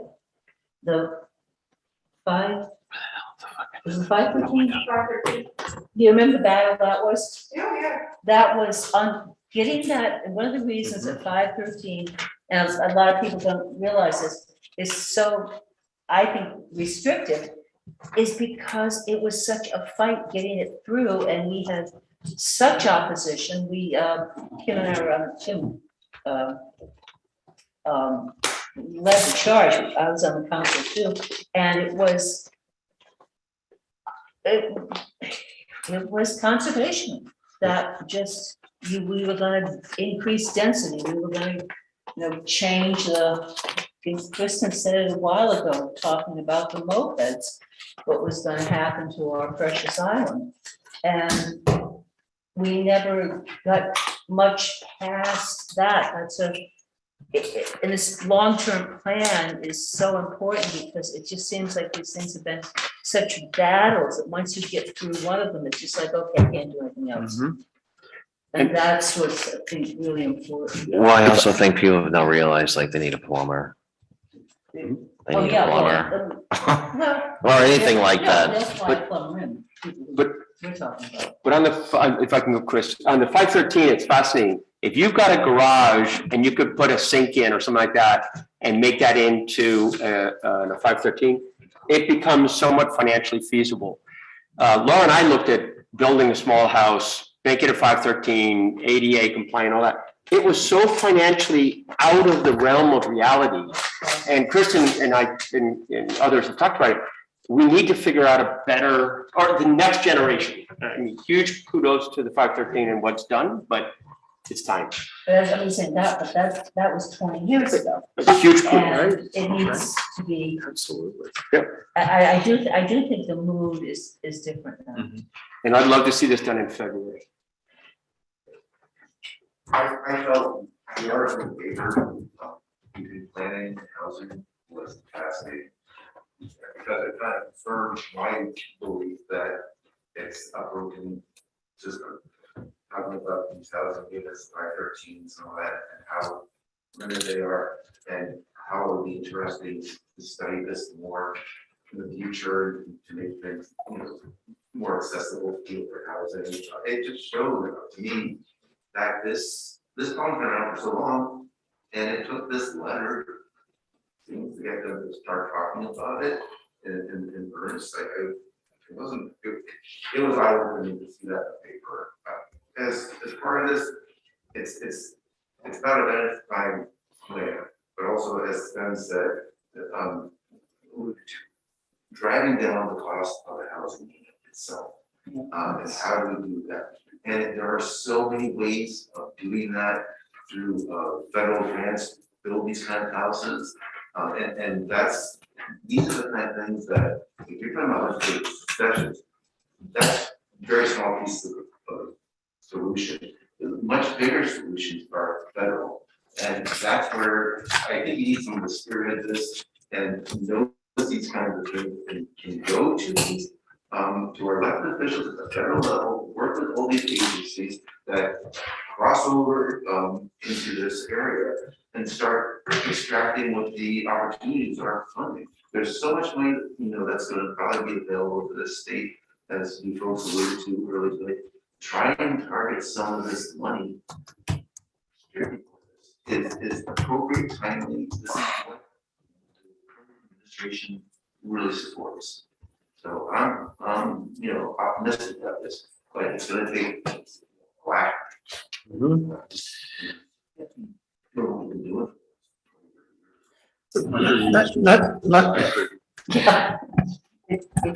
I don't take such a dark perspective of it. I understand exactly what you're going through.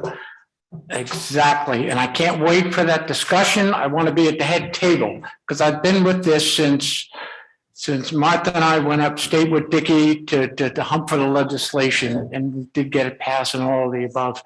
It's extremely difficult without those benefactors you highlighted to do. The only way we got 5 houses on Coonimus was through adverse possession. Talk about being creative.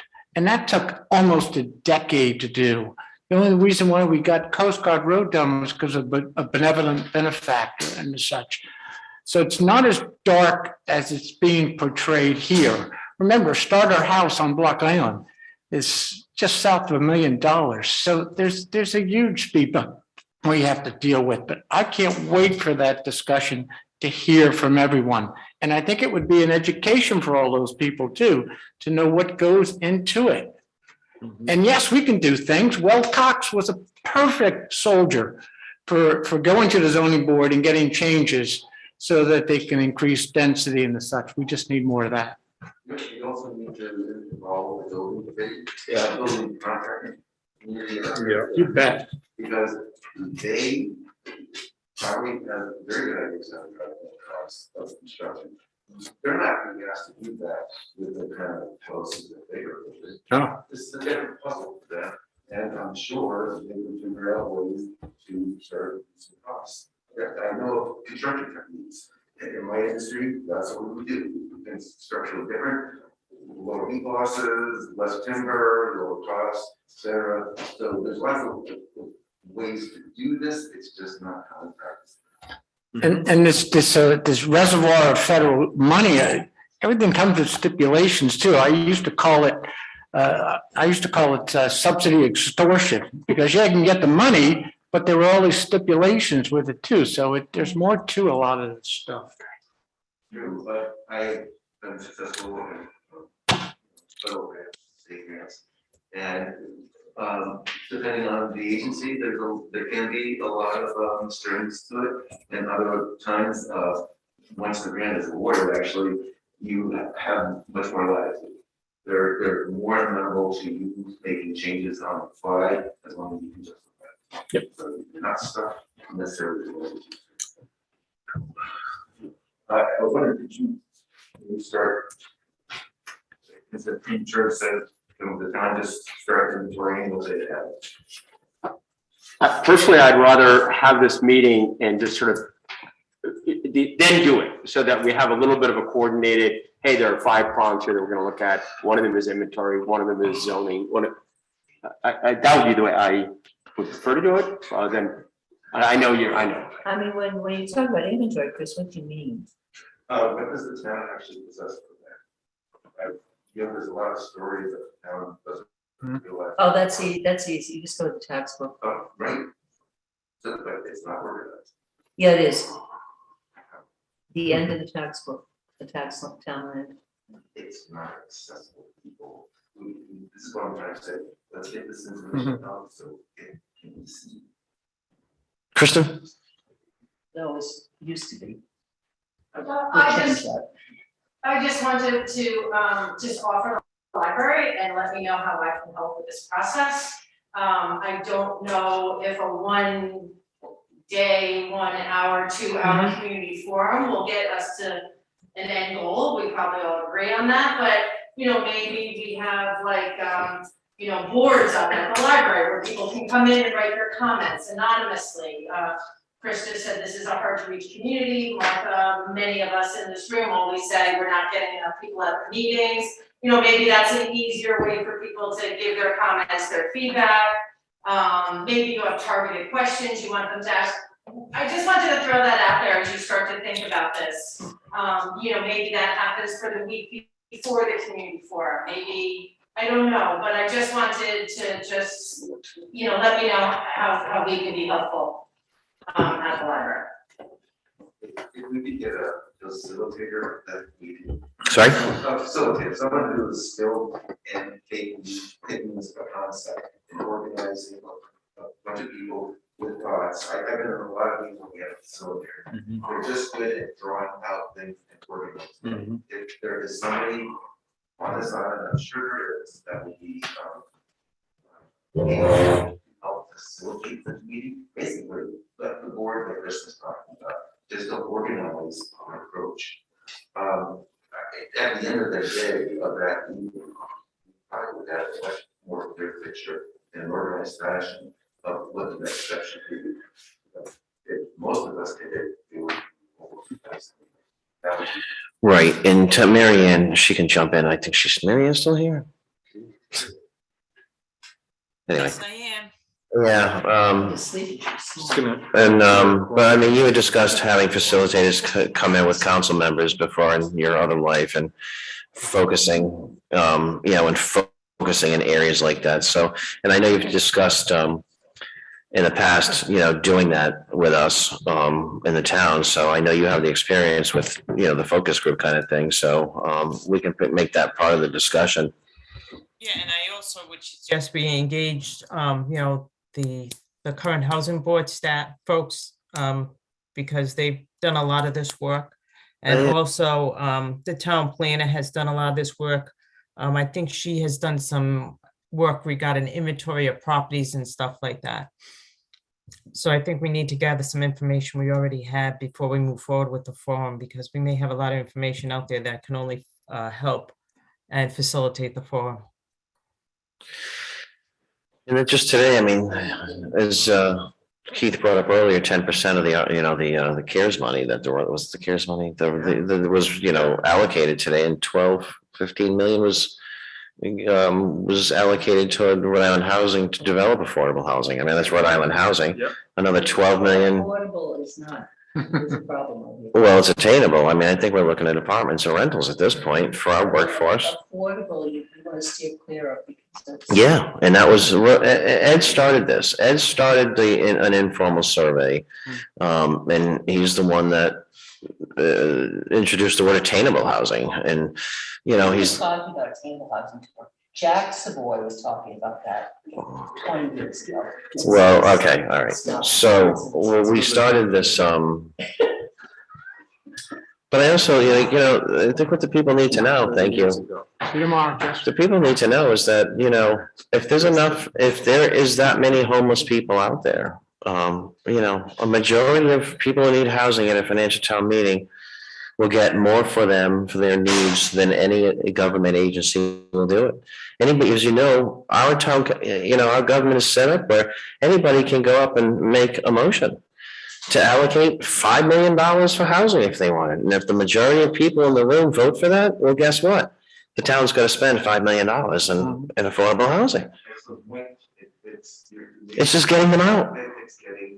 It's so. Well. Okay, so we need to organize. Yeah, you need to organize. We need to organize them, or they need to organize, or we need to give them free beer. I don't know. Get them out. Any way to get people out, because I mean, I've said this before, like, we're losing that aspect, and you know it, of our community. It's bleeding. People are leaving because they can't afford to live here. I mean, and Sven brought it up. It's happening everywhere. You know, they're dying off and there aren't people replacing them. And they can sell their property for a lot of money. Well, yeah, that. And this is what happened before, when I was a little kid, people had property because other people gave them a deal. Yeah. That doesn't happen anymore. Nope, but I'm just talking, but what I meant was other communities like the ski areas, just Aspen. I just read an article about from Aspen.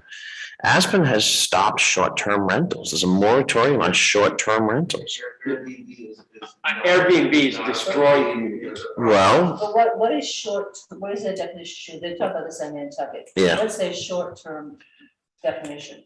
well, it's just a rental by the week type thing, a short-term rental. They're not, Is it by the week? yeah, or whatever. Well, no, not whatever, it's a Not very sure what important. definition they used in. So in Nantucket's Aspen. a week. Well, it's a week. It'd be like a week for, you know, and they've recognized that they need the income from it, you know, what from what the skiers all bring in, but they also need to balance, and that's what we're at. I mean, every, you know, resort town, no matter if it's skiing, you know, coastal, whatever, is obviously going through that right now. The helpful here is what the town manager and finance director are doing with basically bifurcating the commercial from the residential and the tax rate, being able to do that, because now you're able to identify businesses that are really rental agencies in the guise of a house. And, you know, maybe this, a taxing policy can take money from those people and either go on, you know, the housing that are already team houses we're trying to get. That's why I was very happy to hear that. Yep. It gives that a chance. Can I suggest, because we could spend a long time on this, because I think we're all in full agreement. I think we should, whatever you guys think, I would say that's the early meetings in February should be dedicated to this, or we have a separate meeting and do it here at the library. I just think we should start, and I like the idea of a facilitator that actually walks us through a process. So maybe we can meet with the town manager and put a plan together. 'Cause I think we're all. Yeah, we don't have to take any action, but I just wanted to let you know, you know, again, tomorrow, you know, the housing issue is gonna be on our legislative agenda, because I mean, a lot of things upstate, this might be the year. I mean, housing's huge. It's the only way we ever had it before, it was. It was the year. And what is it we want? We gotta figure that out before the end of the legislative session. I appreciate you putting this on. Welcome. Thanks, Chris. Andre? What? Just because this letter was on the agenda, I know while I was away that the council received a letter from the Hesters. And I think we should just, we don't have to do it now, but on the next agenda, just acknowledge and receipt of that letter, because I don't think we've actually technically done that. And then also maybe set up in February or at some point soon, a discussion about that letter. You know, maybe we've all talked to the Hesters or not, but I thought it was a really good letter. I think it's a huge timely discussion, and I just didn't want to lose it. So it's sort of my, Did the clerk get that letter? well, I don't, I have not seen that. okay, I know I received it, and maybe the Hesters could send it to the clerk, and then we can technically receive it. Yeah, I think it's a very good point and a very good discussion that I think we should have in the near future. They have been having meetings. Oh, no, I know, but I look forward to that. I just didn't want to lose it. Perfect. You're welcome. Thanks, Chris. Next item on the agenda. Thanks. If I can find my agenda. Minutes. Minutes. I think we can do that at once unless anybody has permission. Do you guys have any issues with the minutes? Changes, anything? I want to. I'm good on all of them. I want to make a motion for the whole block, but if anybody's Other than gonna, that, Keith and I would be recusing ourselves from all the ones prior to us coming on board. You can vote for them if you're okay. No. make a motion, we approve the minutes of January 9th, January 9th, 2019. March 20th, 2019, February 27th, 2019, February 27th, 2019, that must, yeah, 2 meetings. March 20th, 2019, April 24th, 2019, April 24th, 2019, April 24th again, 2019. Yeah, me too. May 7th, 2019, October 6th, 2019, December 17th, 2019, December 8th, 2019, open and closed. June 18th, 2020, open and closed, June 22nd, 2020, June 24th, 2020, July 22nd, 2020, open and closed, September 21st, 2020, closed, June 9th, 2020, open and closed, December 15th, 2021. Seconded by Sven. All those in favor? Sorry, you don't get. Motion made in second. All those in favor, Martha, Mark? Aye. Keith, Sven? I am in favor. Motion carries on the minutes. Item number 16. And it's nice that Molly Gollins done, so thank you. Discuss and act on opening of the minutes of June 19th, 2020, June 9th, 2021. Millie, have you explained this opening of minutes? I mean, just for the public, you'll get it out more professional than me at this point. Absolutely. The minutes of closed sessions that no longer are pertain to a item that needs to remain in closed session.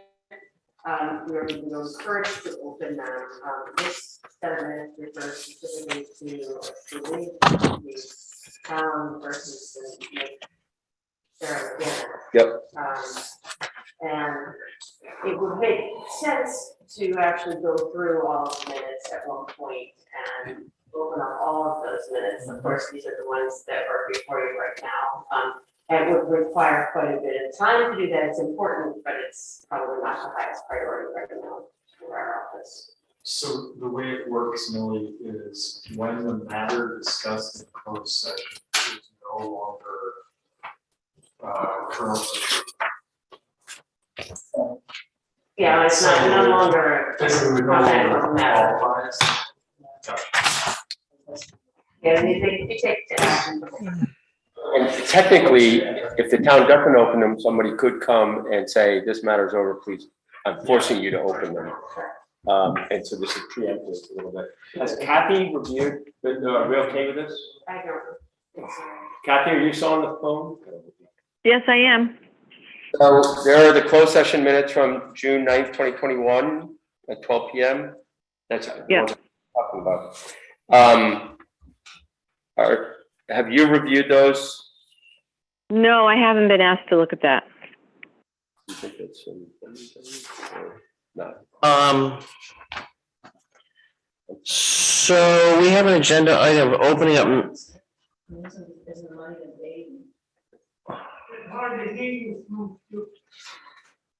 We're all getting too tired of talking to the microphone. I'm sorry. I'd rather have I would like the solicitor to review these to see if it's fine to open them. I just thought that was gonna happen. I mean, I just thought that would be something that would be done. If they're closed session minutes, they deal with litigation, that's. But litigation's over. All right. Isn't the test whether or not public knowledge would be detrimental to the public? Yeah, that's not. Well, I'm sure, and But we don't know if it's detrimental to the, well. Normal, under any normal circumstances. It's a gift that keeps on giving, huh? Yeah. Damn. All right. I'm pretty Counsel- sure it's all right. I don't know. Can we I agree with you, Kim, but can we defer this to the next meeting? I would table them. I haven't seen them either, so I would suggest tabling them. Yeah, and make sure everybody has fully detailed it for those that were involved in. Okay, we're gonna table that June 9th, 2021 one until the next meeting. Receive and discuss and act on the update regarding Comrade Cove Association. This item may be discussed in closed session pursuant to Rhode Island general laws. First of all, I think, do I have to make a motion that we stay in session past 11? Or can we? Yes, you do. I thought so. The whole time. Sorry, Pete. Look at his face, not happy. Motion to continue our meeting past 11 o'clock, as dictated by the charter. Yeah, we only go till 11:30? Okay. So can, Hold on a minute, I gotta make this motion to the council has to a vote to stay in session, right, after 11? Your procedural rules go to 11. procedure, yeah. It's not the charter, it's procedure rules. I'll make a motion to extend our meeting until 11:30. I don't know. It's 11:30. I'm not gonna be able to think past 11:30, so I want Pete to have his, I want Pete to have his say here tonight, because he's been sitting here since 6:30. And if we go past 9:30, 11:30, the negotiations can go on Monday. Apparently, we're having a meeting. Seconded by Keith. All those in favor, Martha? Keith, I'm in favor. Mark? Aye. And Sven? Okay, so, Current Cove Association, item maybe discussion, closed session pursuant around general laws 52465882, sessions pertaining to collective bargaining or litigation, or work sessions pertaining to collective bargaining or litigation. I do believe this is a closed session item, but I could be advised otherwise. So All right. Bargaining, or is it No, litigation? it's not. Might be litigation. Kathy Marola? Yeah. Yes, it should be in closed session. There's got some strategy that has to be discussed, and it could be involving potential litigation. Okay, is that all you can say to the public? Do you feel comfortable? At this time, yeah, there has been, it's only potential litigation, but that still complies with the open meetings law. It's up to, I'll make a motion, we go into closed session, it's up to the council. Second. Seconded by Mark, all those in favor? Keith? Well, we may not have to, if the motion doesn't pass, we won't have to. No. Okay, Martha? Mark? Aye. You're in favor of the closed session? Yes. Okay, Sven? No. Okay, I'm not in favor of closed session either then. Everybody sit back down. Good, then we don't gotta make two motions, if the motions are made. Okay, Common Cove Association, this item is discussed. Let me pull up the agenda item. On the clerk base here, I got 120 pages. No, I got it. I just got 120 pages of, I don't have it. You got it? Can you pick that up on yours? You got it? I just had to see. I don't know. Let me pull it up. All right, well, Pete, you want to start with the, your representative, as a representative of the Carmine Cove Association? I'd be happy to make a comment. Thank you.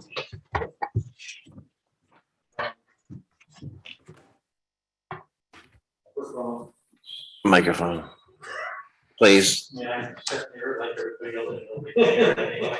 Yeah. How's that? Hey. Several years ago, it was brought to the attention of the Cove Association Board that the town road leading from the beach down to the Coast Guard Station was not following the line of the telephone poles for some reason. And so we had a survey done of the whole area at our expense and found that in fact, the town road is on the Cove Association property. And the board discussed for a bit what to do about that. And we decided the best thing we could do would be, rather than to come before this council with a problem, that we would present them with a solution. So we did get an attorney and we did draft an agreement, which we thought covered our very simple request that you don't move the road, you don't pay us any money, you just leave it where it is and indemnify us. If anything happens on that road, we don't want to get sued. And we thought that was pretty simple. We had the attorneys draft it and we gave it to as a matter of fact, I discussed that with Ed Roberge before we did it. He said, "Oh, that's a great idea. Go ahead." So we did. We presented that to the town manager. And it's been 2.5 years to get this before you folks, which is pretty disappointing from my point of view, from all of our point of view, that nobody cared enough to get it to what we thought was going to be a very simple solution. So here it is. I don't think it's difficult. I don't think it's litigious at all. It was put forward in good faith that we could come to an agreement without involving a lot of attorneys and costs and whatever. And I hope you guys will look at this, have your attorneys look at it, and let's get this done. Let's get this problem solved and get it over with. So I hope you'll look at it that way.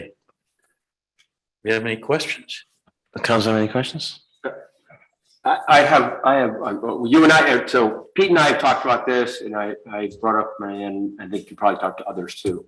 But at the end of the day, is the goal, well, obviously the goal is liability and making sure that that anybody, you know, that the town takes care of town liabilities, I guess. But at the end of the day, is it about protecting land and making sure that it's natural habitat? That's what it's there for. Right. Absolutely. I mean, it'd be foolish to move the road. You just disturb the natural habitat that's already there. So we figured the best thing we can possibly do is leave the road where it is. And just make sure that, God forbid, something happens on that road, we don't all get sued. And the association's paying taxes on that land now. I mean, nominal, but yes. Yep. Indeed. And the whole point of the property is preservation. Right. Always has been. Yes. It basically goes right up along the road to the Coast Guard station, right? I'm just wondering, is there so I think about the Nature Conservancy, I think about the town, I think about, I guess, the blackout. Is there a whole nother way to question? Is there another way to do this, which is give that land to the Nature Conservancy, or which is in essence won't change anything? Okay, if it's a town, or in other words, I'm just trying to think about rather than have then we'll have easements and we'll have agreements and we'll have, you can't do this that nobody ever thought of. I'm no expert, but this struck me as a pretty simple and elegant solution to it. Yeah, absolutely. I don't know what needs to be more than that.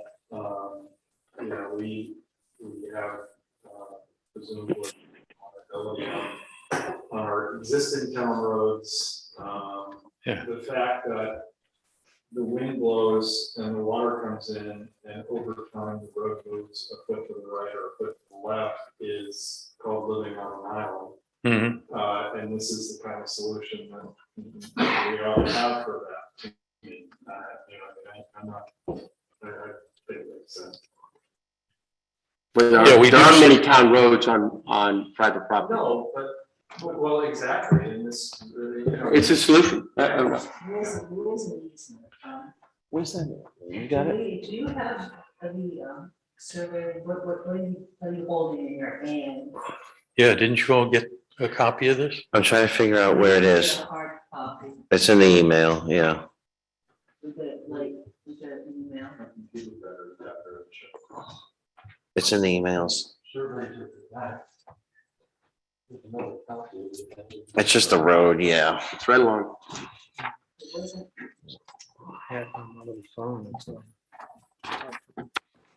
Seems like, well said, Keith. It seems like an elegant approach to this. Yeah. Yeah, we have to have our attorney look at it now, but it does seem like unusual solution? It wasn't, I mean, in essence, it seems to me, and again, having talked to Pete about it, I like the solution a lot. I mean, it addresses all the issues. And my only real other question is there another way to quote unquote skin the cat, which would be, does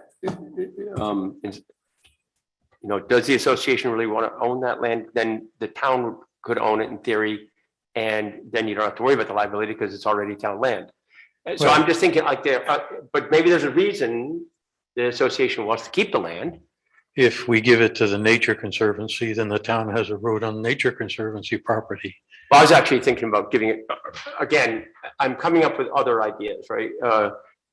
If you theoretically give it to the town, then the town would own the land and have basically no development, et cetera, et cetera. Or we do the insurance. I mean, either way, it seems to be the same net. I'm just trying to come up if there's a. It's way too late to make a decision on anything like this. Absolutely. No, and you're gonna have to get an opinion from your attorneys, obviously, and say, what Hinckley Allen drew up, they may want to adjust it. We're certainly open to any of that. I mean, I hope not, because I hope you don't have to spend a lot more money on attorneys, but, It looks, dare I say, sensible? Yeah, oh, it's pretty straightforward. I mean, it's. We don't use that word. we even make allowance in there for the road to move, and it still is okay. That's good. Anyway, if there's, I'll leave it up to you guys. Thank you. Thank You're you for welcome. coming and weighing on Yeah, that. indeed. Much appreciate that time. I hope I'll hear back from you very soon. Well, what do we want to do? Let's send do we need a motion to Do something. to just do something? I think Pete, thanks for coming back with such a neighborly option. Okay. I don't even know that we have to have a motion. on it. I guess I don't know that we need a motion per se, or Millie, I'll ask you. I mean, I think that we need to just have a discussion as a council with Marianne and Kathy. We've had a good public discussion about it now. Legal review.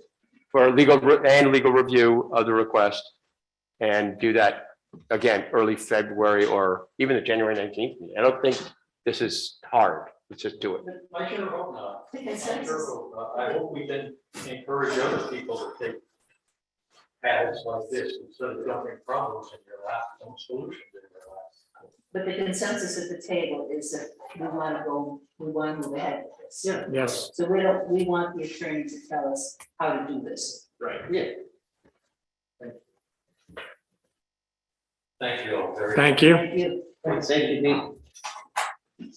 So I guess then as a next step, based on Martha's comment, which I think summarized, there's an overwhelming interest in getting the solicitors' next steps in review of the agreement. Yeah. I don't think we need a motion for it. Small. I don't think we need a motion for that. I think we're directing the solicitor. Directing the town. Directing it, yeah. All right. So no Can we, motion. can we delay that one? You want? Well, it's negotiations with Rhode Island Council 94, and I can't. So can I make a suggestion with this one? Mary With the Ann, Council 94? what about it? I'm sorry? We're just, we're not this, we're not doing it. No, I can't do it at this time either. This is an update from you. No, we got to get into negotiations, and I don't think right now is a good time to do it. I would like to schedule a meeting on Monday. We got the zoning, we have the easement, and now we have this Council 94 to put on the agenda. So I'd like to get that meeting set up for next Monday.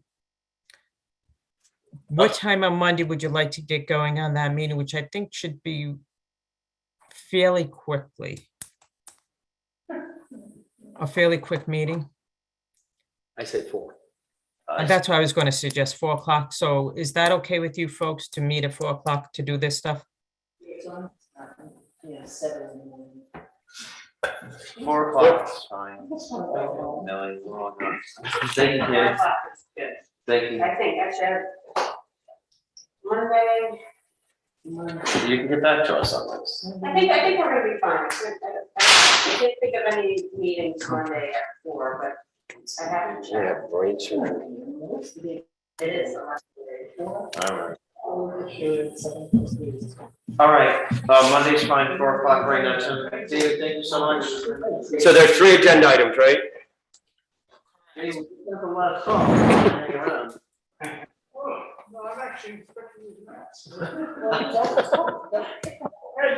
So Mary Ann, we got 3 agenda items?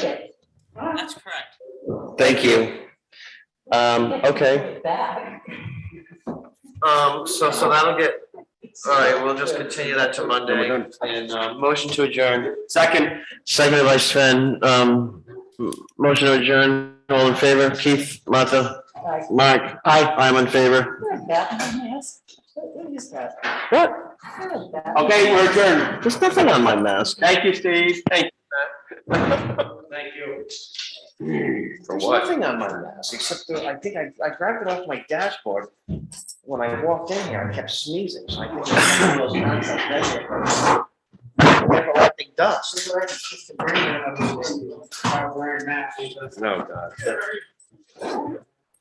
Thank you. Thank you.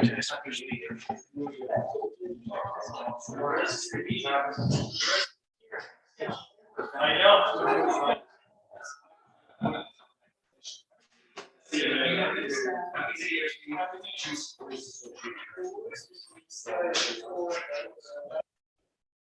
When Molly was down for a while.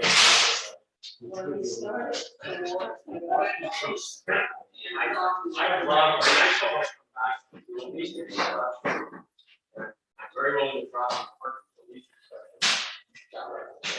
Where that